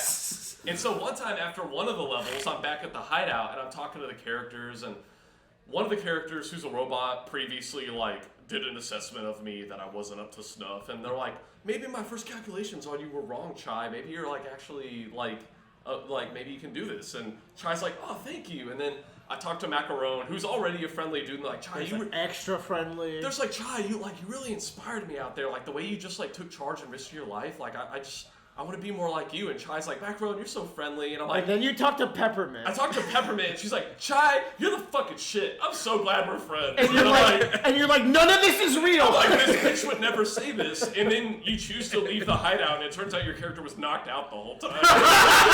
He was just dreaming that everyone was being nice. I was to like, him. where's this going? And then there's You're another, an interrogation scene. and then there's another one a few acts later where like nothing weird like that happens with the NPCs, but you're at the hideout when you shouldn't be. And you can go to the couch and like have your character introspect and like see what his thoughts are, and he's like, man, I really hope no one asks how we got back to the hideout. It's the humor is Pretty so on point, and like the characters are so lovable. Corsica, my beloved. Corsica. All the bosses. I are saw so- that boss fight for Corsica. the Parry. interrogation, as it's called, where you're like fighting Corsica and you're negotiating with Yeah, her. it's Perry. My favorite boss, Bradley, I don't know if you agree, is fucking, what's his name? What's his hit? It's track 10, near the end of the game. Track it's the 10. wolf guy. Yeah, dude. The Wolf of Wall That was Street. a solid Is that his boss name? fight. That's kind of his gimmick. Oh yeah. And they're playing like a electronic version of a Beethoven song.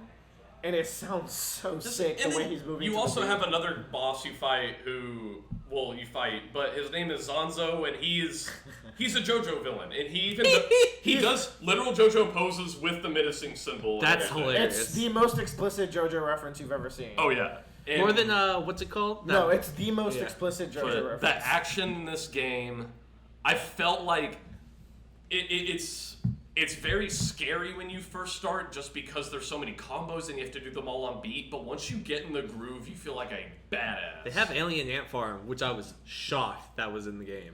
Um, Invaders Must Die. Oh, Invaders Must Die is one of the best sequences in the game. I rocked out to that in high school. Yeah. And you know what? It's when you're in the cafeteria. Yeah. And like that scene is so fucking what you funny. mean. Oh my god. The game's already cool. You beat it, and oh my god, it's like 2 straight minutes of here's all the shit you unlocked. It's like you beat the game, and it's like you can customize your character. Also, all the levels you played through have extra stuff in them. And also, here's a new mode. Also, here's another new mode. Also, here's another new mode. There's so much, and there's a new mode I haven't even played yet that I've been saving. So Too much in game. Call it cool mode. if you got time, jump back. It's so fun to replay the stages once you're like good and like you're unlocking everything. Anyways, that's Hi-Fi Rush. This game is beautiful. A miracle game that I Miracle. think is like the best you could ask for out of the gaming industry. And then you got Street Fighter. Joe, I'll let you talk about Street Fighter. Street Fighter is the first fighting game where I actually feel confident in a fighting game. Yeah. Which is, I don't know if that's weird to say or just like my entire progression in playing fighting games. But like, every time you get to a match of Street Fighter, it feels just so cinematic and it feels so like empowering and just you feel like you're doing so cool things, and your effort that you get put into it really, I think, shows a difference. It's really challenging, Yeah. but it's really rewarding. Yes, and like it's got great systems into it. Some that even like bringing like people down to like a peg just so you can find somewhat even grounds with the modern control systems, which I think is a huge like kind of step forward and really getting people Which in was there. scary at first, but I Right. think it's just kind of gone through the wayside. It's like, yep, modern controls exist. It is what And it then is. it's a hard thing to balance, right? Because you want to make sure that the people that are playing modern do have that chance to win. Yeah. And they do. And they It's do. good. It's And a good I've lost system. tons of times to modern Kens. Yeah. I'm not afraid to say it. Yeah. But you also still get the reward of like just playing classic controls, and you're like, I don't feel like I'm being gimped by switching over to classic controls for whatever reasons. And it's just the soundtrack is bopping. Every character in that game looks fucking great. They put a lot of work into Yeah. the costumes, Yeah. which is why the Yeah. costumes come out slower. This But if you game look at looks the new, like, Yeah. This game looks fucking good. the way they Yes. use the engine, like, it's the little details. Reach like, for the Tekken- moon. Like if you look at Tekken is like more realistic looking. It's Yeah. got better like textures. This is like comic. But book then you look at fighting. like the Yeah. clothing of the characters, The and that's rippling. where the Yeah. time that they spent Yeah. in Street Fighter. And When- the hair never clips into anything. Yeah. Like When Ryu does his crazy. super, the way his muscles flex when he like brings his arm up is just so good. Or It's when like all in the Marissa details. just like punches the shit out of you. Zangief, it Yeah. has like a little bit of fat to him. Yeah. So he's like, but like in a really realistic way, where like Yeah. where he flexes it, you can see like it. You can see The it muscles perk under- up. Yeah. It's really, really, really good. And then the mechanics, like people that play this game all the fucking time, people that play fighting games nonstop will always complain about fighting games. So Period. they're always gonna find something to gripe about, such as JP or Ken. And, Or you know, Drive Rush. Or Drive or Impact. everything. And even Parry. Whatever they lost to most recently Yes. is what's annoying. And that's going to be in any fighting game because it's a very egocentric I can't be bad at genre. games. Yeah. I've been playing since I was 4. The old, like, Sejam made a video of, like, don't complain about losing to random players when he does it all the time on his videos. Yeah.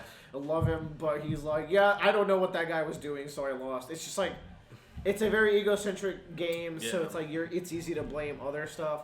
But that aside, like, as a first release, all the characters, even the DLC that's come out, like the second DLC that came out has become like my main character, and I really Taki. love it. So this was the first Street Fighter game I've played. Yes. I used to play like arcade cabinet Street Fighter 2, like not like religiously or really play it. Like, We didn't know what the fuck was I going just on. mashed buttons. I on was it, Super you know? Nintendo Street Fighter 2.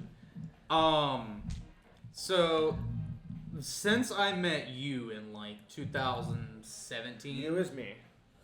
since I met Willer in like 2016, 17, I've been playing more fighting games and actually Dabbling. learning them.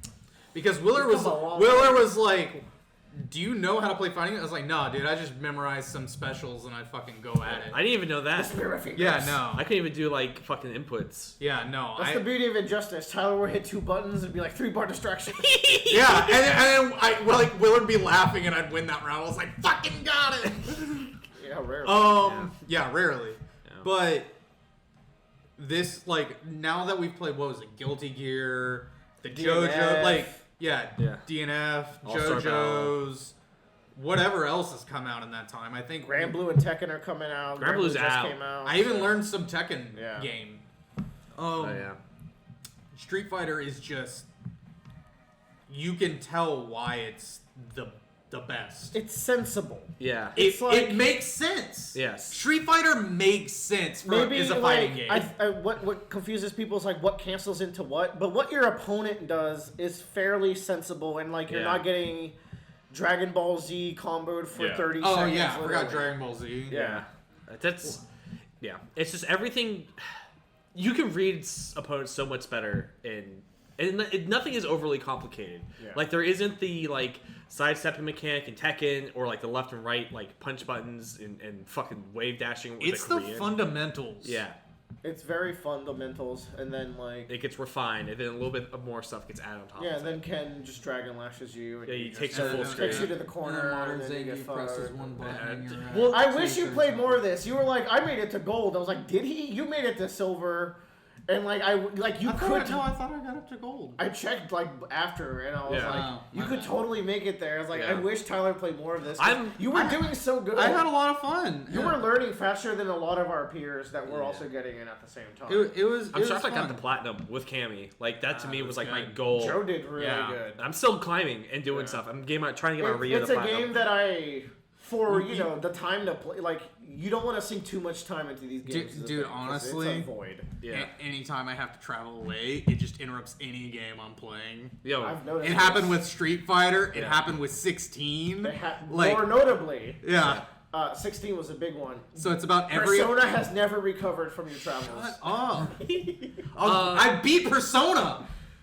Uh-huh. I beat Persona 5. I beat the final boss. He did beat the content of Persona 5. That is true. I did beat Persona 5. And then, but he doesn't beat the game he but he owns. didn't beat Royal. Shut the fuck up. That's enough about. Well, actually, one more thing about Street Fighter: the single player Oh yes. is very. Even I enjoy yeah. it. I've never played You the make single your own player. character. You run. It's just vibe. Because every once in a while, I'll just go on and do like 3 missions and Yeah. call it. That's all I need. It's something that I think Bradley would enjoy. So like, Oh yeah. if you ever see on sale, which is on sale like right now, you just, Also, you know, they had a Cammy's ass, Baki it's really crossover, so They did. The titles from the Baki crossover are so unserious. You got like Baki's dad with his like legs spread out. Oh, that's what it was when I was fighting the other day. It covers like the entire title. Like it's so good. I was looking at that, I was like, what the fuck is that when they came on the screen? What's so good. What's impressive to me is that, like, as the series that invented the modern fighting game, I feel like they're still innovating even now. This is a big innovation. This is a huge Yeah. comeback too, because 5 was like really ill received. Yeah, at first. At first. And I feel like both people who are longtime fighting game genre fans will come to this enjoy it, but I also have talked to several people who this is their first fighting game, and they're like, yeah. It's a perfect first. You know what's weird is they're like, what if we took the vibe from Need for Speed Most Wanted and put it in Street Fighter? It's Street. It feels like Yeah, that's Street the other thing. Like, Feels like Streets. yeah, it feels like this is people would be on the streets fighting to like all this. And everyone looks so good in Oh that game. man. So And I'm excited for the future. The only complaint I could leverage against this game is actually like also a strength. Capcom is very confident in their plan of like, we're gonna patch this very rarely. We're gonna let you really figure out the Yeah. meta before we patch it, which is kind of actually like notably different from how every other game patches. There's a je ne sais quoi to it, man. There Yeah. is. There is. It's tiny bit frustrating, but it's also a lot respectable. But when it happens, that spike you get after that, man, of player base, it's good. So we're gonna see how that goes. So let's move on Yeah. to the game of Game the of year. the fucking year! had a feeling. I had a feeling it'd be this way. Oh, there's no feeling. It's a fact. Just a note, we need to, like, after this, mix up the top row and put Baldur's Gate, Put like, in, like, C. Put it below Let's Super put Mario Live RPG. Alive. Let's Yeah, put put Live Live Alive. Alive. Yeah. There's a Rhythm is 3. Yeah. This game, like, Bradley, I'm like, I was so worried because I talked about it on the podcast, and you and Emily were about to like get Yeah. started playing it, and I had heard fucking nothing. It was radio silence. It was They radio hate it. silence. I was like, I'm not online on it so much anymore. I was like, I haven't heard anything. I guess Bradley and Emily are like kind of whatever about it. No, dude. And just not worrying about it. And then I checked Emily's stats on like a whim, and she had 99 hours into the game. Let's Yeah, go. this game, like, whenever any other game is being made, the developers want to make a quality game, but you can tell they're having to balance against stuff like budget or balance against time or Yeah. budget, like, what do we actually have to work with? Because in a realistic world, you can't spend forever making the perfect game. This game feels like a game where they said, we're going to max out the bar on quality. Everything else be damned. We don't care how long it takes. We don't care how much it costs. This is going to be the most quality fucking game, and it is. They just, for over a decade, have building up a repertoire of systems. Larian? Yes. That culminated. Yes. It's into kind this. of a really cool dev story. Yeah. When you Like, think about it. Larian is not a small studio. It's still like 100 people. But they're Yeah. not a household They are- brand no. by Yeah. any means. So the fact, and that's the other thing, is like CRPGs, there's not been a hit CRPG in years. Probably since the last Baldur's Gate that came out. Which, Like, 90s? yeah, like early It's 90s. old. Yeah. Like, that's the thing. And so, like, for this game to come out, and like I mentioned before, Warhammer Road Trader's on here. That's another CRPG that came out this year.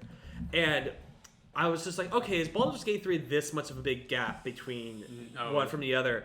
And I started playing Road Trader. It's like, oh yeah. Yeah. Like, there's just like a huge difference. Like, the thing in like Baldur's Gate is you are never not playing the game. Which sounds crazy in an Nope, RPG. that's it.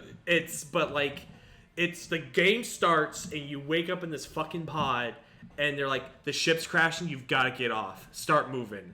You know what? Sorry. Yeah, and like you immediately go in and you start touching buttons and the game is just immediately putting the systems. Actually, Bradley, before I continue, Yeah. where are y'all? So, yeah, that's the thing. We're like 90 hours in, Uh-huh. and we got I beat the game in 80 hours, by the way. we got to the end of Act 2, and that's the thing. That's 90 Okay. hours, and that is us totally just See, combing. Of your first everyone playthrough. hates Act Of my 3, first so... playthrough. Of your first really- playthrough. But, 90 hours is us, like, combing the game, trying to get every nook Yeah. and cranny, even safe scumming, because we don't want to miss a thing that's in this game. We want to experience everything. We did 90 hours trying to go through every nook and cranny, and now we're low-key contemplating starting a new run because we found out we missed so much shit. Yeah.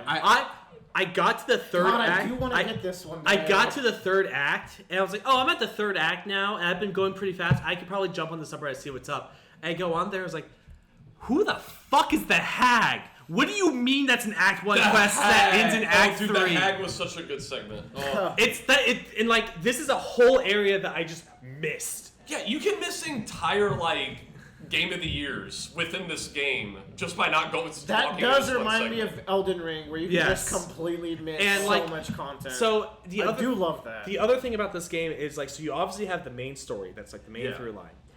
But the thing is, like, all the other side quests in this game do a great thing where they don't kind of, like, tether off at the end. They kind of wrap back around in other ways back into the main story, either, like, into the next act or even 2 acts later. So, like, you talk to somebody at the beginning of, like, Act 1. I was like, yeah, I'll go Yeah. find that person for you. And then it's like Act 2 comes like, that's the fucking person I need to find. Fuck! and it's like, I gotta go to Act 3 and find them. Like, That's the thing. Like, someone will mention a person's name in Act 1, and then in Act 2, you see a corpse, and you almost walk by it, and you're like, wait a fucking second, I've seen that name before. yeah, you open up your journal and like the logs of shit, and you're like, fuck. And it's so good. And here's the other, and so I'm on my second playthrough now, Okay. and I'm doing a more of an evil run. Ooh. So I'm precarious reasons. I know why you're doing it. Interesting. So, in Act 2, Bradley, in Act 2, do you remember, like, there's a small segment where, like, I'm assuming you're going, like, the more goods, Yeah. I think. There's a segment where you have to, like, ambush a convoy to get a lantern. Yeah. Okay. So I'm doing the opposite where I'm going evil. So Act 2 comes around. That convoy you ambush is you join that convoy. And you get to learn all of those characters in that convoy, and they're fleshed out characters. I didn't know that was fucking possible. Yeah. Which is fucking crazy. I thought it was a given you would just have to kill them. They're not just like people, like NPCs. Oh, did we And attack watch on out, Titan like, this? Oh, after you shit. join that convoy Yeah. and learn all those characters, one of those characters you can romance, and then you get this entire other sub-quest with that You character. can. How do you know so much? Dude, That's deep, just man. an Shit, example of one. That's just Yeah. an example of something I want to say about this game, where like it feels like a real world Yeah. that you send your character into. I had to study this year because I knew it would be. Bradley. Oh, So, I'm gonna ask you again. Have you finished Act 2, or have you started Act 3? we didn't start Okay. Act 3. Act 3's beginning has one of the best twists I have seen this year. Oh. That goes all the way back to the So character tempting. creation screen. Oh. Let's fucking It happened, and it blew my fucking mind. It's You need to rearrange your 3-week off plan and and this plot twist that happens, it introduces a Other character. ones can wait, I guess. Twist. Yeah. Bradley's only gonna play Baldur's Well, Gate that's 3 the, for the the, next the, 3 the weeks. PS5 version wasn't out when we started playing this. Yeah. Now it is. I might restart on the PS5. So Yeah. here's the thing, Bradley. Yeah. If you get the PS5 version, you can ship your save to the PS5 version. True, but Correct. I wouldn't have my nudie mods, would I? No, you wouldn't. No. You're a little pervert. So That's what like, I'm not even. It wasn't even So- my idea.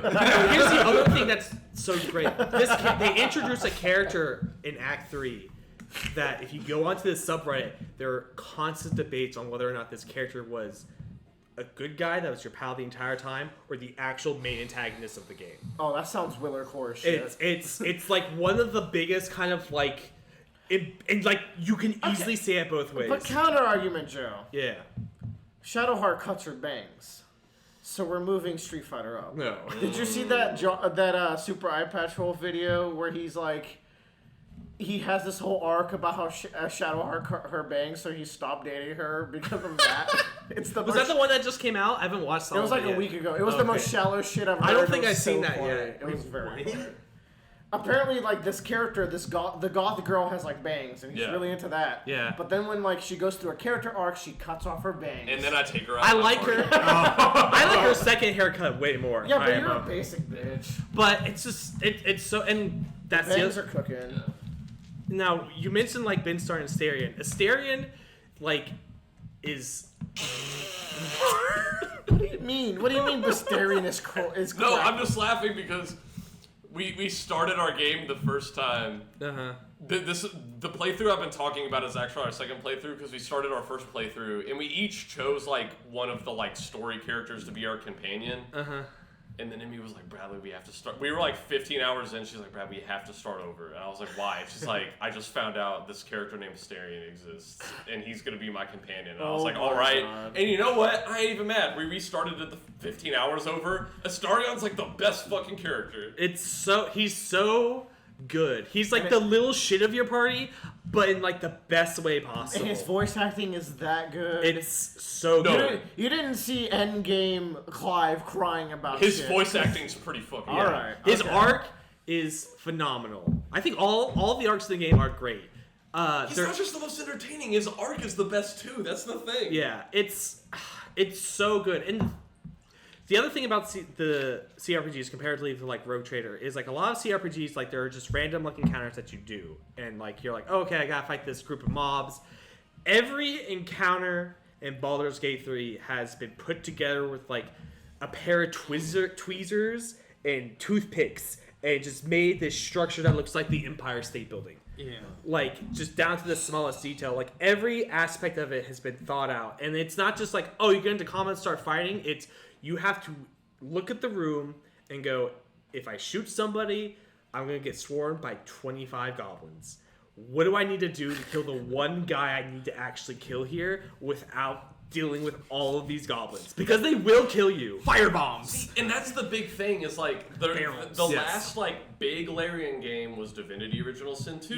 Yeah. So I'm gonna compare it to that, and the combat encounters in this game feel more special. Where in Divinity, I feel like bosses are just bigger numbers on I bosses. forgot they made Divinity because Yeah. there was never a chance, was there? No. Bradley was gonna Like he in was Divinity, gonna love this shit no matter what. in Divinity, if you're fighting a boss, it's just a character with bigger numbers. And, you know, sometimes, like, you'll be doing a lot of encounters that are the same enemies you fought before, just laid out differently.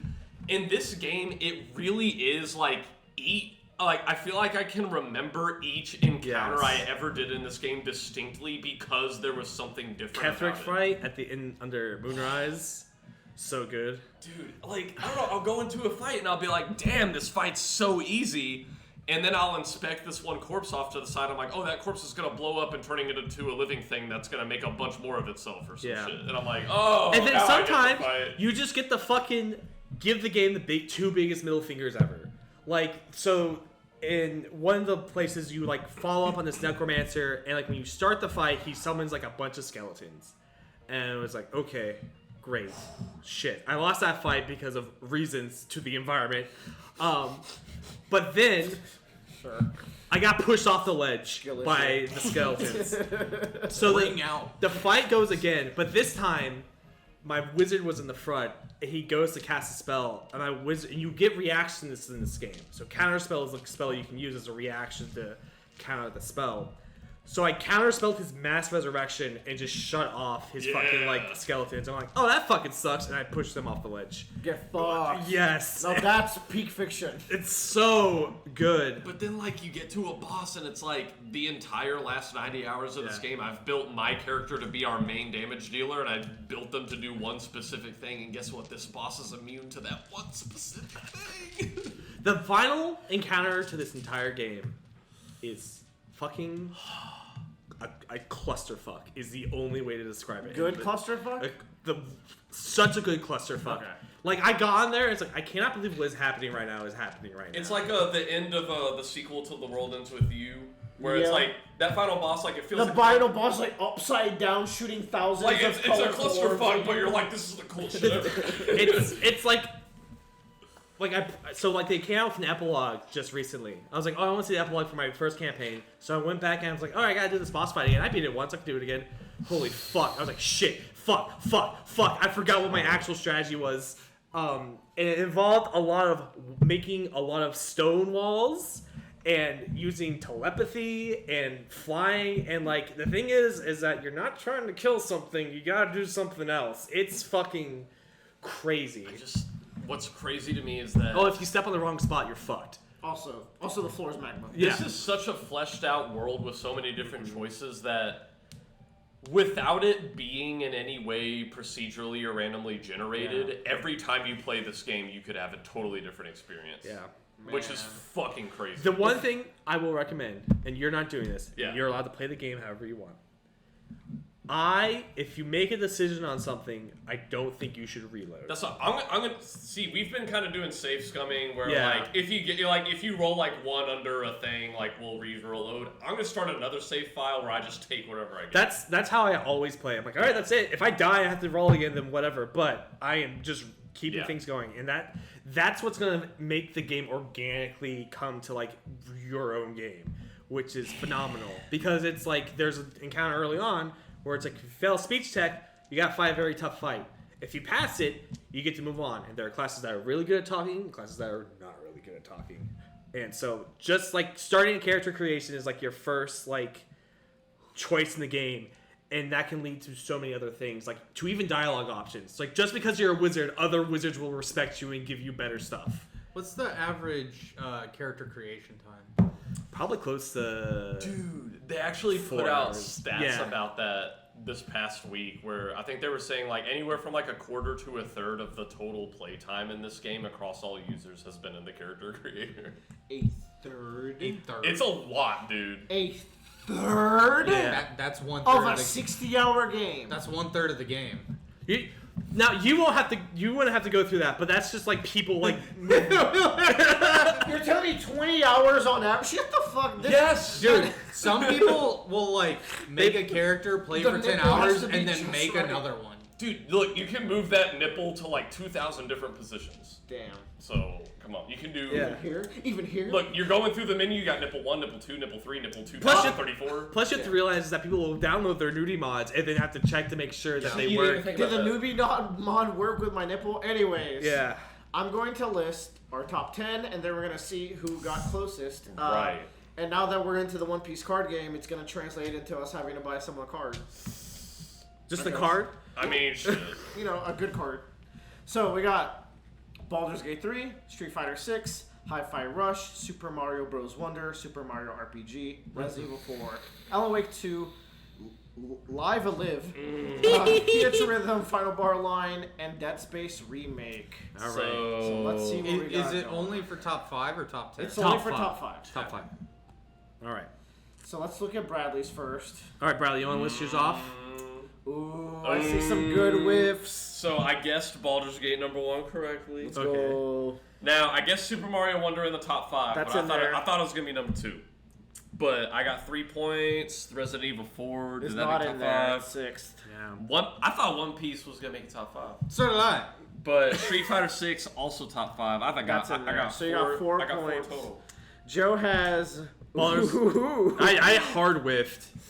I mean, you got Baldur's Gate. Baldur's Gate 3 at number 1. Ooh. Zelda Tears of the Kingdom number 2, which I'm kind of shocked with that it got. I dropped. want to be. I like that game Yeah. a lot. Street Fighter 6 at 3. Yes, that's Hi-Fi one point. Rush. That's in there. Yes. So you got 4 as well. We You both got got- we Bradley. both got four. Yeah. I guess Baldur's Gate 3 at 1, Street Fighter 6 is 2, Super Mario RPG. I believed in y'all, and y'all came through for me. You also got Yeah. 4. Resident Evil 4 is not on there, but Hi-Fi Rush is. So I got He got 2, 5. 4, 5, 6. Oh, I only Wait. got Oh, one. Super Mario is on there. Yeah, I believed in y'all. I knew you guys would love So you it. got 4 total. right? I got 6 total. I only got Baldur's Gate. right. Damn. At 1? Well, like, I knew it was going to be my one. I Okay. just typed them up. Oh, okay.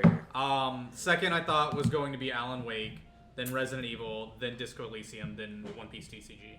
I mean, look, Damn. That, Yeah. it's a damn shame. See, I forgot about Mario Wonder until like it came to me the first time. I was like, ah, fuck. Mario Wonder's the game, but it's only the game number. All right. Oh, so That's all, folks. No, this is no. So yeah. Anyways, Live Alive is our #1 game. Bradley really convinced us. Super Mario Dude, is kinda of course goated. second. I I was can, Kind of goated. I was really surprised y'all wanted Super Mario RPG over Baldur's Gate. Theater Rhythm had Aerith's theme. Easy. Zelda's the best game ever, bro. So that's I just that. like. Sure. Here's my deal. Like, I feel like people are gonna hate the Super Mario RPG over Baldur's Gate for obvious reasons, but my problem is Baldur's Gate. Like, the mechanics are good, but like I don't know. Like, your party members just aren't Mario. You know what You're I mean? just rolling dice. It is really just dice. Like, is just dice. honestly, we could just go play D&D. Yeah. And for that reason, Octopath is 10th. Thank you Yeah. for joining Yeah. us. Joe, Wait, what Joe, was our what's your secret phrase? So the phrase secret phrase that we never said? was someone would say this game is Uggo. What? That would if anyone said that, it would be me. Oh, yeah, okay. Or I've called games Uggo. Well, it's we also- went through Zelda too fast. we did.